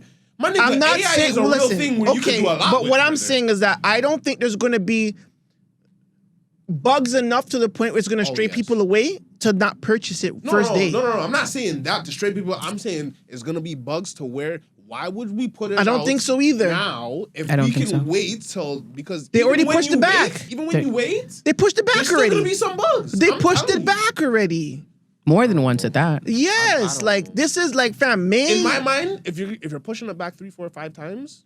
They're You're gonna get fam. bugs It's by the the time game's it comes done. out. The game's done. They're just cleaning shit up from when they dropped the trailer of Florida and all the shit. Yeah. The game was done. They're just going through it, cleaning it up, cleaning it up, cleaning it up. I It's think polishing, fam. definitely. I think that because when you do things like that, you're testing. Like you're testing. Like up until you start putting it out on CDs, you're testing it. I think what happened was people were playing it, and they discovered a big bug. Yeah. It had to be something. Yeah. Yes. Because And they I go think- through closed beta all the time. Yeah, exactly. So I think, and I'm also gonna guess where it was. I think later on in the game, and near one of the missions near the end, they realized it was a bug. And then for them, like once they fixed that bug, it created a ripple. Like, you know, when you do things like, and then it creates like a if I butterfly fix this, effect, I have to go and fix back they over have to go back and whatever. I think that's what it was. But I definitely think it was out. But for my answer, I'm not gonna lie. I'm gonna say because wine is an excellent option. I'm not gonna sit here and hold you. Wine and cheese would be an excellent option. But I'm gonna be, a gal and say bundles. What, like hair bundles? Hair bundles. But are you selling for the low? Because y'all can't afford like no. $500 wigs. Yes, they do. Don't sit here. I'm not saying they won't buy it. I'm just saying like I know y'all. Once they have the money for it, they will buy it. But like the average woman is not buying a $500 weave or a wig. Hey, no. Every gal has at least 2. Fam, Every I know woman I has doubt at least 2 wigs in her closet. no. Unless I deal with beer average things. Solar told me to tell you that her wigs cost $700. Bumbo pussy Ross. Okay, I'm not gonna lie, Solar. But you're not buying that on all the time. Like your $700 wig is probably gonna last 10 you years. for 3 to 6 months. No. Listen. What are you talking about? It'll last longer, but that doesn't mean that she's not gonna buy another one. Listen. I don't know. Still, Shout out Rich Rose. Go get your wigs at Rich Rose. Go get your lace fronts at Rich Rose. I've seen gal them go over there, pay their local $500, $600 for wigs, and it's lasting for months. Yeah, of course. Months, exactly. So but I'm saying, how long do you want that once shit they to last? get the Some money, of them they'll can do it. last But years, not my nigga, every. but the gal There's just girls that graduated want to them. switch their wigs every 2 fucking weeks. Every payday, that's they the want to gal buy a issue. new wig, but they're not That's the spending gal $500. issue. They're That's buying not a like wig issue. That's a $200, $300 wig every other week. Cause what are we talking about? No, I get that. And you're correct. You could definitely do that. 100%. You're not wrong. However, I will say, if I'm finding these bundles, I'm gonna sell them cheaper, but they're not gonna be cheap, fam. 12 tons of bundles. Them bitches gonna last, nigga. Shit. Now you might have to start a charity. Like if you eat, do you mind doing some research for me, sweetheart? Can you just show me? Go to I don't know. Go to. I don't remember any of these hair places. Remy? No, Remy's a type. Okay. No, BSW is a company. Go to Timo? No. Just Google Virgin 30-inch lace front wig. Mark Carney was at the fucking Junos. This Yeah. guy needs to chill out. No. None of those.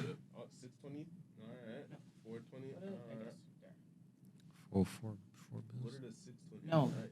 Okay, yeah, just go to their website for a second. I just want to see how many grams are in these websites. I mean, in these wigs, because I couldn't tell you. No, go back to I it. never even knew wigs had grams. Yeah, they sell the weight, the hair by weight. Oh wow. Oh yeah, because of the strands and shit. Right? Yeah. That's fine. That one, yes. Go to that one. Take a shot, Claire. Go to 30 inches. This girl's gonna take a shot up. I don't have it. So, yeah, I don't know the weight. Oh my goodness. Actually, just Google on average. Yeah, just Google on average how many grams are in a 30-inch bundle. You want me to ask my sister? I'll call my sister. No, it's okay. Wig? No, just bundle. 100 grams. Brother, 12 tons?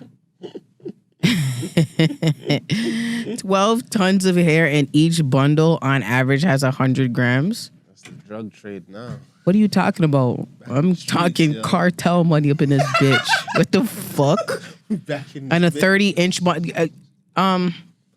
Don't kill me. So we back on How many block, grams? Slanging them things, man. Yeah, like 120,000 bundles. okay. That's beautiful. Even if I sold them for $1 a pop, I'm up 120 bands, and that's not what we're doing. Can you also do me another favor? Can you just hold on, just go to their bundle. No, you move too fast. Remember, I'm old. Go scroll up, please. Just click on their. Do they have wig types? Oh no, they don't have bundles. No, they don't have bundles. I just can't. Can you give me a wig company, please? Chat. No. I want a black company. I don't know those. That's not what we're talking. Like what? Wig companies are very different. They ain't got the. Does anybody on here know any wig companies? I know y'all know some wig companies.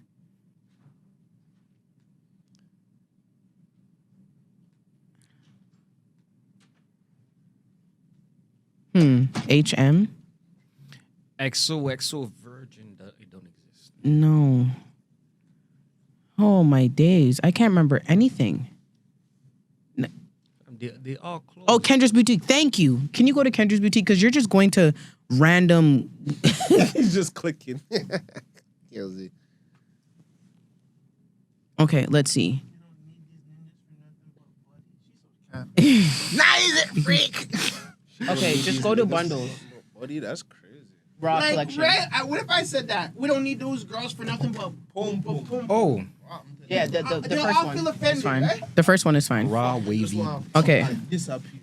They'll all feel offended if we said that. I'm telling you. Okay, so for a 12-inch bundle, it's you have to scroll up. And how You love to scroll, you know. He does. 160. Oh, 169. So 170 Canadian. So 170 for 12 inches. Yeah, and that's just the usually like that's the lowest, and people don't really make 10-inch bundles like that with raw hair. So let's do 170 times $120,000. Hey.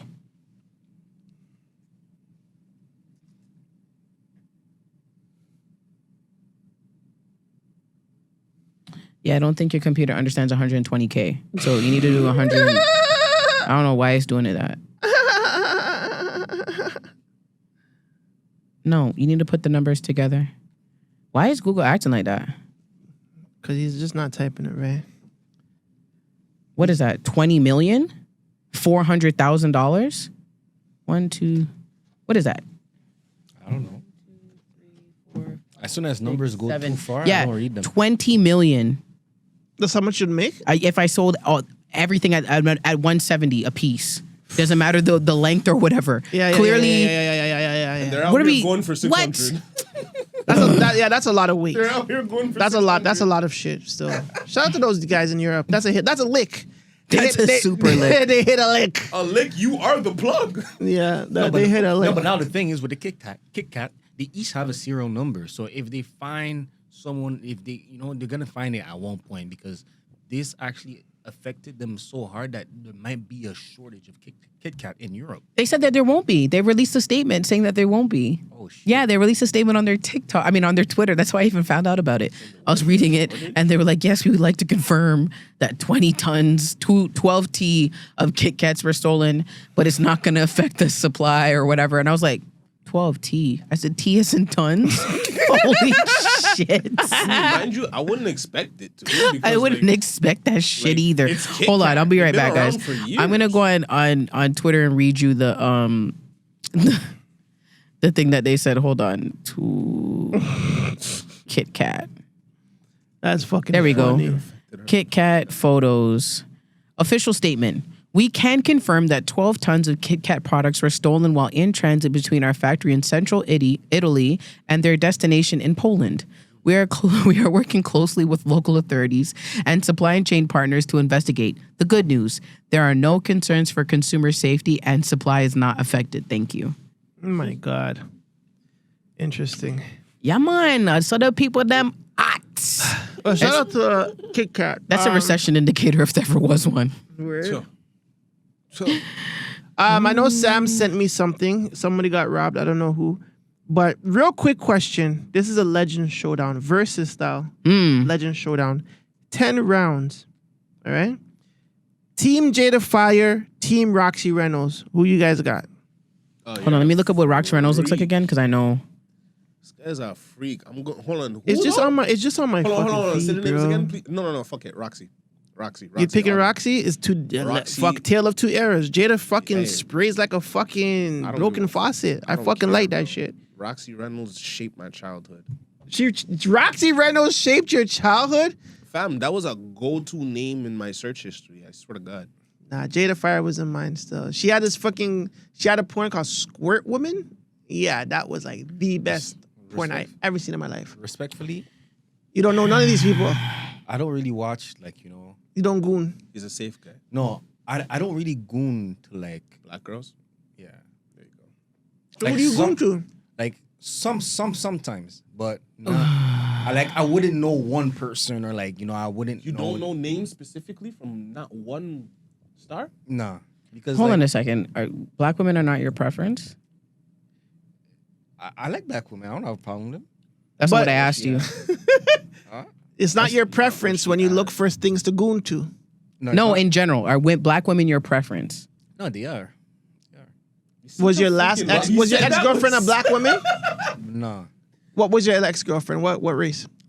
I think she was Arabic. You think? No, she was Arabic. She's not your ex then. I was gonna say that Someone you're didn't last smashing. long. No. How do you think your ex was? Like, you should know what your partner's ethnicity is at least. Yeah. She was. She was Arabic? What country was she from? Lebanon. No, there you go. Okay, there we go. He's just trying to be like private or something. So you don't like? Okay, before that, black. Okay, before that, black. Before that, black. How many black women have you dated? Can we just skip over this? How many black women have you dated? 3. How many women have you dated in general? Probably 7. We're almost at a 50% rate here. It's 2 handfuls. You know what it is? You know what it is? And I won't lie. My brethren, shout out to 9X, man. We didn't even take a shot. Sorry. Yeah. Take a shot.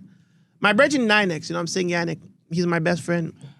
He said when he was growing up in Congo or whatever, South Africa, all on the TV, all he saw was white women.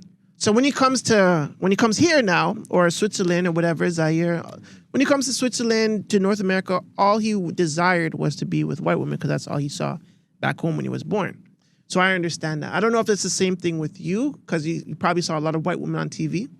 But I understand that you'd want to be with whiter skin. How come that doesn't translate really over to women? Because I saw a lot of white, like, let me tell you, Xena was my, okay? Hercules, fine as hell.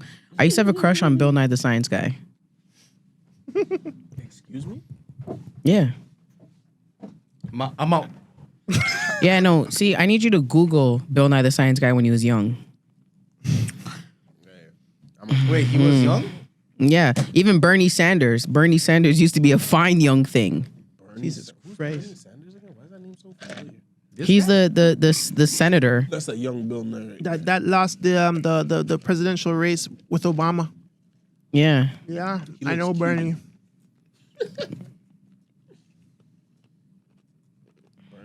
Oh, young Bernie.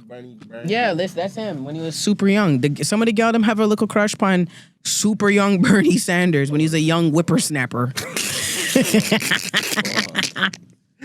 But for you though, it doesn't really translate. Yeah, no, I still want black men. Like I want me a Quavante. Is that because Jamar? Is that because you're raised in the BT era? Not necessarily, because I mean, I don't know how to describe it. I was surrounded by people of multicultures and all that good stuff, but I just I have crushes on people outside of our race, but my preference will always and forever be a black man. I have a question because ask me too, sweetheart.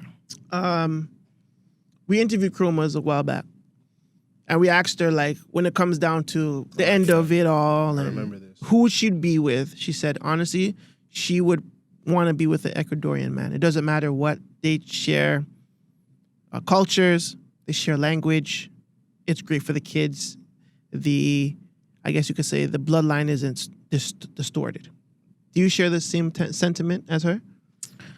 Oh. Maybe it doesn't have to be Jamaican, but even if you had to choose, like if you're a thoroughbred Jamaican woman, do you feel like your by all end all marriage, kids, everything, the rest of your life should be with a Jamaican man, even if he was Canadian born?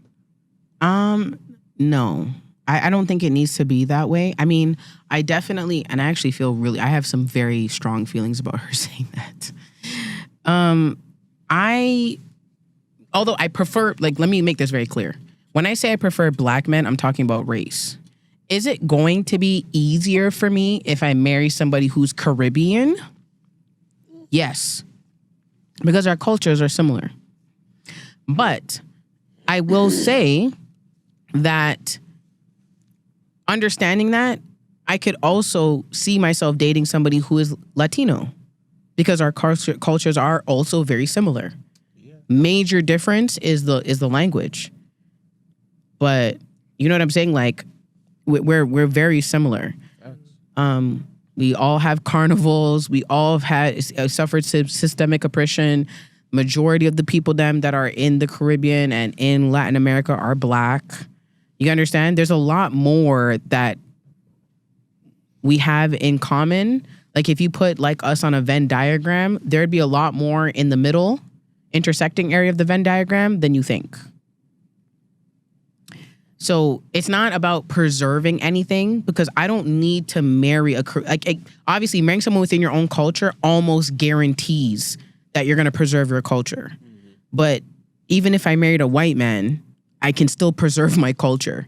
It's my job to preserve even more so, it would be more important for me to actively preserve the culture. You get what I'm saying? Like I've told anybody that I've dated, like, boy child, girl child, they're gonna be in Carnival, whether that's Caravana here or Carnival somewhere else. That's like a non-negotiable for me. You have to. They need to go to Caribbean days, heritage days. You need to know these things. But breeding outside your race, you don't think that distorts the bloodline? I mean, distorts. I mean, I guess if you want to use that diction, sure, it still can. At the end of the day, but I can't say anything because I'm mixed. So you're already distorted. Exactly. And the majority of us are mixed. I am. You know what I'm saying? We are one people. Everybody's mixed, okay? Not everybody. I'm mixed. Trini, Grenadian. I'm mixed. Yeah, not everybody has the same interaction. Your dad and your mom is Haitian. Yeah. Okay. Junie, your daddy and your mom is Jamaican. Jamaican But- Guyana. You're mixed. But if you go back in my bloodline, there is one Polish person. So is mine, Venezuelan. So what? Okay, so we all mix. We all one people. No, we're not all one people because, I mean, even when you just want to go back to it, not everybody was colonized by the same people. Some people were colonized by the Spaniards. Some people were colonized by the French. Some people were colonized by the super white Caucasian people. Like, not everybody was colonized by the same people. So that's even why it's like, you can tell there's a difference between Guyana and Trinidad. Oh, You can tell the difference. Big difference. Yeah. Haiti was colonized by all of them. And I'm not saying that they weren't, but I'm just saying, even though we're mixed, you understand, that doesn't mean the same thing. Yeah. I could mix flipping, I don't know, I can mix eggs and flour, but that doesn't mean every time I mix it together, it's going to come out as a cake. One might come out as a muffin. One might come out as a cupcake. One might come out as a pancake. Are they all mixed? Yes. But are they all fundamentally different?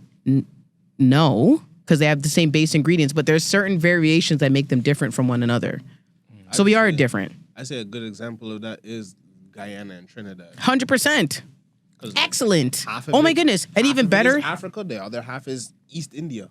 another example that's incroyable, Haiti and Dominicans. Yeah. Oh my goodness. They're on the same plane. On the Dominicans? same island. They're on the same island. The Just- same Dominicans piece need of to stop land. the nonsense with the black shit. You guys are very much black. You understand? But Nah, I know black. I Dominican. I'm screaming. But like, yeah, like, I don't know. So I can't really speak to it. I love you Dominicans, but please stop it. Just join us and done. It's not even them joining. It's more so like unify the land. Like take away the border and just intermingle it That's with not each how- other because you guys are all kind of technically one. Dominicans The are slaves are on far one too side, bigoted to do that. And the Spanish people that got raped is on the other side. Yeah, no, Dominican but people are far actually- too bigoted to do that. Actually, the whole island was unified. You know what I'm saying? Because like, it's the black people that basically got the freedom, right? But we were. It was always one island, you know. It's still one island, but you guys have a border. Like, you know what's crazy? I learned that recently, that the Dominican Republic and Haiti is on the same island. And I'm like, why the fuck are they speaking two different languages? No, I swear to God, because I didn't I'm just finding understand. that out because of you guys. Like, I did not know that. I did not know that. You know And what's it's just crazy? like, I found that out when I went there. When I went to the Dominican, and I was like, On the plane, I like. Haiti is right no, there. not even on the plane. When Haiti is right there when with we you. went, when we landed and whatever, my mom used to work for Air Jamaica and whatever. She's like, oh yeah, like, you know, Haiti's right there. And I said, oh, where is it? Like, how far? She's like, babes, we're on the same piece of land that Haiti's on. I said, say a word. And I didn't really understand until we went on a day trip how close we were to like the border. They're like, oh, it's literally that way. Like you could drive like 1-2 like hours and whatever, and you'll be at the border. And then I didn't realize how bigoted they were once they started speaking about, oh, Haiti's evil. They do this, they do whatever. And then I went and I did my own local research, and I was like, all right, man, you guys are booking. Because I got that. They're like, oh, you're American. I was like, no, I'm Canadian. They're like, oh, so you're black. And I said, what? Where did that come? Canadian to black? Yeah, no, so they're like, oh, you're black. Because no, when I first landed, they thought I was Dominican. Because wow. If you're Right? from the States, you're Dominican. Because there's Dominican that look Exactly like me. you. Yeah. Yeah, so they thought I was Dominican. Right? Really, truly, we're just Caribbean, but No, 'cause whatever. I'm not gonna lie. They thought You're I was like- Dominican. What's her name? Angel Fernandez. You're like her complexion. Probably a little dark. I have no idea who that is. The tall, 7 foot. yo. The one on Drewski. Actually, yeah. Probably. I know. That's- What? Oh, the You one, mean- yes. Wait. I've- You I've mean actually fucking gone Mutombo? Yeah. Her name is Angel Fernandez. Her Let's name get is that right. Mutombo, dog. I name know is her as Angel. Mutombo. I'm not giving that. She's the 7-footer. Listen. Yeah, she's the a baddie good-looking girl. that was Would only you wearing. fuck her? Yeah, she like. Pardon me? 7'7". What'd you say? What'd you say? Would you fuck? I would, of All course. right, She is you're fucking beautiful. Mutombo or you're fucking Angel Fam, I Fernandez? cut trees down. I would, son. but I can't lie. cut You're trees fucking down. Mutombo man. or you're I can't fucking lie. She Angel has to be on Fernandez. mute. She has to be on mute though. No, Why? I like her the way she sounds. language. I like the way she I sounds. love her language. Love the I way want she her to sounds. talk to me Also, just like shout out that. to the gallon with deep voices like me. On that. But anyways, yeah. So they're like, oh, like you're black, and mind you, he's darker than you. You understand? The man was dark. And I said, yeah. By the way, we were speaking in French. I did not know the second language of the Dominican Republic was French. So that's even worse. Like you guys are meant to be with each other. I thought it was break down the borders. Like what are we talking about? Their second language is French. That's crazy. I did not know that. I didn't know that either. I would think that either. was Spanish. I didn't know that either because when I went there and I'm trying to communicate with people, they're like, "Oh, no English." I said, Really? Yeah, because they're Spanish. Whatever. I'm like, they're like, "Oh, no English, no English," and I was like, "What language? Like anything else?" And he said, "You think it's French?" I said, "Absolument, on y va." There we go. We're good. So this conversation is happening in French. He's like, "You're black," and I said, "Yes." Which is pretty easy. What? From Yes, it's their second language. Yeah, like that ass. French Everybody and on the Spanish is resort, I got along. Me and my family were so blessed because I spoke French. Wow. My brother's girlfriend at the time, I don't know what they are now. Fiance? Yeah, fiance. Yay! Anyway, don't hit that button. Damn it. Why? I don't talk to that guy. Oh my God. This is the love. We love black love here.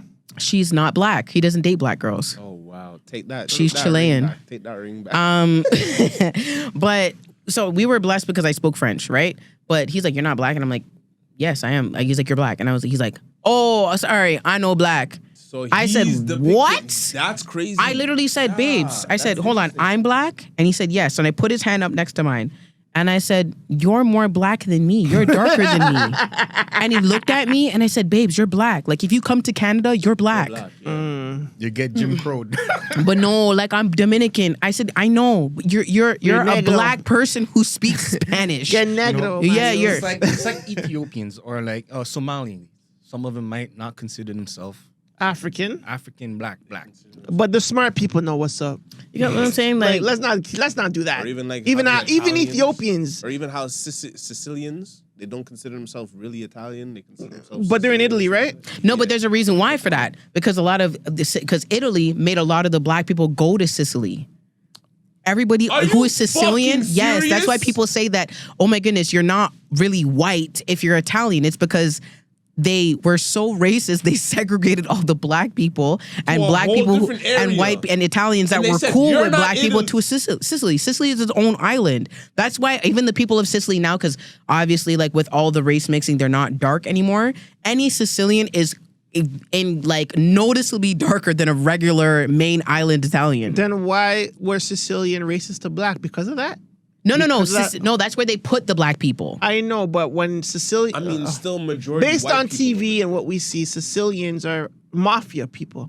So they were very racist to black people, according to what we see in our faces. Of course, but I mean, honestly, I get it because at the end of the day, if you grow up feeling like, no, you grow up knowing that you're isolated, you're on this island, people don't respect you, whatever, you don't get the proper care because you're black, you're gonna hate black people, you're gonna tell your kids not to marry black people, whatever. It's like, it's like Italy did the same thing that Spain did with black people. That's why there's no black people in Spain now. It's crazy. Get what I'm saying? My dog's in Spain. No, I'm just saying like But the majority, like if you're from Spain, you are like true Spanish. You Yeah. are not black. Yeah. You know what I'm saying? Old like Spain back in the day was not full of white people. But that's my little History Channel lesson of the day. That's crazy. Oh yeah, what are the quick hits? Nothing's quick with us. I know, I noticed right? that you guys don't. Do you guys do quickies? We do quickies. No, like be real. Vegas. I do quickies. How long do your quickies last? 30 minutes. It depends on what No. position. It's a quickie is a quickie. How long do your quickies last? It depends on the position. If it's Bacchus and I get you in the right angle, like the quick it's at least 3 minutes. Okay, but At I'm least. talking about a traditional quickie. Like let's say you and your shawty out, she's looking real ripe, real breedable in the moment. You get what I'm saying? She agrees. She's like, let's go out to the back real quick in the car. How long 5 is minutes. 5 minutes. You're done in 5 minutes. I'm making sure I'm done in 5 minutes. That's like no foreplay. It's just straight. Obviously, straight, that's what a quickie is. Yeah. 5 minutes. I'm gonna find a way to get my head in there. How? There's no time. Like we're talking about a quickie, cuz. Unless the quickie is the brainers. If the quickie is the domas, 10 minutes. If the quickie is the domas and she's good, 10 minutes.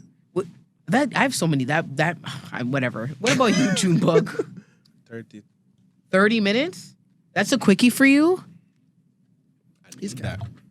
I wanted to ask a question, but I just forgot. I completely agree because No, real shit.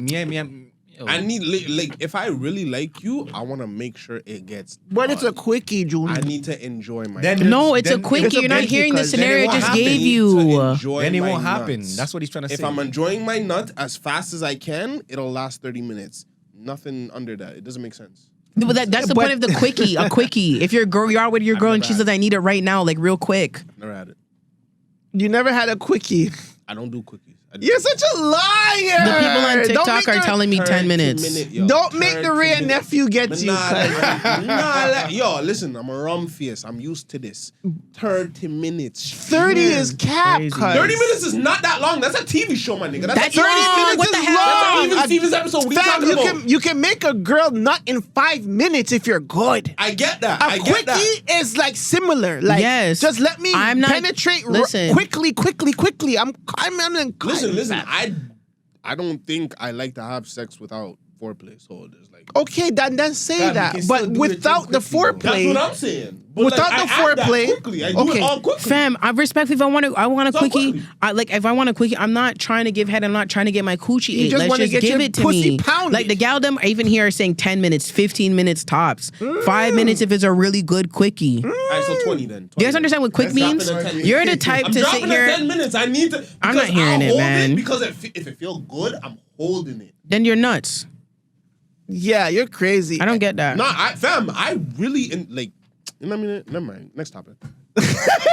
Listen, if I have you on top of the fucking, if I'm in the bathroom and I have you on the where we wash our hands counter, on the counter, and you're up here, your legs are up here, I'm fucking coming in 1 minute. I promise you. Because if that pussy's wet and is good, I'm in that. That's what I'm saying. Like, it's not only backwards, that, let's say you have 15 minutes tops for the quickie before the boy them are walking in the bathroom. And I never got to nut. I'm sorry. Oh, okay. Well, I mean, sacrifices must be made then, I guess. I don't know what to tell you. Even in reality, before the kids get up. So say like your alarm is 7:30, but you guys wake up at 7 o'clock. I'm fucking hard and she's wet and we only have 30 minutes, but 15 minutes and we have to clean up and get ready to get the kid ready. Bam.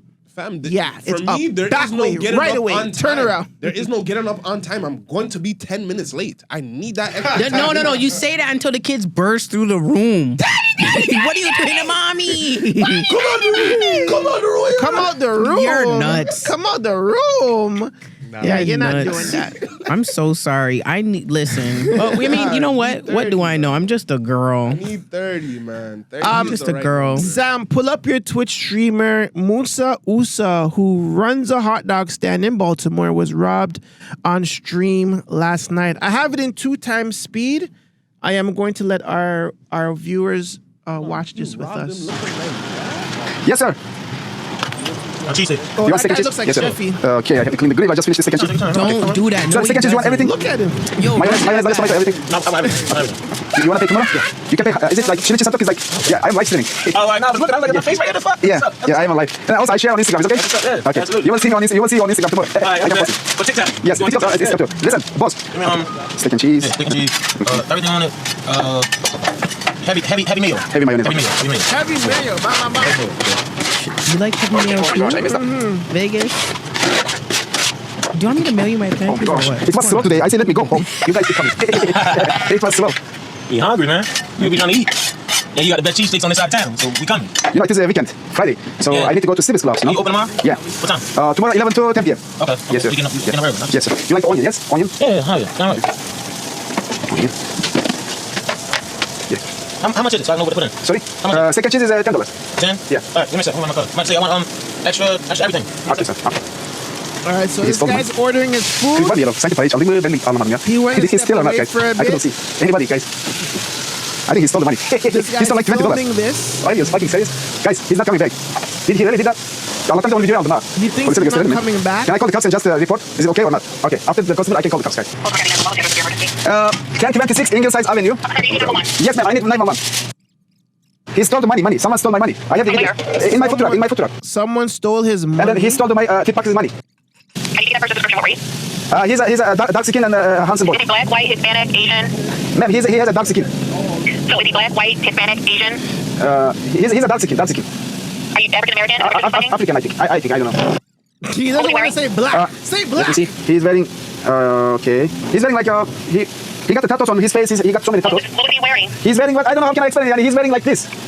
Like what you're looking at? You cannot see me. I'm sorry. This is like if you come this. FaceTime, is it possible to show me FaceTime? This. Okay, so wait, Sam. The guy that's cooking is a streamer. He's a streamer. He's literally like he has a camera on his chest. Yeah, camera okay. In the back everywhere. Yeah. Has viewers. And, Yeah. And this guy just thought he could go in there and like. What did he steal though? The money. You didn't see him. He picks up the money out the box. Oh, he stole the money from the box and he said he's coming back. Yeah, he's like, oh, hold on. Let me pull it up because I think I missed that kind of. There he is. How much is it? Sorry? Second cheese is $10. Can you just go back and just show the people that his whole go to the back to the beginning of the video where he's walking up. Your whole face is on that, brother. Yes, sir. That's why I said he looks like Sheffy. Look, don't tell me this doesn't look like Sheffy. He does not look like Sheffy. Hold on, pause the frame at 6 seconds for Claire to see on your computer. Tell me he doesn't look like Sheffy. He does not look like Sheffy, man. Tell me he doesn't resemble him. You want to start up something, man. Claire. Doesn't look like Sheffy. Claire. Hold on. Claire. Yo, do yourself a favor. Pull up a picture of Sheffy and pull up a picture of that because guy. I seen a recent video of him randomly today, and with his X. face with his face X. shaved. H. He doesn't pronounce like he's a blood allegedly. Shut up. Shut up. Shut up. Sorry, I just chat because I mean, who's gonna beat me? Fam, tell me that doesn't look like Chef. I haven't seen a man in a minute. The first thing I seen was Chef because. Yo, Peter. Peter, what's wrong with them, Peter? Tell me that doesn't look like Sheffy. Did you find it, Sam, or what? No, he's spelling it wrong. X? I mean, it's just not XH. Yeah, you're Isn't it spelling like it wrong. CHE? No. X? I don't know, bro. H? Go back. I'm telling you how to spell it. It's not this. Listen, viewers of the podcast, tell me this doesn't look like Sheffy. Tell me it doesn't look like Sheffy. Are you pressing enter? Sheffy that lost weight. Not the Sheffy that you know what I'm saying, that had the weight on him. There's two Sheffys. Yeah, that's the video I seen. Tell me that doesn't look like Sheffy, bro. With the Play it. The clean cut. Tell me that doesn't look like Sheffy because tell me I'm lying. Nah, you're lying, fam. The man doesn't look like you're bugging. Go to 6. You pause it on 6? You pause it 6 seconds? Yeah. Anyways, whatever. Maybe in that recent video, but yeah. Anyways, you guys don't believe me. That one maybe. I think you're saying maybe the shape of his head. Maybe something. There's something that makes me see that guy and think about Sheffy. Still, I'm not lying to you about him. A teen faces life sentence for a job she found online. What is this, Sam? What? Sam always finds all these ridiculous stuff. Let's listen to this right here. The teenager from Canada who is facing life in prison after she answered an ad online for a job and she was arrested on her first day. Jade, a 19-year-old girl from Canada, was excited to call her dad and tell him that she found a new job. And when he asked her what it was, she said, "I'm an international courier." It turns out that Jade answered an ad on Instagram from a company called Dot Network. She was offered a free international trip and $5,000 for what she described as a simple job. She was told she would be acting as a courier, transporting luggage from one place to another. When she told the recruiter that she was worried about being trafficked, he assured her that that wouldn't happen because he had sent many of his friends on the same trip. Sounds like easy money? Well, maybe it was a little too easy because when Jade made her trip to Hong Kong, she was stopped and arrested. Inside the luggage she was hired to carry 25 kilograms of cocaine. But Jade wasn't the only one who took advantage of this opportunity to make some easy money. In total, 4 people from Canada are now being detained in Hong Kong as a part of this same scheme. Wow. The police have yet to identify the ringleader, who goes by the name of Dot. as in a single period. Police say Dot promised some of the new hires up to $10,000. Their flights were booked, their hotels were arranged, and they were all given suitcases and told not to go into them. Investigators later learned that when the new hires tried to back out of going on the trip, the recruiter threatened their lives if they didn't find someone else to take their place. Unless the arrested Canadians can prove that they had no idea that they were carrying 25 kilograms of cocaine, they all face the possibility of life in prison. What do you think of this story? Well, leave a comment to let me know. I'm Tierka. We don't want them over here. They're obviously gonna beat that. Beat? Because they obviously they didn't know. They have no knowledge. What? They're gonna beat that. They can just snitch. They've been snitching. Yeah, Snitching on who? .com? Yeah, no. On the website? I The seen person that don't exist? It's not that hard to what get was at. it? City TV did a special on this, and you can tell in the messages, like her parents are actually the ones that whatever. And then the reporter flew to Hong Kong to interview another one of the guys. And they all have the same MO, but they were like asking questions, whatever. Based on all of the things, like, and all of the stuff is there, like, they even asked for like video proof, like, show me where you live, They're in those conversations alone. You already have like probable cause that you didn't know what you were trafficking, and you had reason to fear for your life. Like, fam, these are regular people. These are regular people. Job. They didn't know what they were signing They up did not know. A job on Instagram, bro. My nigga, you know how much jobs on Instagram I done tried to apply for? Acting jobs, all these little things. My nigga, if you're going That's for an acting job. You're talking about like if you are going for an opportunity, fam, you know, fam. I don't care what it is, fam. You're 19. You know what you're going into. No, you don't. Yes. Fam, International courier. Come on. Send me a video of your crib. I would think I'm going to go work for Amazon. What do you mean? Amazon. It's not cutting out. No, see, this is the thing. I think you are using your lived experiences as the baseline when that's not it. A lot of people really don't know about the street life. They really just don't. I will tell you, growing up in Brampton and in Mississauga, I didn't know that we had strip clubs in Canada. I thought that was an American thing. I did not know we had strip clubs in Canada until I was 18. And people say that to me, they're like, what? I'm like, why would I know that there's a strip club in where all the strip clubs that are around are either in downtown Toronto, which I didn't frequent. Yeah. Also, I'm from Brampton. I'm from Knightsbridge. What am I doing in the industrial area where $1 Million strip club is at? What am I doing over there? You understand? Like, I can totally understand. This girl looks friggin' sheltered as hell. She does not look like one of the gals that's out in the streets and doing the most with the Man Dem. The type of girl that'd be on Vibe.tl looking for men. Like, it's not it. And think reality movies are half of the time they're based off reality. Majority of the time they're off of someone's imagination thinking of what the reality is. If I get any type of deal, okay, maybe I just you're different. Like maybe you I'm heard just what thinking. she said. Yeah, you're right. Your reality is different from their reality. You're more street smart. Yeah. Remember, they say that some people are street smart, some people are book smart.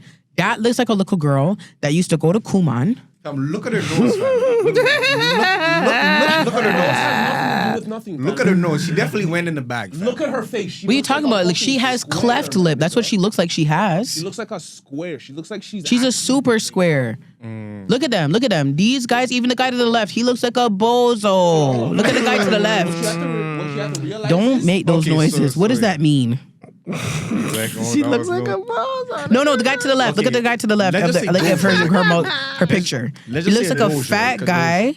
He looks like the Michelin Man. He looks like a guy that's just happy to be here. That doesn't look like he's a trapper. Okay, this guy definitely knew what he was doing. You're no. You're looking at him thinking Ryan White or Ryan Wedding. That's what you're looking at. You're looking at him and thinking Chet Hanks. Okay. What if it was Wagwan fam? Black guy. No, it's Chet Hanks in the building. It is not the Man Dem. This is none of the Man Dem. Alright, so this even is if it was a nigga here, you would have to go through his background. Okay, guys, if you find any fishy emails or a text that tells you you're gonna get some money to transport something you can't look into, it's probably not good, and don't do that. Okay? Yeah, of course. We're not sitting here arguing that it wasn't stupid. but stupid. we're saying that they're naive. Yeah. And there's a reason to their naivety. Now, let's say me as a stripper, they're not gonna believe that I didn't know what was in the bag. I'm a part of the nightlife. You get me? They're just not gonna believe it. But a little 19-year-old from Brampton who lives at Mayfield and Dixie. No, Castlemore. Even worse. You get what I'm saying? Like, even worse. One thing my pops always Mom, taught I got me, a summer job. Nah, fam. One thing my pops always taught me: there's nothing common about common sense. Bingo. That's what's Maybe up. common to you, but to someone else you never grew up Like, with. look, okay, like, look at it. I was saying the last time I was here, I was like, hygiene is cultural. It's common sense to you to bathe every day, right? That's facts. Now, there are people that you're gonna meet that are gonna be like, you bathe every day? And they grew up like that. You're weird. I only bathe when I need to wash my hair. Jesus Christ. You understand? Matter of fact, we have bath Huh? days. No, No, I'm Matter of trying to fact, tell we you. have bath days every Wednesday. You get in that bath. I know people who grew up, who owned a pool, whose parents said that, like, okay, you only need to bathe like every few days, but if you go to the pool, you can skip because that counts as a bath. The chlorine and all of you have to even shower after you're done with the pool, no? I mean, technically you would because it's not good for your hair, all them something dead, whatever. But there are people who think like that. That's what I'm saying. That's true. I know people who legit say, if I'm washing my hair that day, I'm not washing my body because as the soap is running down my body, it's cleaning my body. There's people that really think. Okay, like, do you have to wash your legs? Yes. Listen, Do you wash the back of a plate? We are different. We are different. Do you wash the back of a plate? Yeah. Why? Because there could be food and things like But you're not eating off of it. No, You don't wash your legs. I know you're asking me that because you don't wash your legs. that. No, I do. No, you scrub your legs? Yeah. You I, jumped when you were about I to definitely ask. apply soap to my legs and everything around it. No, but Dis la vérité. Non, c'est la vérité. Je mens pas, moi. you have to ask him in French. Because I just don't believe it. The way he said, do you wash your legs? Like he's looking for validation. Like I was like, nah, fam. Fuck that. What? I love you. I love you guys. You guys are dope. All I gotta say is, I guess I'm sorry, guys. I guess I judged the situation. I was too harsh on the victims. I guess you guys cannot be called victims. I don't like the way. I don't like your tone. I don't like your tone, Sam. I don't know if I like that. I don't know if I like that or green eggs and ham at this point. First, when I seen the when I first saw the CTV hit piece, they were trying to paint them like they were good kids. I was watching something like, fam. No, but Why are they being so nice to them? Like, No, I don't get me wrong. I definitely know that there's some people who are gonna be like, I didn't know it was in the bag. Like, can you think you know? If it was me, I'd be like, I didn't know. No, of course you would, because you'd be stupid to say anything other, Right? Yeah. Right? I mean, I know when that guy who thief from the food truck guy, he's gonna plead not guilty. Okay, he's gonna say it wasn't him. But I think one of the parents was aware. No, they didn't. No? That with the girl, that's why I said I believed her. Once they read the text messages or the DMs, I was like, okay, no, this girl really didn't know, because nobody in their us in the real world, if one of the plugs say, show me your address, you're gonna say beat it. You don't need to see, or even if you do show them an address, you're not gonna show them your address. Yeah, where you live. You know what I'm saying? You're gonna go into a building and you're gonna walk out. You're gonna do whatever it is, but you're not gonna sit here and whatever. When they say show me your ID, you don't need to see nothing. That's facts. Listen, I was applying for a job, and just in as the application giving off all your requirements and things like that, they asked for my SIN number, and I was like, what? You don't do this when I'm just looking for a job. You do this usually in the interview process, or if I pass the interview process. when you get the job. When you get the job. I was like, wait, what kind of scam of them thing this is this? Yeah, I've had employers demand that they have my physical address, and I said, what does it matter?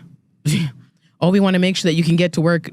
What do you mean? If I live in Brampton and the job is in Toronto, I can get to the job. You don't need more than. You don't need more than my city. Yeah, that's facts. Shit. That's facts. Yeah. Okay, so this is one of the text message. Company, Nickel Shipping. Job title, International Package Shipper. Remote, worldwide travel compensation paid in cash per trip, 2 to 7K. Job type, contract, freelance. Description. We're looking for reliable, responsible individuals who can transport and hand deliver small packages internationally.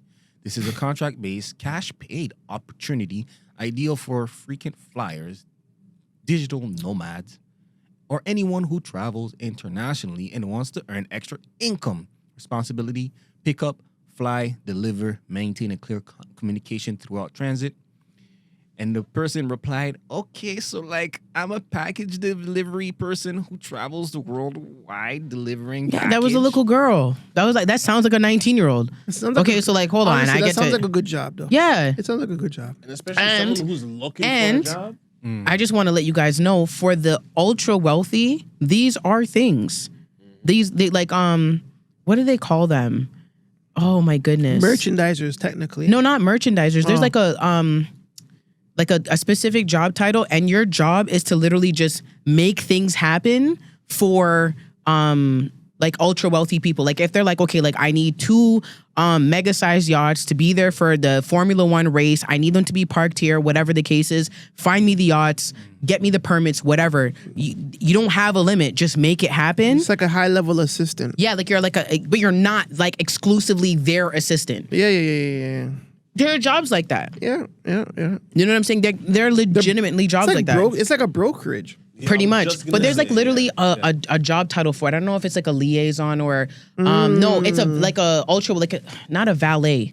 But they're pretty much like a valet person. Like they just bring the stuff to you. You got what I'm saying? That like if you're like, oh, I need a jet to pick me up here and drop me off there, and then when I get to the jet, whatever, you just call the concierge. That's what it is. Yeah. You're a concierge. That's what it sounds like. And I'm telling you, like if I were to come to you and I was like a concierge, and I've met concierges before, some of their requests are insane. You're like, what? And they don't care. They're like, listen, I need a suite at the Super Bowl. I also need front row tickets at the Super Bowl. While you're at it, get me a suite at this hotel. Get me a car at this. I need a Rolls Royce to pick me up. I don't know what you're gonna do, but I need backstage passes for the Bad Bunny concert. Do what you can. Do whatever you need to do. Just make it happen. I don't give a fuck. And the money is there. The money is there. Yeah. Now, if I told you I did that for a living, you're gonna be like, right. Anyway, so I believe that. No, you'd believe that, but you wouldn't believe that people are looking for people to deliver packages. A lot of people are not. It's the opposite. Sam, honestly, I feel like you want to raise my blood pressure. Because you want to do a thumb war. No. He's a little, I don't know. Anyways. But why would they pick Hong Kong? Because there's a huge demand for soft in Hong Kong, whereas it is the drug of choice. Families sell fentanyl in Hong Kong because... Yeah. Like fentanyl's huge out there. Heroin is huge out there. I think a lot of people forget that Hong Kong is like a real business city. Yeah, what are businessmen known for doing? Yeah, but the thing is, why would it come from Canada to Hong Kong? Cheap. What do you mean? It's cheap. Yeah. Because it's cheaper in Canada? Absolutely. The borders are open. Look at what they're doing in America. They don't even want to let Chinese people over there. Come on. Yeah, and on top of that, it's a lot of people don't realize, okay? The Canadian-USA border, the majority of it is open land. Yeah. It's open. Like, drop your Google Maps person anywhere along, like, where there's not a major city in the, like, against the Canadian border. It is nothing there. You could walk over it. Yeah, technically. Literally. Not technically. You can walk over it. Go to Niagara. There's a whole bridge. You could just walk. I'm not talking. No, there's nobody there. There's nobody there. I know, man, we've done that still. What do you mean, the Windsor cross? No. I'm talking about across Canada. Like there are places. There's the majority of the Canadian-American border. Look at it. Is unmanned. Yeah. There's nothing there. They're dirt roads. Actually, some of them they have like cameras and but they're unmanned. It's not. Yeah, like you can just cross. You can just literally just cross. You can sit here. There's like a border between Niagara. Yes, there is. There's a border between Vancouver and Seattle. Yes, there is. But along Manitoba, along Alberta, Saskatchewan, along Edmonton, fam, there's border towns. There's border towns literally where like one side is Canada and the other side is America, and you just could just cross the street and you're in America. There's one neighborhood in Windsor that's famous. Their cul-de-sac the border literally runs halfway through. So technically, half of the neighborhood lives in Detroit, half of the neighborhood lives in Windsor. Yeah. Like, it's not what you think. More so, like, the U.S.-Mexican border has way more security than we do. Yes. Yo, shout out my niggas with the roots. That's why they're getting so upset. Like, Americans get so upset at Canadians, like, oh, you guys need to da-da-da-da your border. Who's manning that? All that land, all that free land. And that's probably why Trump always be like, well, the fentanyl's coming from you guys, so like you guys need to fucking fix up. But he might be talking the truth because it's so easy to get over there. Like, you know how many of my friends tell me about a certain situation that they can just go over there and like easily? And I'm like, wow, you guys can? If you got the roots, you got the but roots, yo. realistically, it's not feasible because again, the majority there's nothing close by. You could build the wall. Are you telling me that niggas can't climb now all of a sudden? You think they give a fuck about barbed wire? Unless it's manned. Yeah. And nobody's investing that kind of money. Nobody's investing that kind of money because the majority of these people are gonna sit there and stare at nothing all day. Yeah, you're right. And you're just leaving yourself open for corruption anyway. Because let's be for real. If out of a 365 days, you might see a person 3 days, 4 days out of the year, babes, you're going to be running some things over that border. Facts. Promise you are. Facts, I was going to say, is the land even like farmable? No, the plains normally isn't. It's mainly clay, so no, it's not. Like that's why there's nobody there. There's nobody there for a reason. It's gonna be real hard to live there and stuff. Exactly. Yeah, it's really just like Greenland. That's like, it. You know, marshes. And imagine, like, even people who live in mining towns have a little bit more excitement than you would manning that border. Yeah.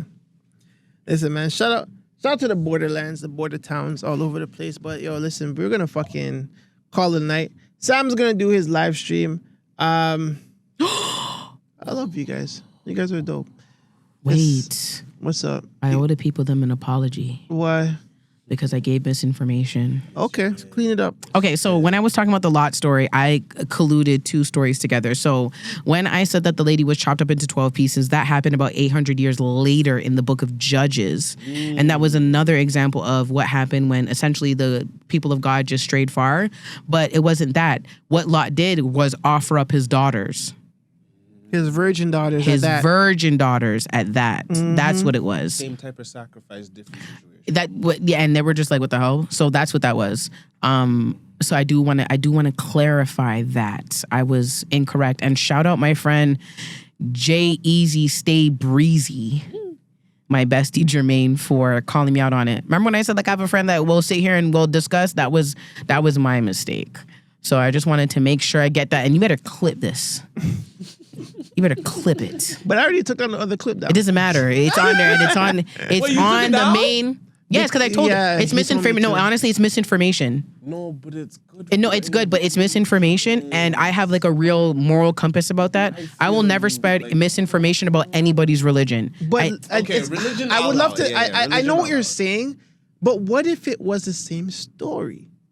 If it we don't know, right? It's the Bible. No, it happened 800 years later. I'm telling you, it happened 800 years later. In a similar fashion, in a different book, different story. It could have definitely been the same story told differently. No, it wasn't. And let me tell you why. Because when Lot was alive, and it's also not the 12 tribes of Judah. I misspoke with that. It's the 12 tribes of Israel. The 12 tribes of Israel didn't even exist yet because Samuel didn't crown the first king, which was Saul, and Saul didn't have his kids yet.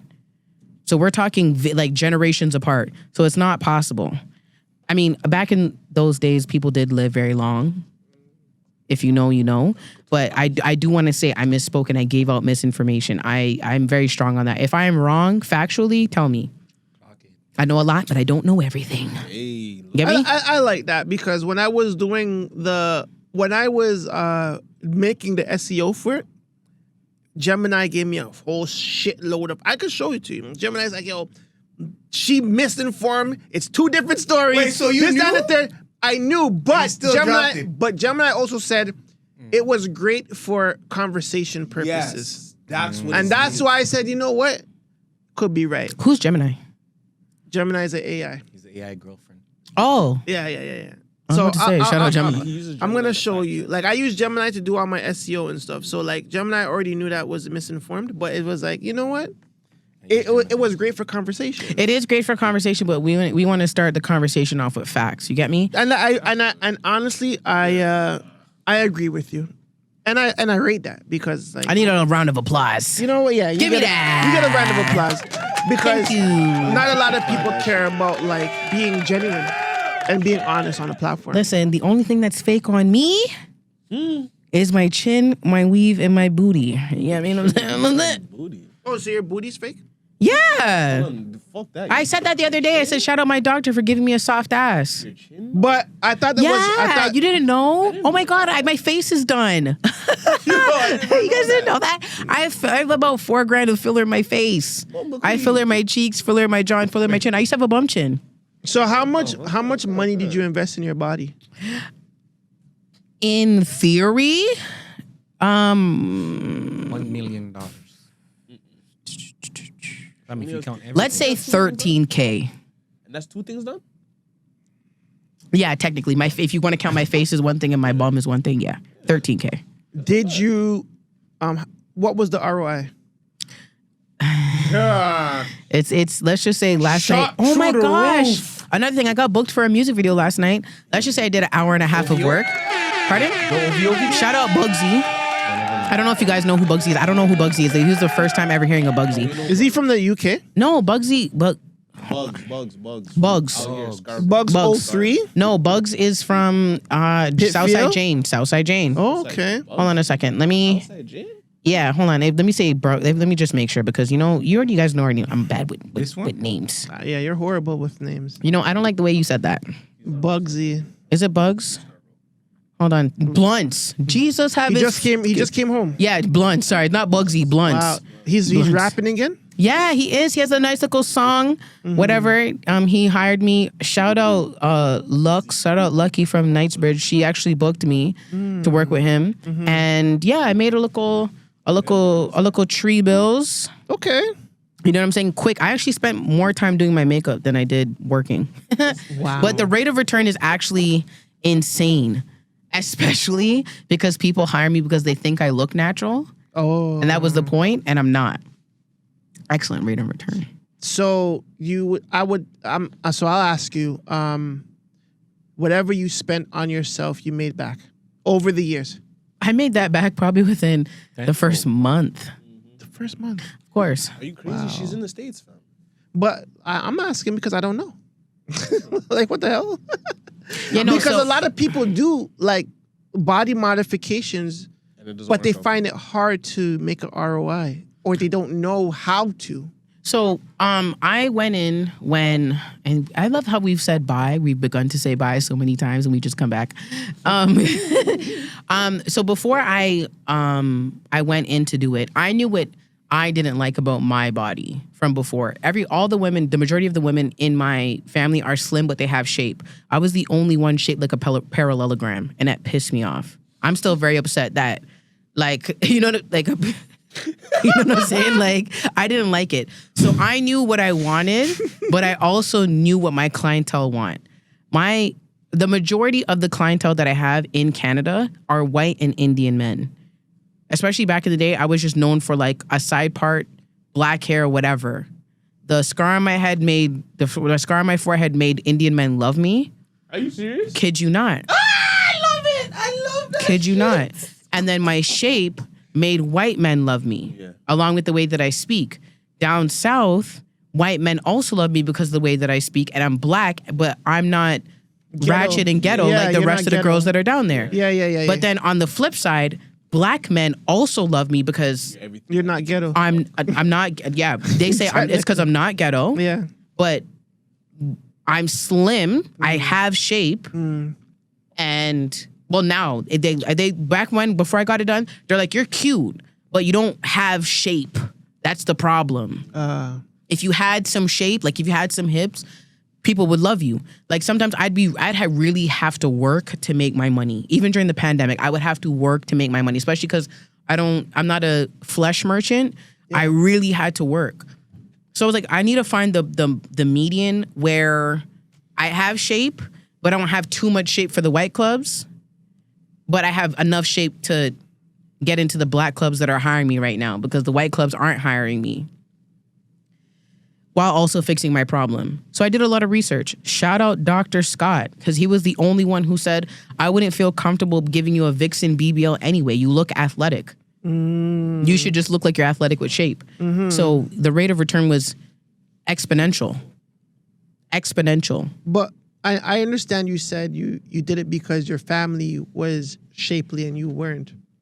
But did you feel like it was necessary, especially that, you know, you had other interests? You had like, you know, you're a gamer, you love manga, you love anime. Why didn't you just make that your calling as opposed to being a midnight ballerina? So the midnight ballerina thing was a survival thing. There's a story behind that. If you want to know the story, we can do another discussion on that. But I never got into the game because I thought it was glamorous. When I got into the game back in 2011, back in those days, think about it. Being anything involved with the nightlife was shamed on. This is back when like Backpage was the thing. You get what I'm saying? There was nothing cool.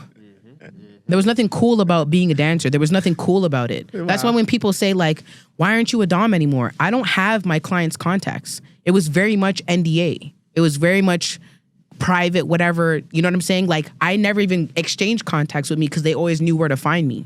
You know what I'm saying? They knew what spa I worked at. They knew what club I worked at. So when they came into town, like I can tell you right now, I know a lot of your NBA players intimately. I know a lot of your NFL players intimately. I know a lot of your CFL players intimately. I don't know who you're talking about. That's always going to be my answer. I've signed NDAs. I don't even know when they expire, if they do expire. Zion is young. Oh, yeah, you're right. She said 2011, cuz. I can't lie. Like, when she looked, he said 2011. I was like, wait, hold on. You were like 10. Like, chill out, cuz. But you know, like, I can tell you, like, that's why I speak to you guys on, like, I'm kink friendly, whatever. But I don't know, I can't tell you nothing. Yeah. You know what I'm saying? Yeah. So when I did it, it wasn't for fame or whatever. Streaming wasn't a thing back then. I did it because I needed to make money. That was it, that's all. Did your mom kick you out your house early or something? No. Because you know those Caribbean women, like, unfortunately, I'm not going to name names either, but I know situations where, like, a woman will come of age and the mother was like, okay, well, you're that age now, out my house. No, like my mom didn't kick me out, but she did want me out of her house. My mom did want me diagnosed as clinically insane, so she had a reason to relinquish her rights. You get what I'm saying? Like, I can tell you my backstory. A lot of, like, everybody who knows me knows the majority of my backstory. I've never really spoken about it publicly because I was still in contact with my mom and I thought there was still a chance of repairing our friendship. I only made the decision recently to, like, there's no coming back from no contact. My mom is not safe to be around. Like, I would never leave my kids with my mom. So if feeling that way, trust me, if you know the story, you wouldn't do that. Because anytime I say that to people are always like, that's your mom, though. No, I understand. You know? Mothers are weird. Like, it's very odd. Yeah. And I don't hate her for it because there's a lot of trauma. Like I said, we could talk about this on a pod one day. We can make an episode about it. No, I was going to say. We can make an episode about it for real. Empress Claire episode, just like interview style, but just let her tell her story. So when I did it, it was literally out of survival. Like, literally, it was out of survival to the point where church people knew about what I was doing and said, I get it. You understand how insane that is for church elders to say, I know you're in the spa and I know what you're doing? My uncle used to be a regular. Well, he's not my uncle, but he's like a family friend. He's somebody I consider an uncle that used to be a regular at the spa that day. And he literally said, you know what? I get why you're there. I get what you're doing. I'm not going to go there anymore. So it was never for clout. It was never for attention. It was never for designer bags. It was purely, I need the capital to do whatever. That's what it is. I wanted to get into streaming, but the resources that I had, like when streaming just started bumping, when Twitch just was bumping, people were like, yo, you need to get into streaming. And I just didn't have the capital. I didn't have the space. I didn't have a PC set up. I didn't have a camera. When I did get a camera, someone robbed me. It was just, you understand? So it was just never the thing. Like, I have a Yeti mic that I've never used. You know what I'm saying? Wow. I was always interested in it, but it was never because of that. And I never got to be able to be better. It was just a byproduct of me wanting to feel. It's gonna help me make more money. It helped me make more money, yes, but that's not why I did it. I ask anybody that will tell you when I was young. I always wanted shape. When I was going through puberty, I said, God, please, I want titties the size of watermelons. If not watermelon, just half a watermelon each. Like, please. I always wanted to be shapely. Making money, extra money off it, great. But I just wanted it for me. I just like, yeah. I need to walk and people be like, ooh, yeah. Okay, curvilicious. Hello. That's what that was. So is top surgery a part of the plan? Absolutely. I've never been titty but fuck before. I don't got the facilities for that. We are gonna add the facilities.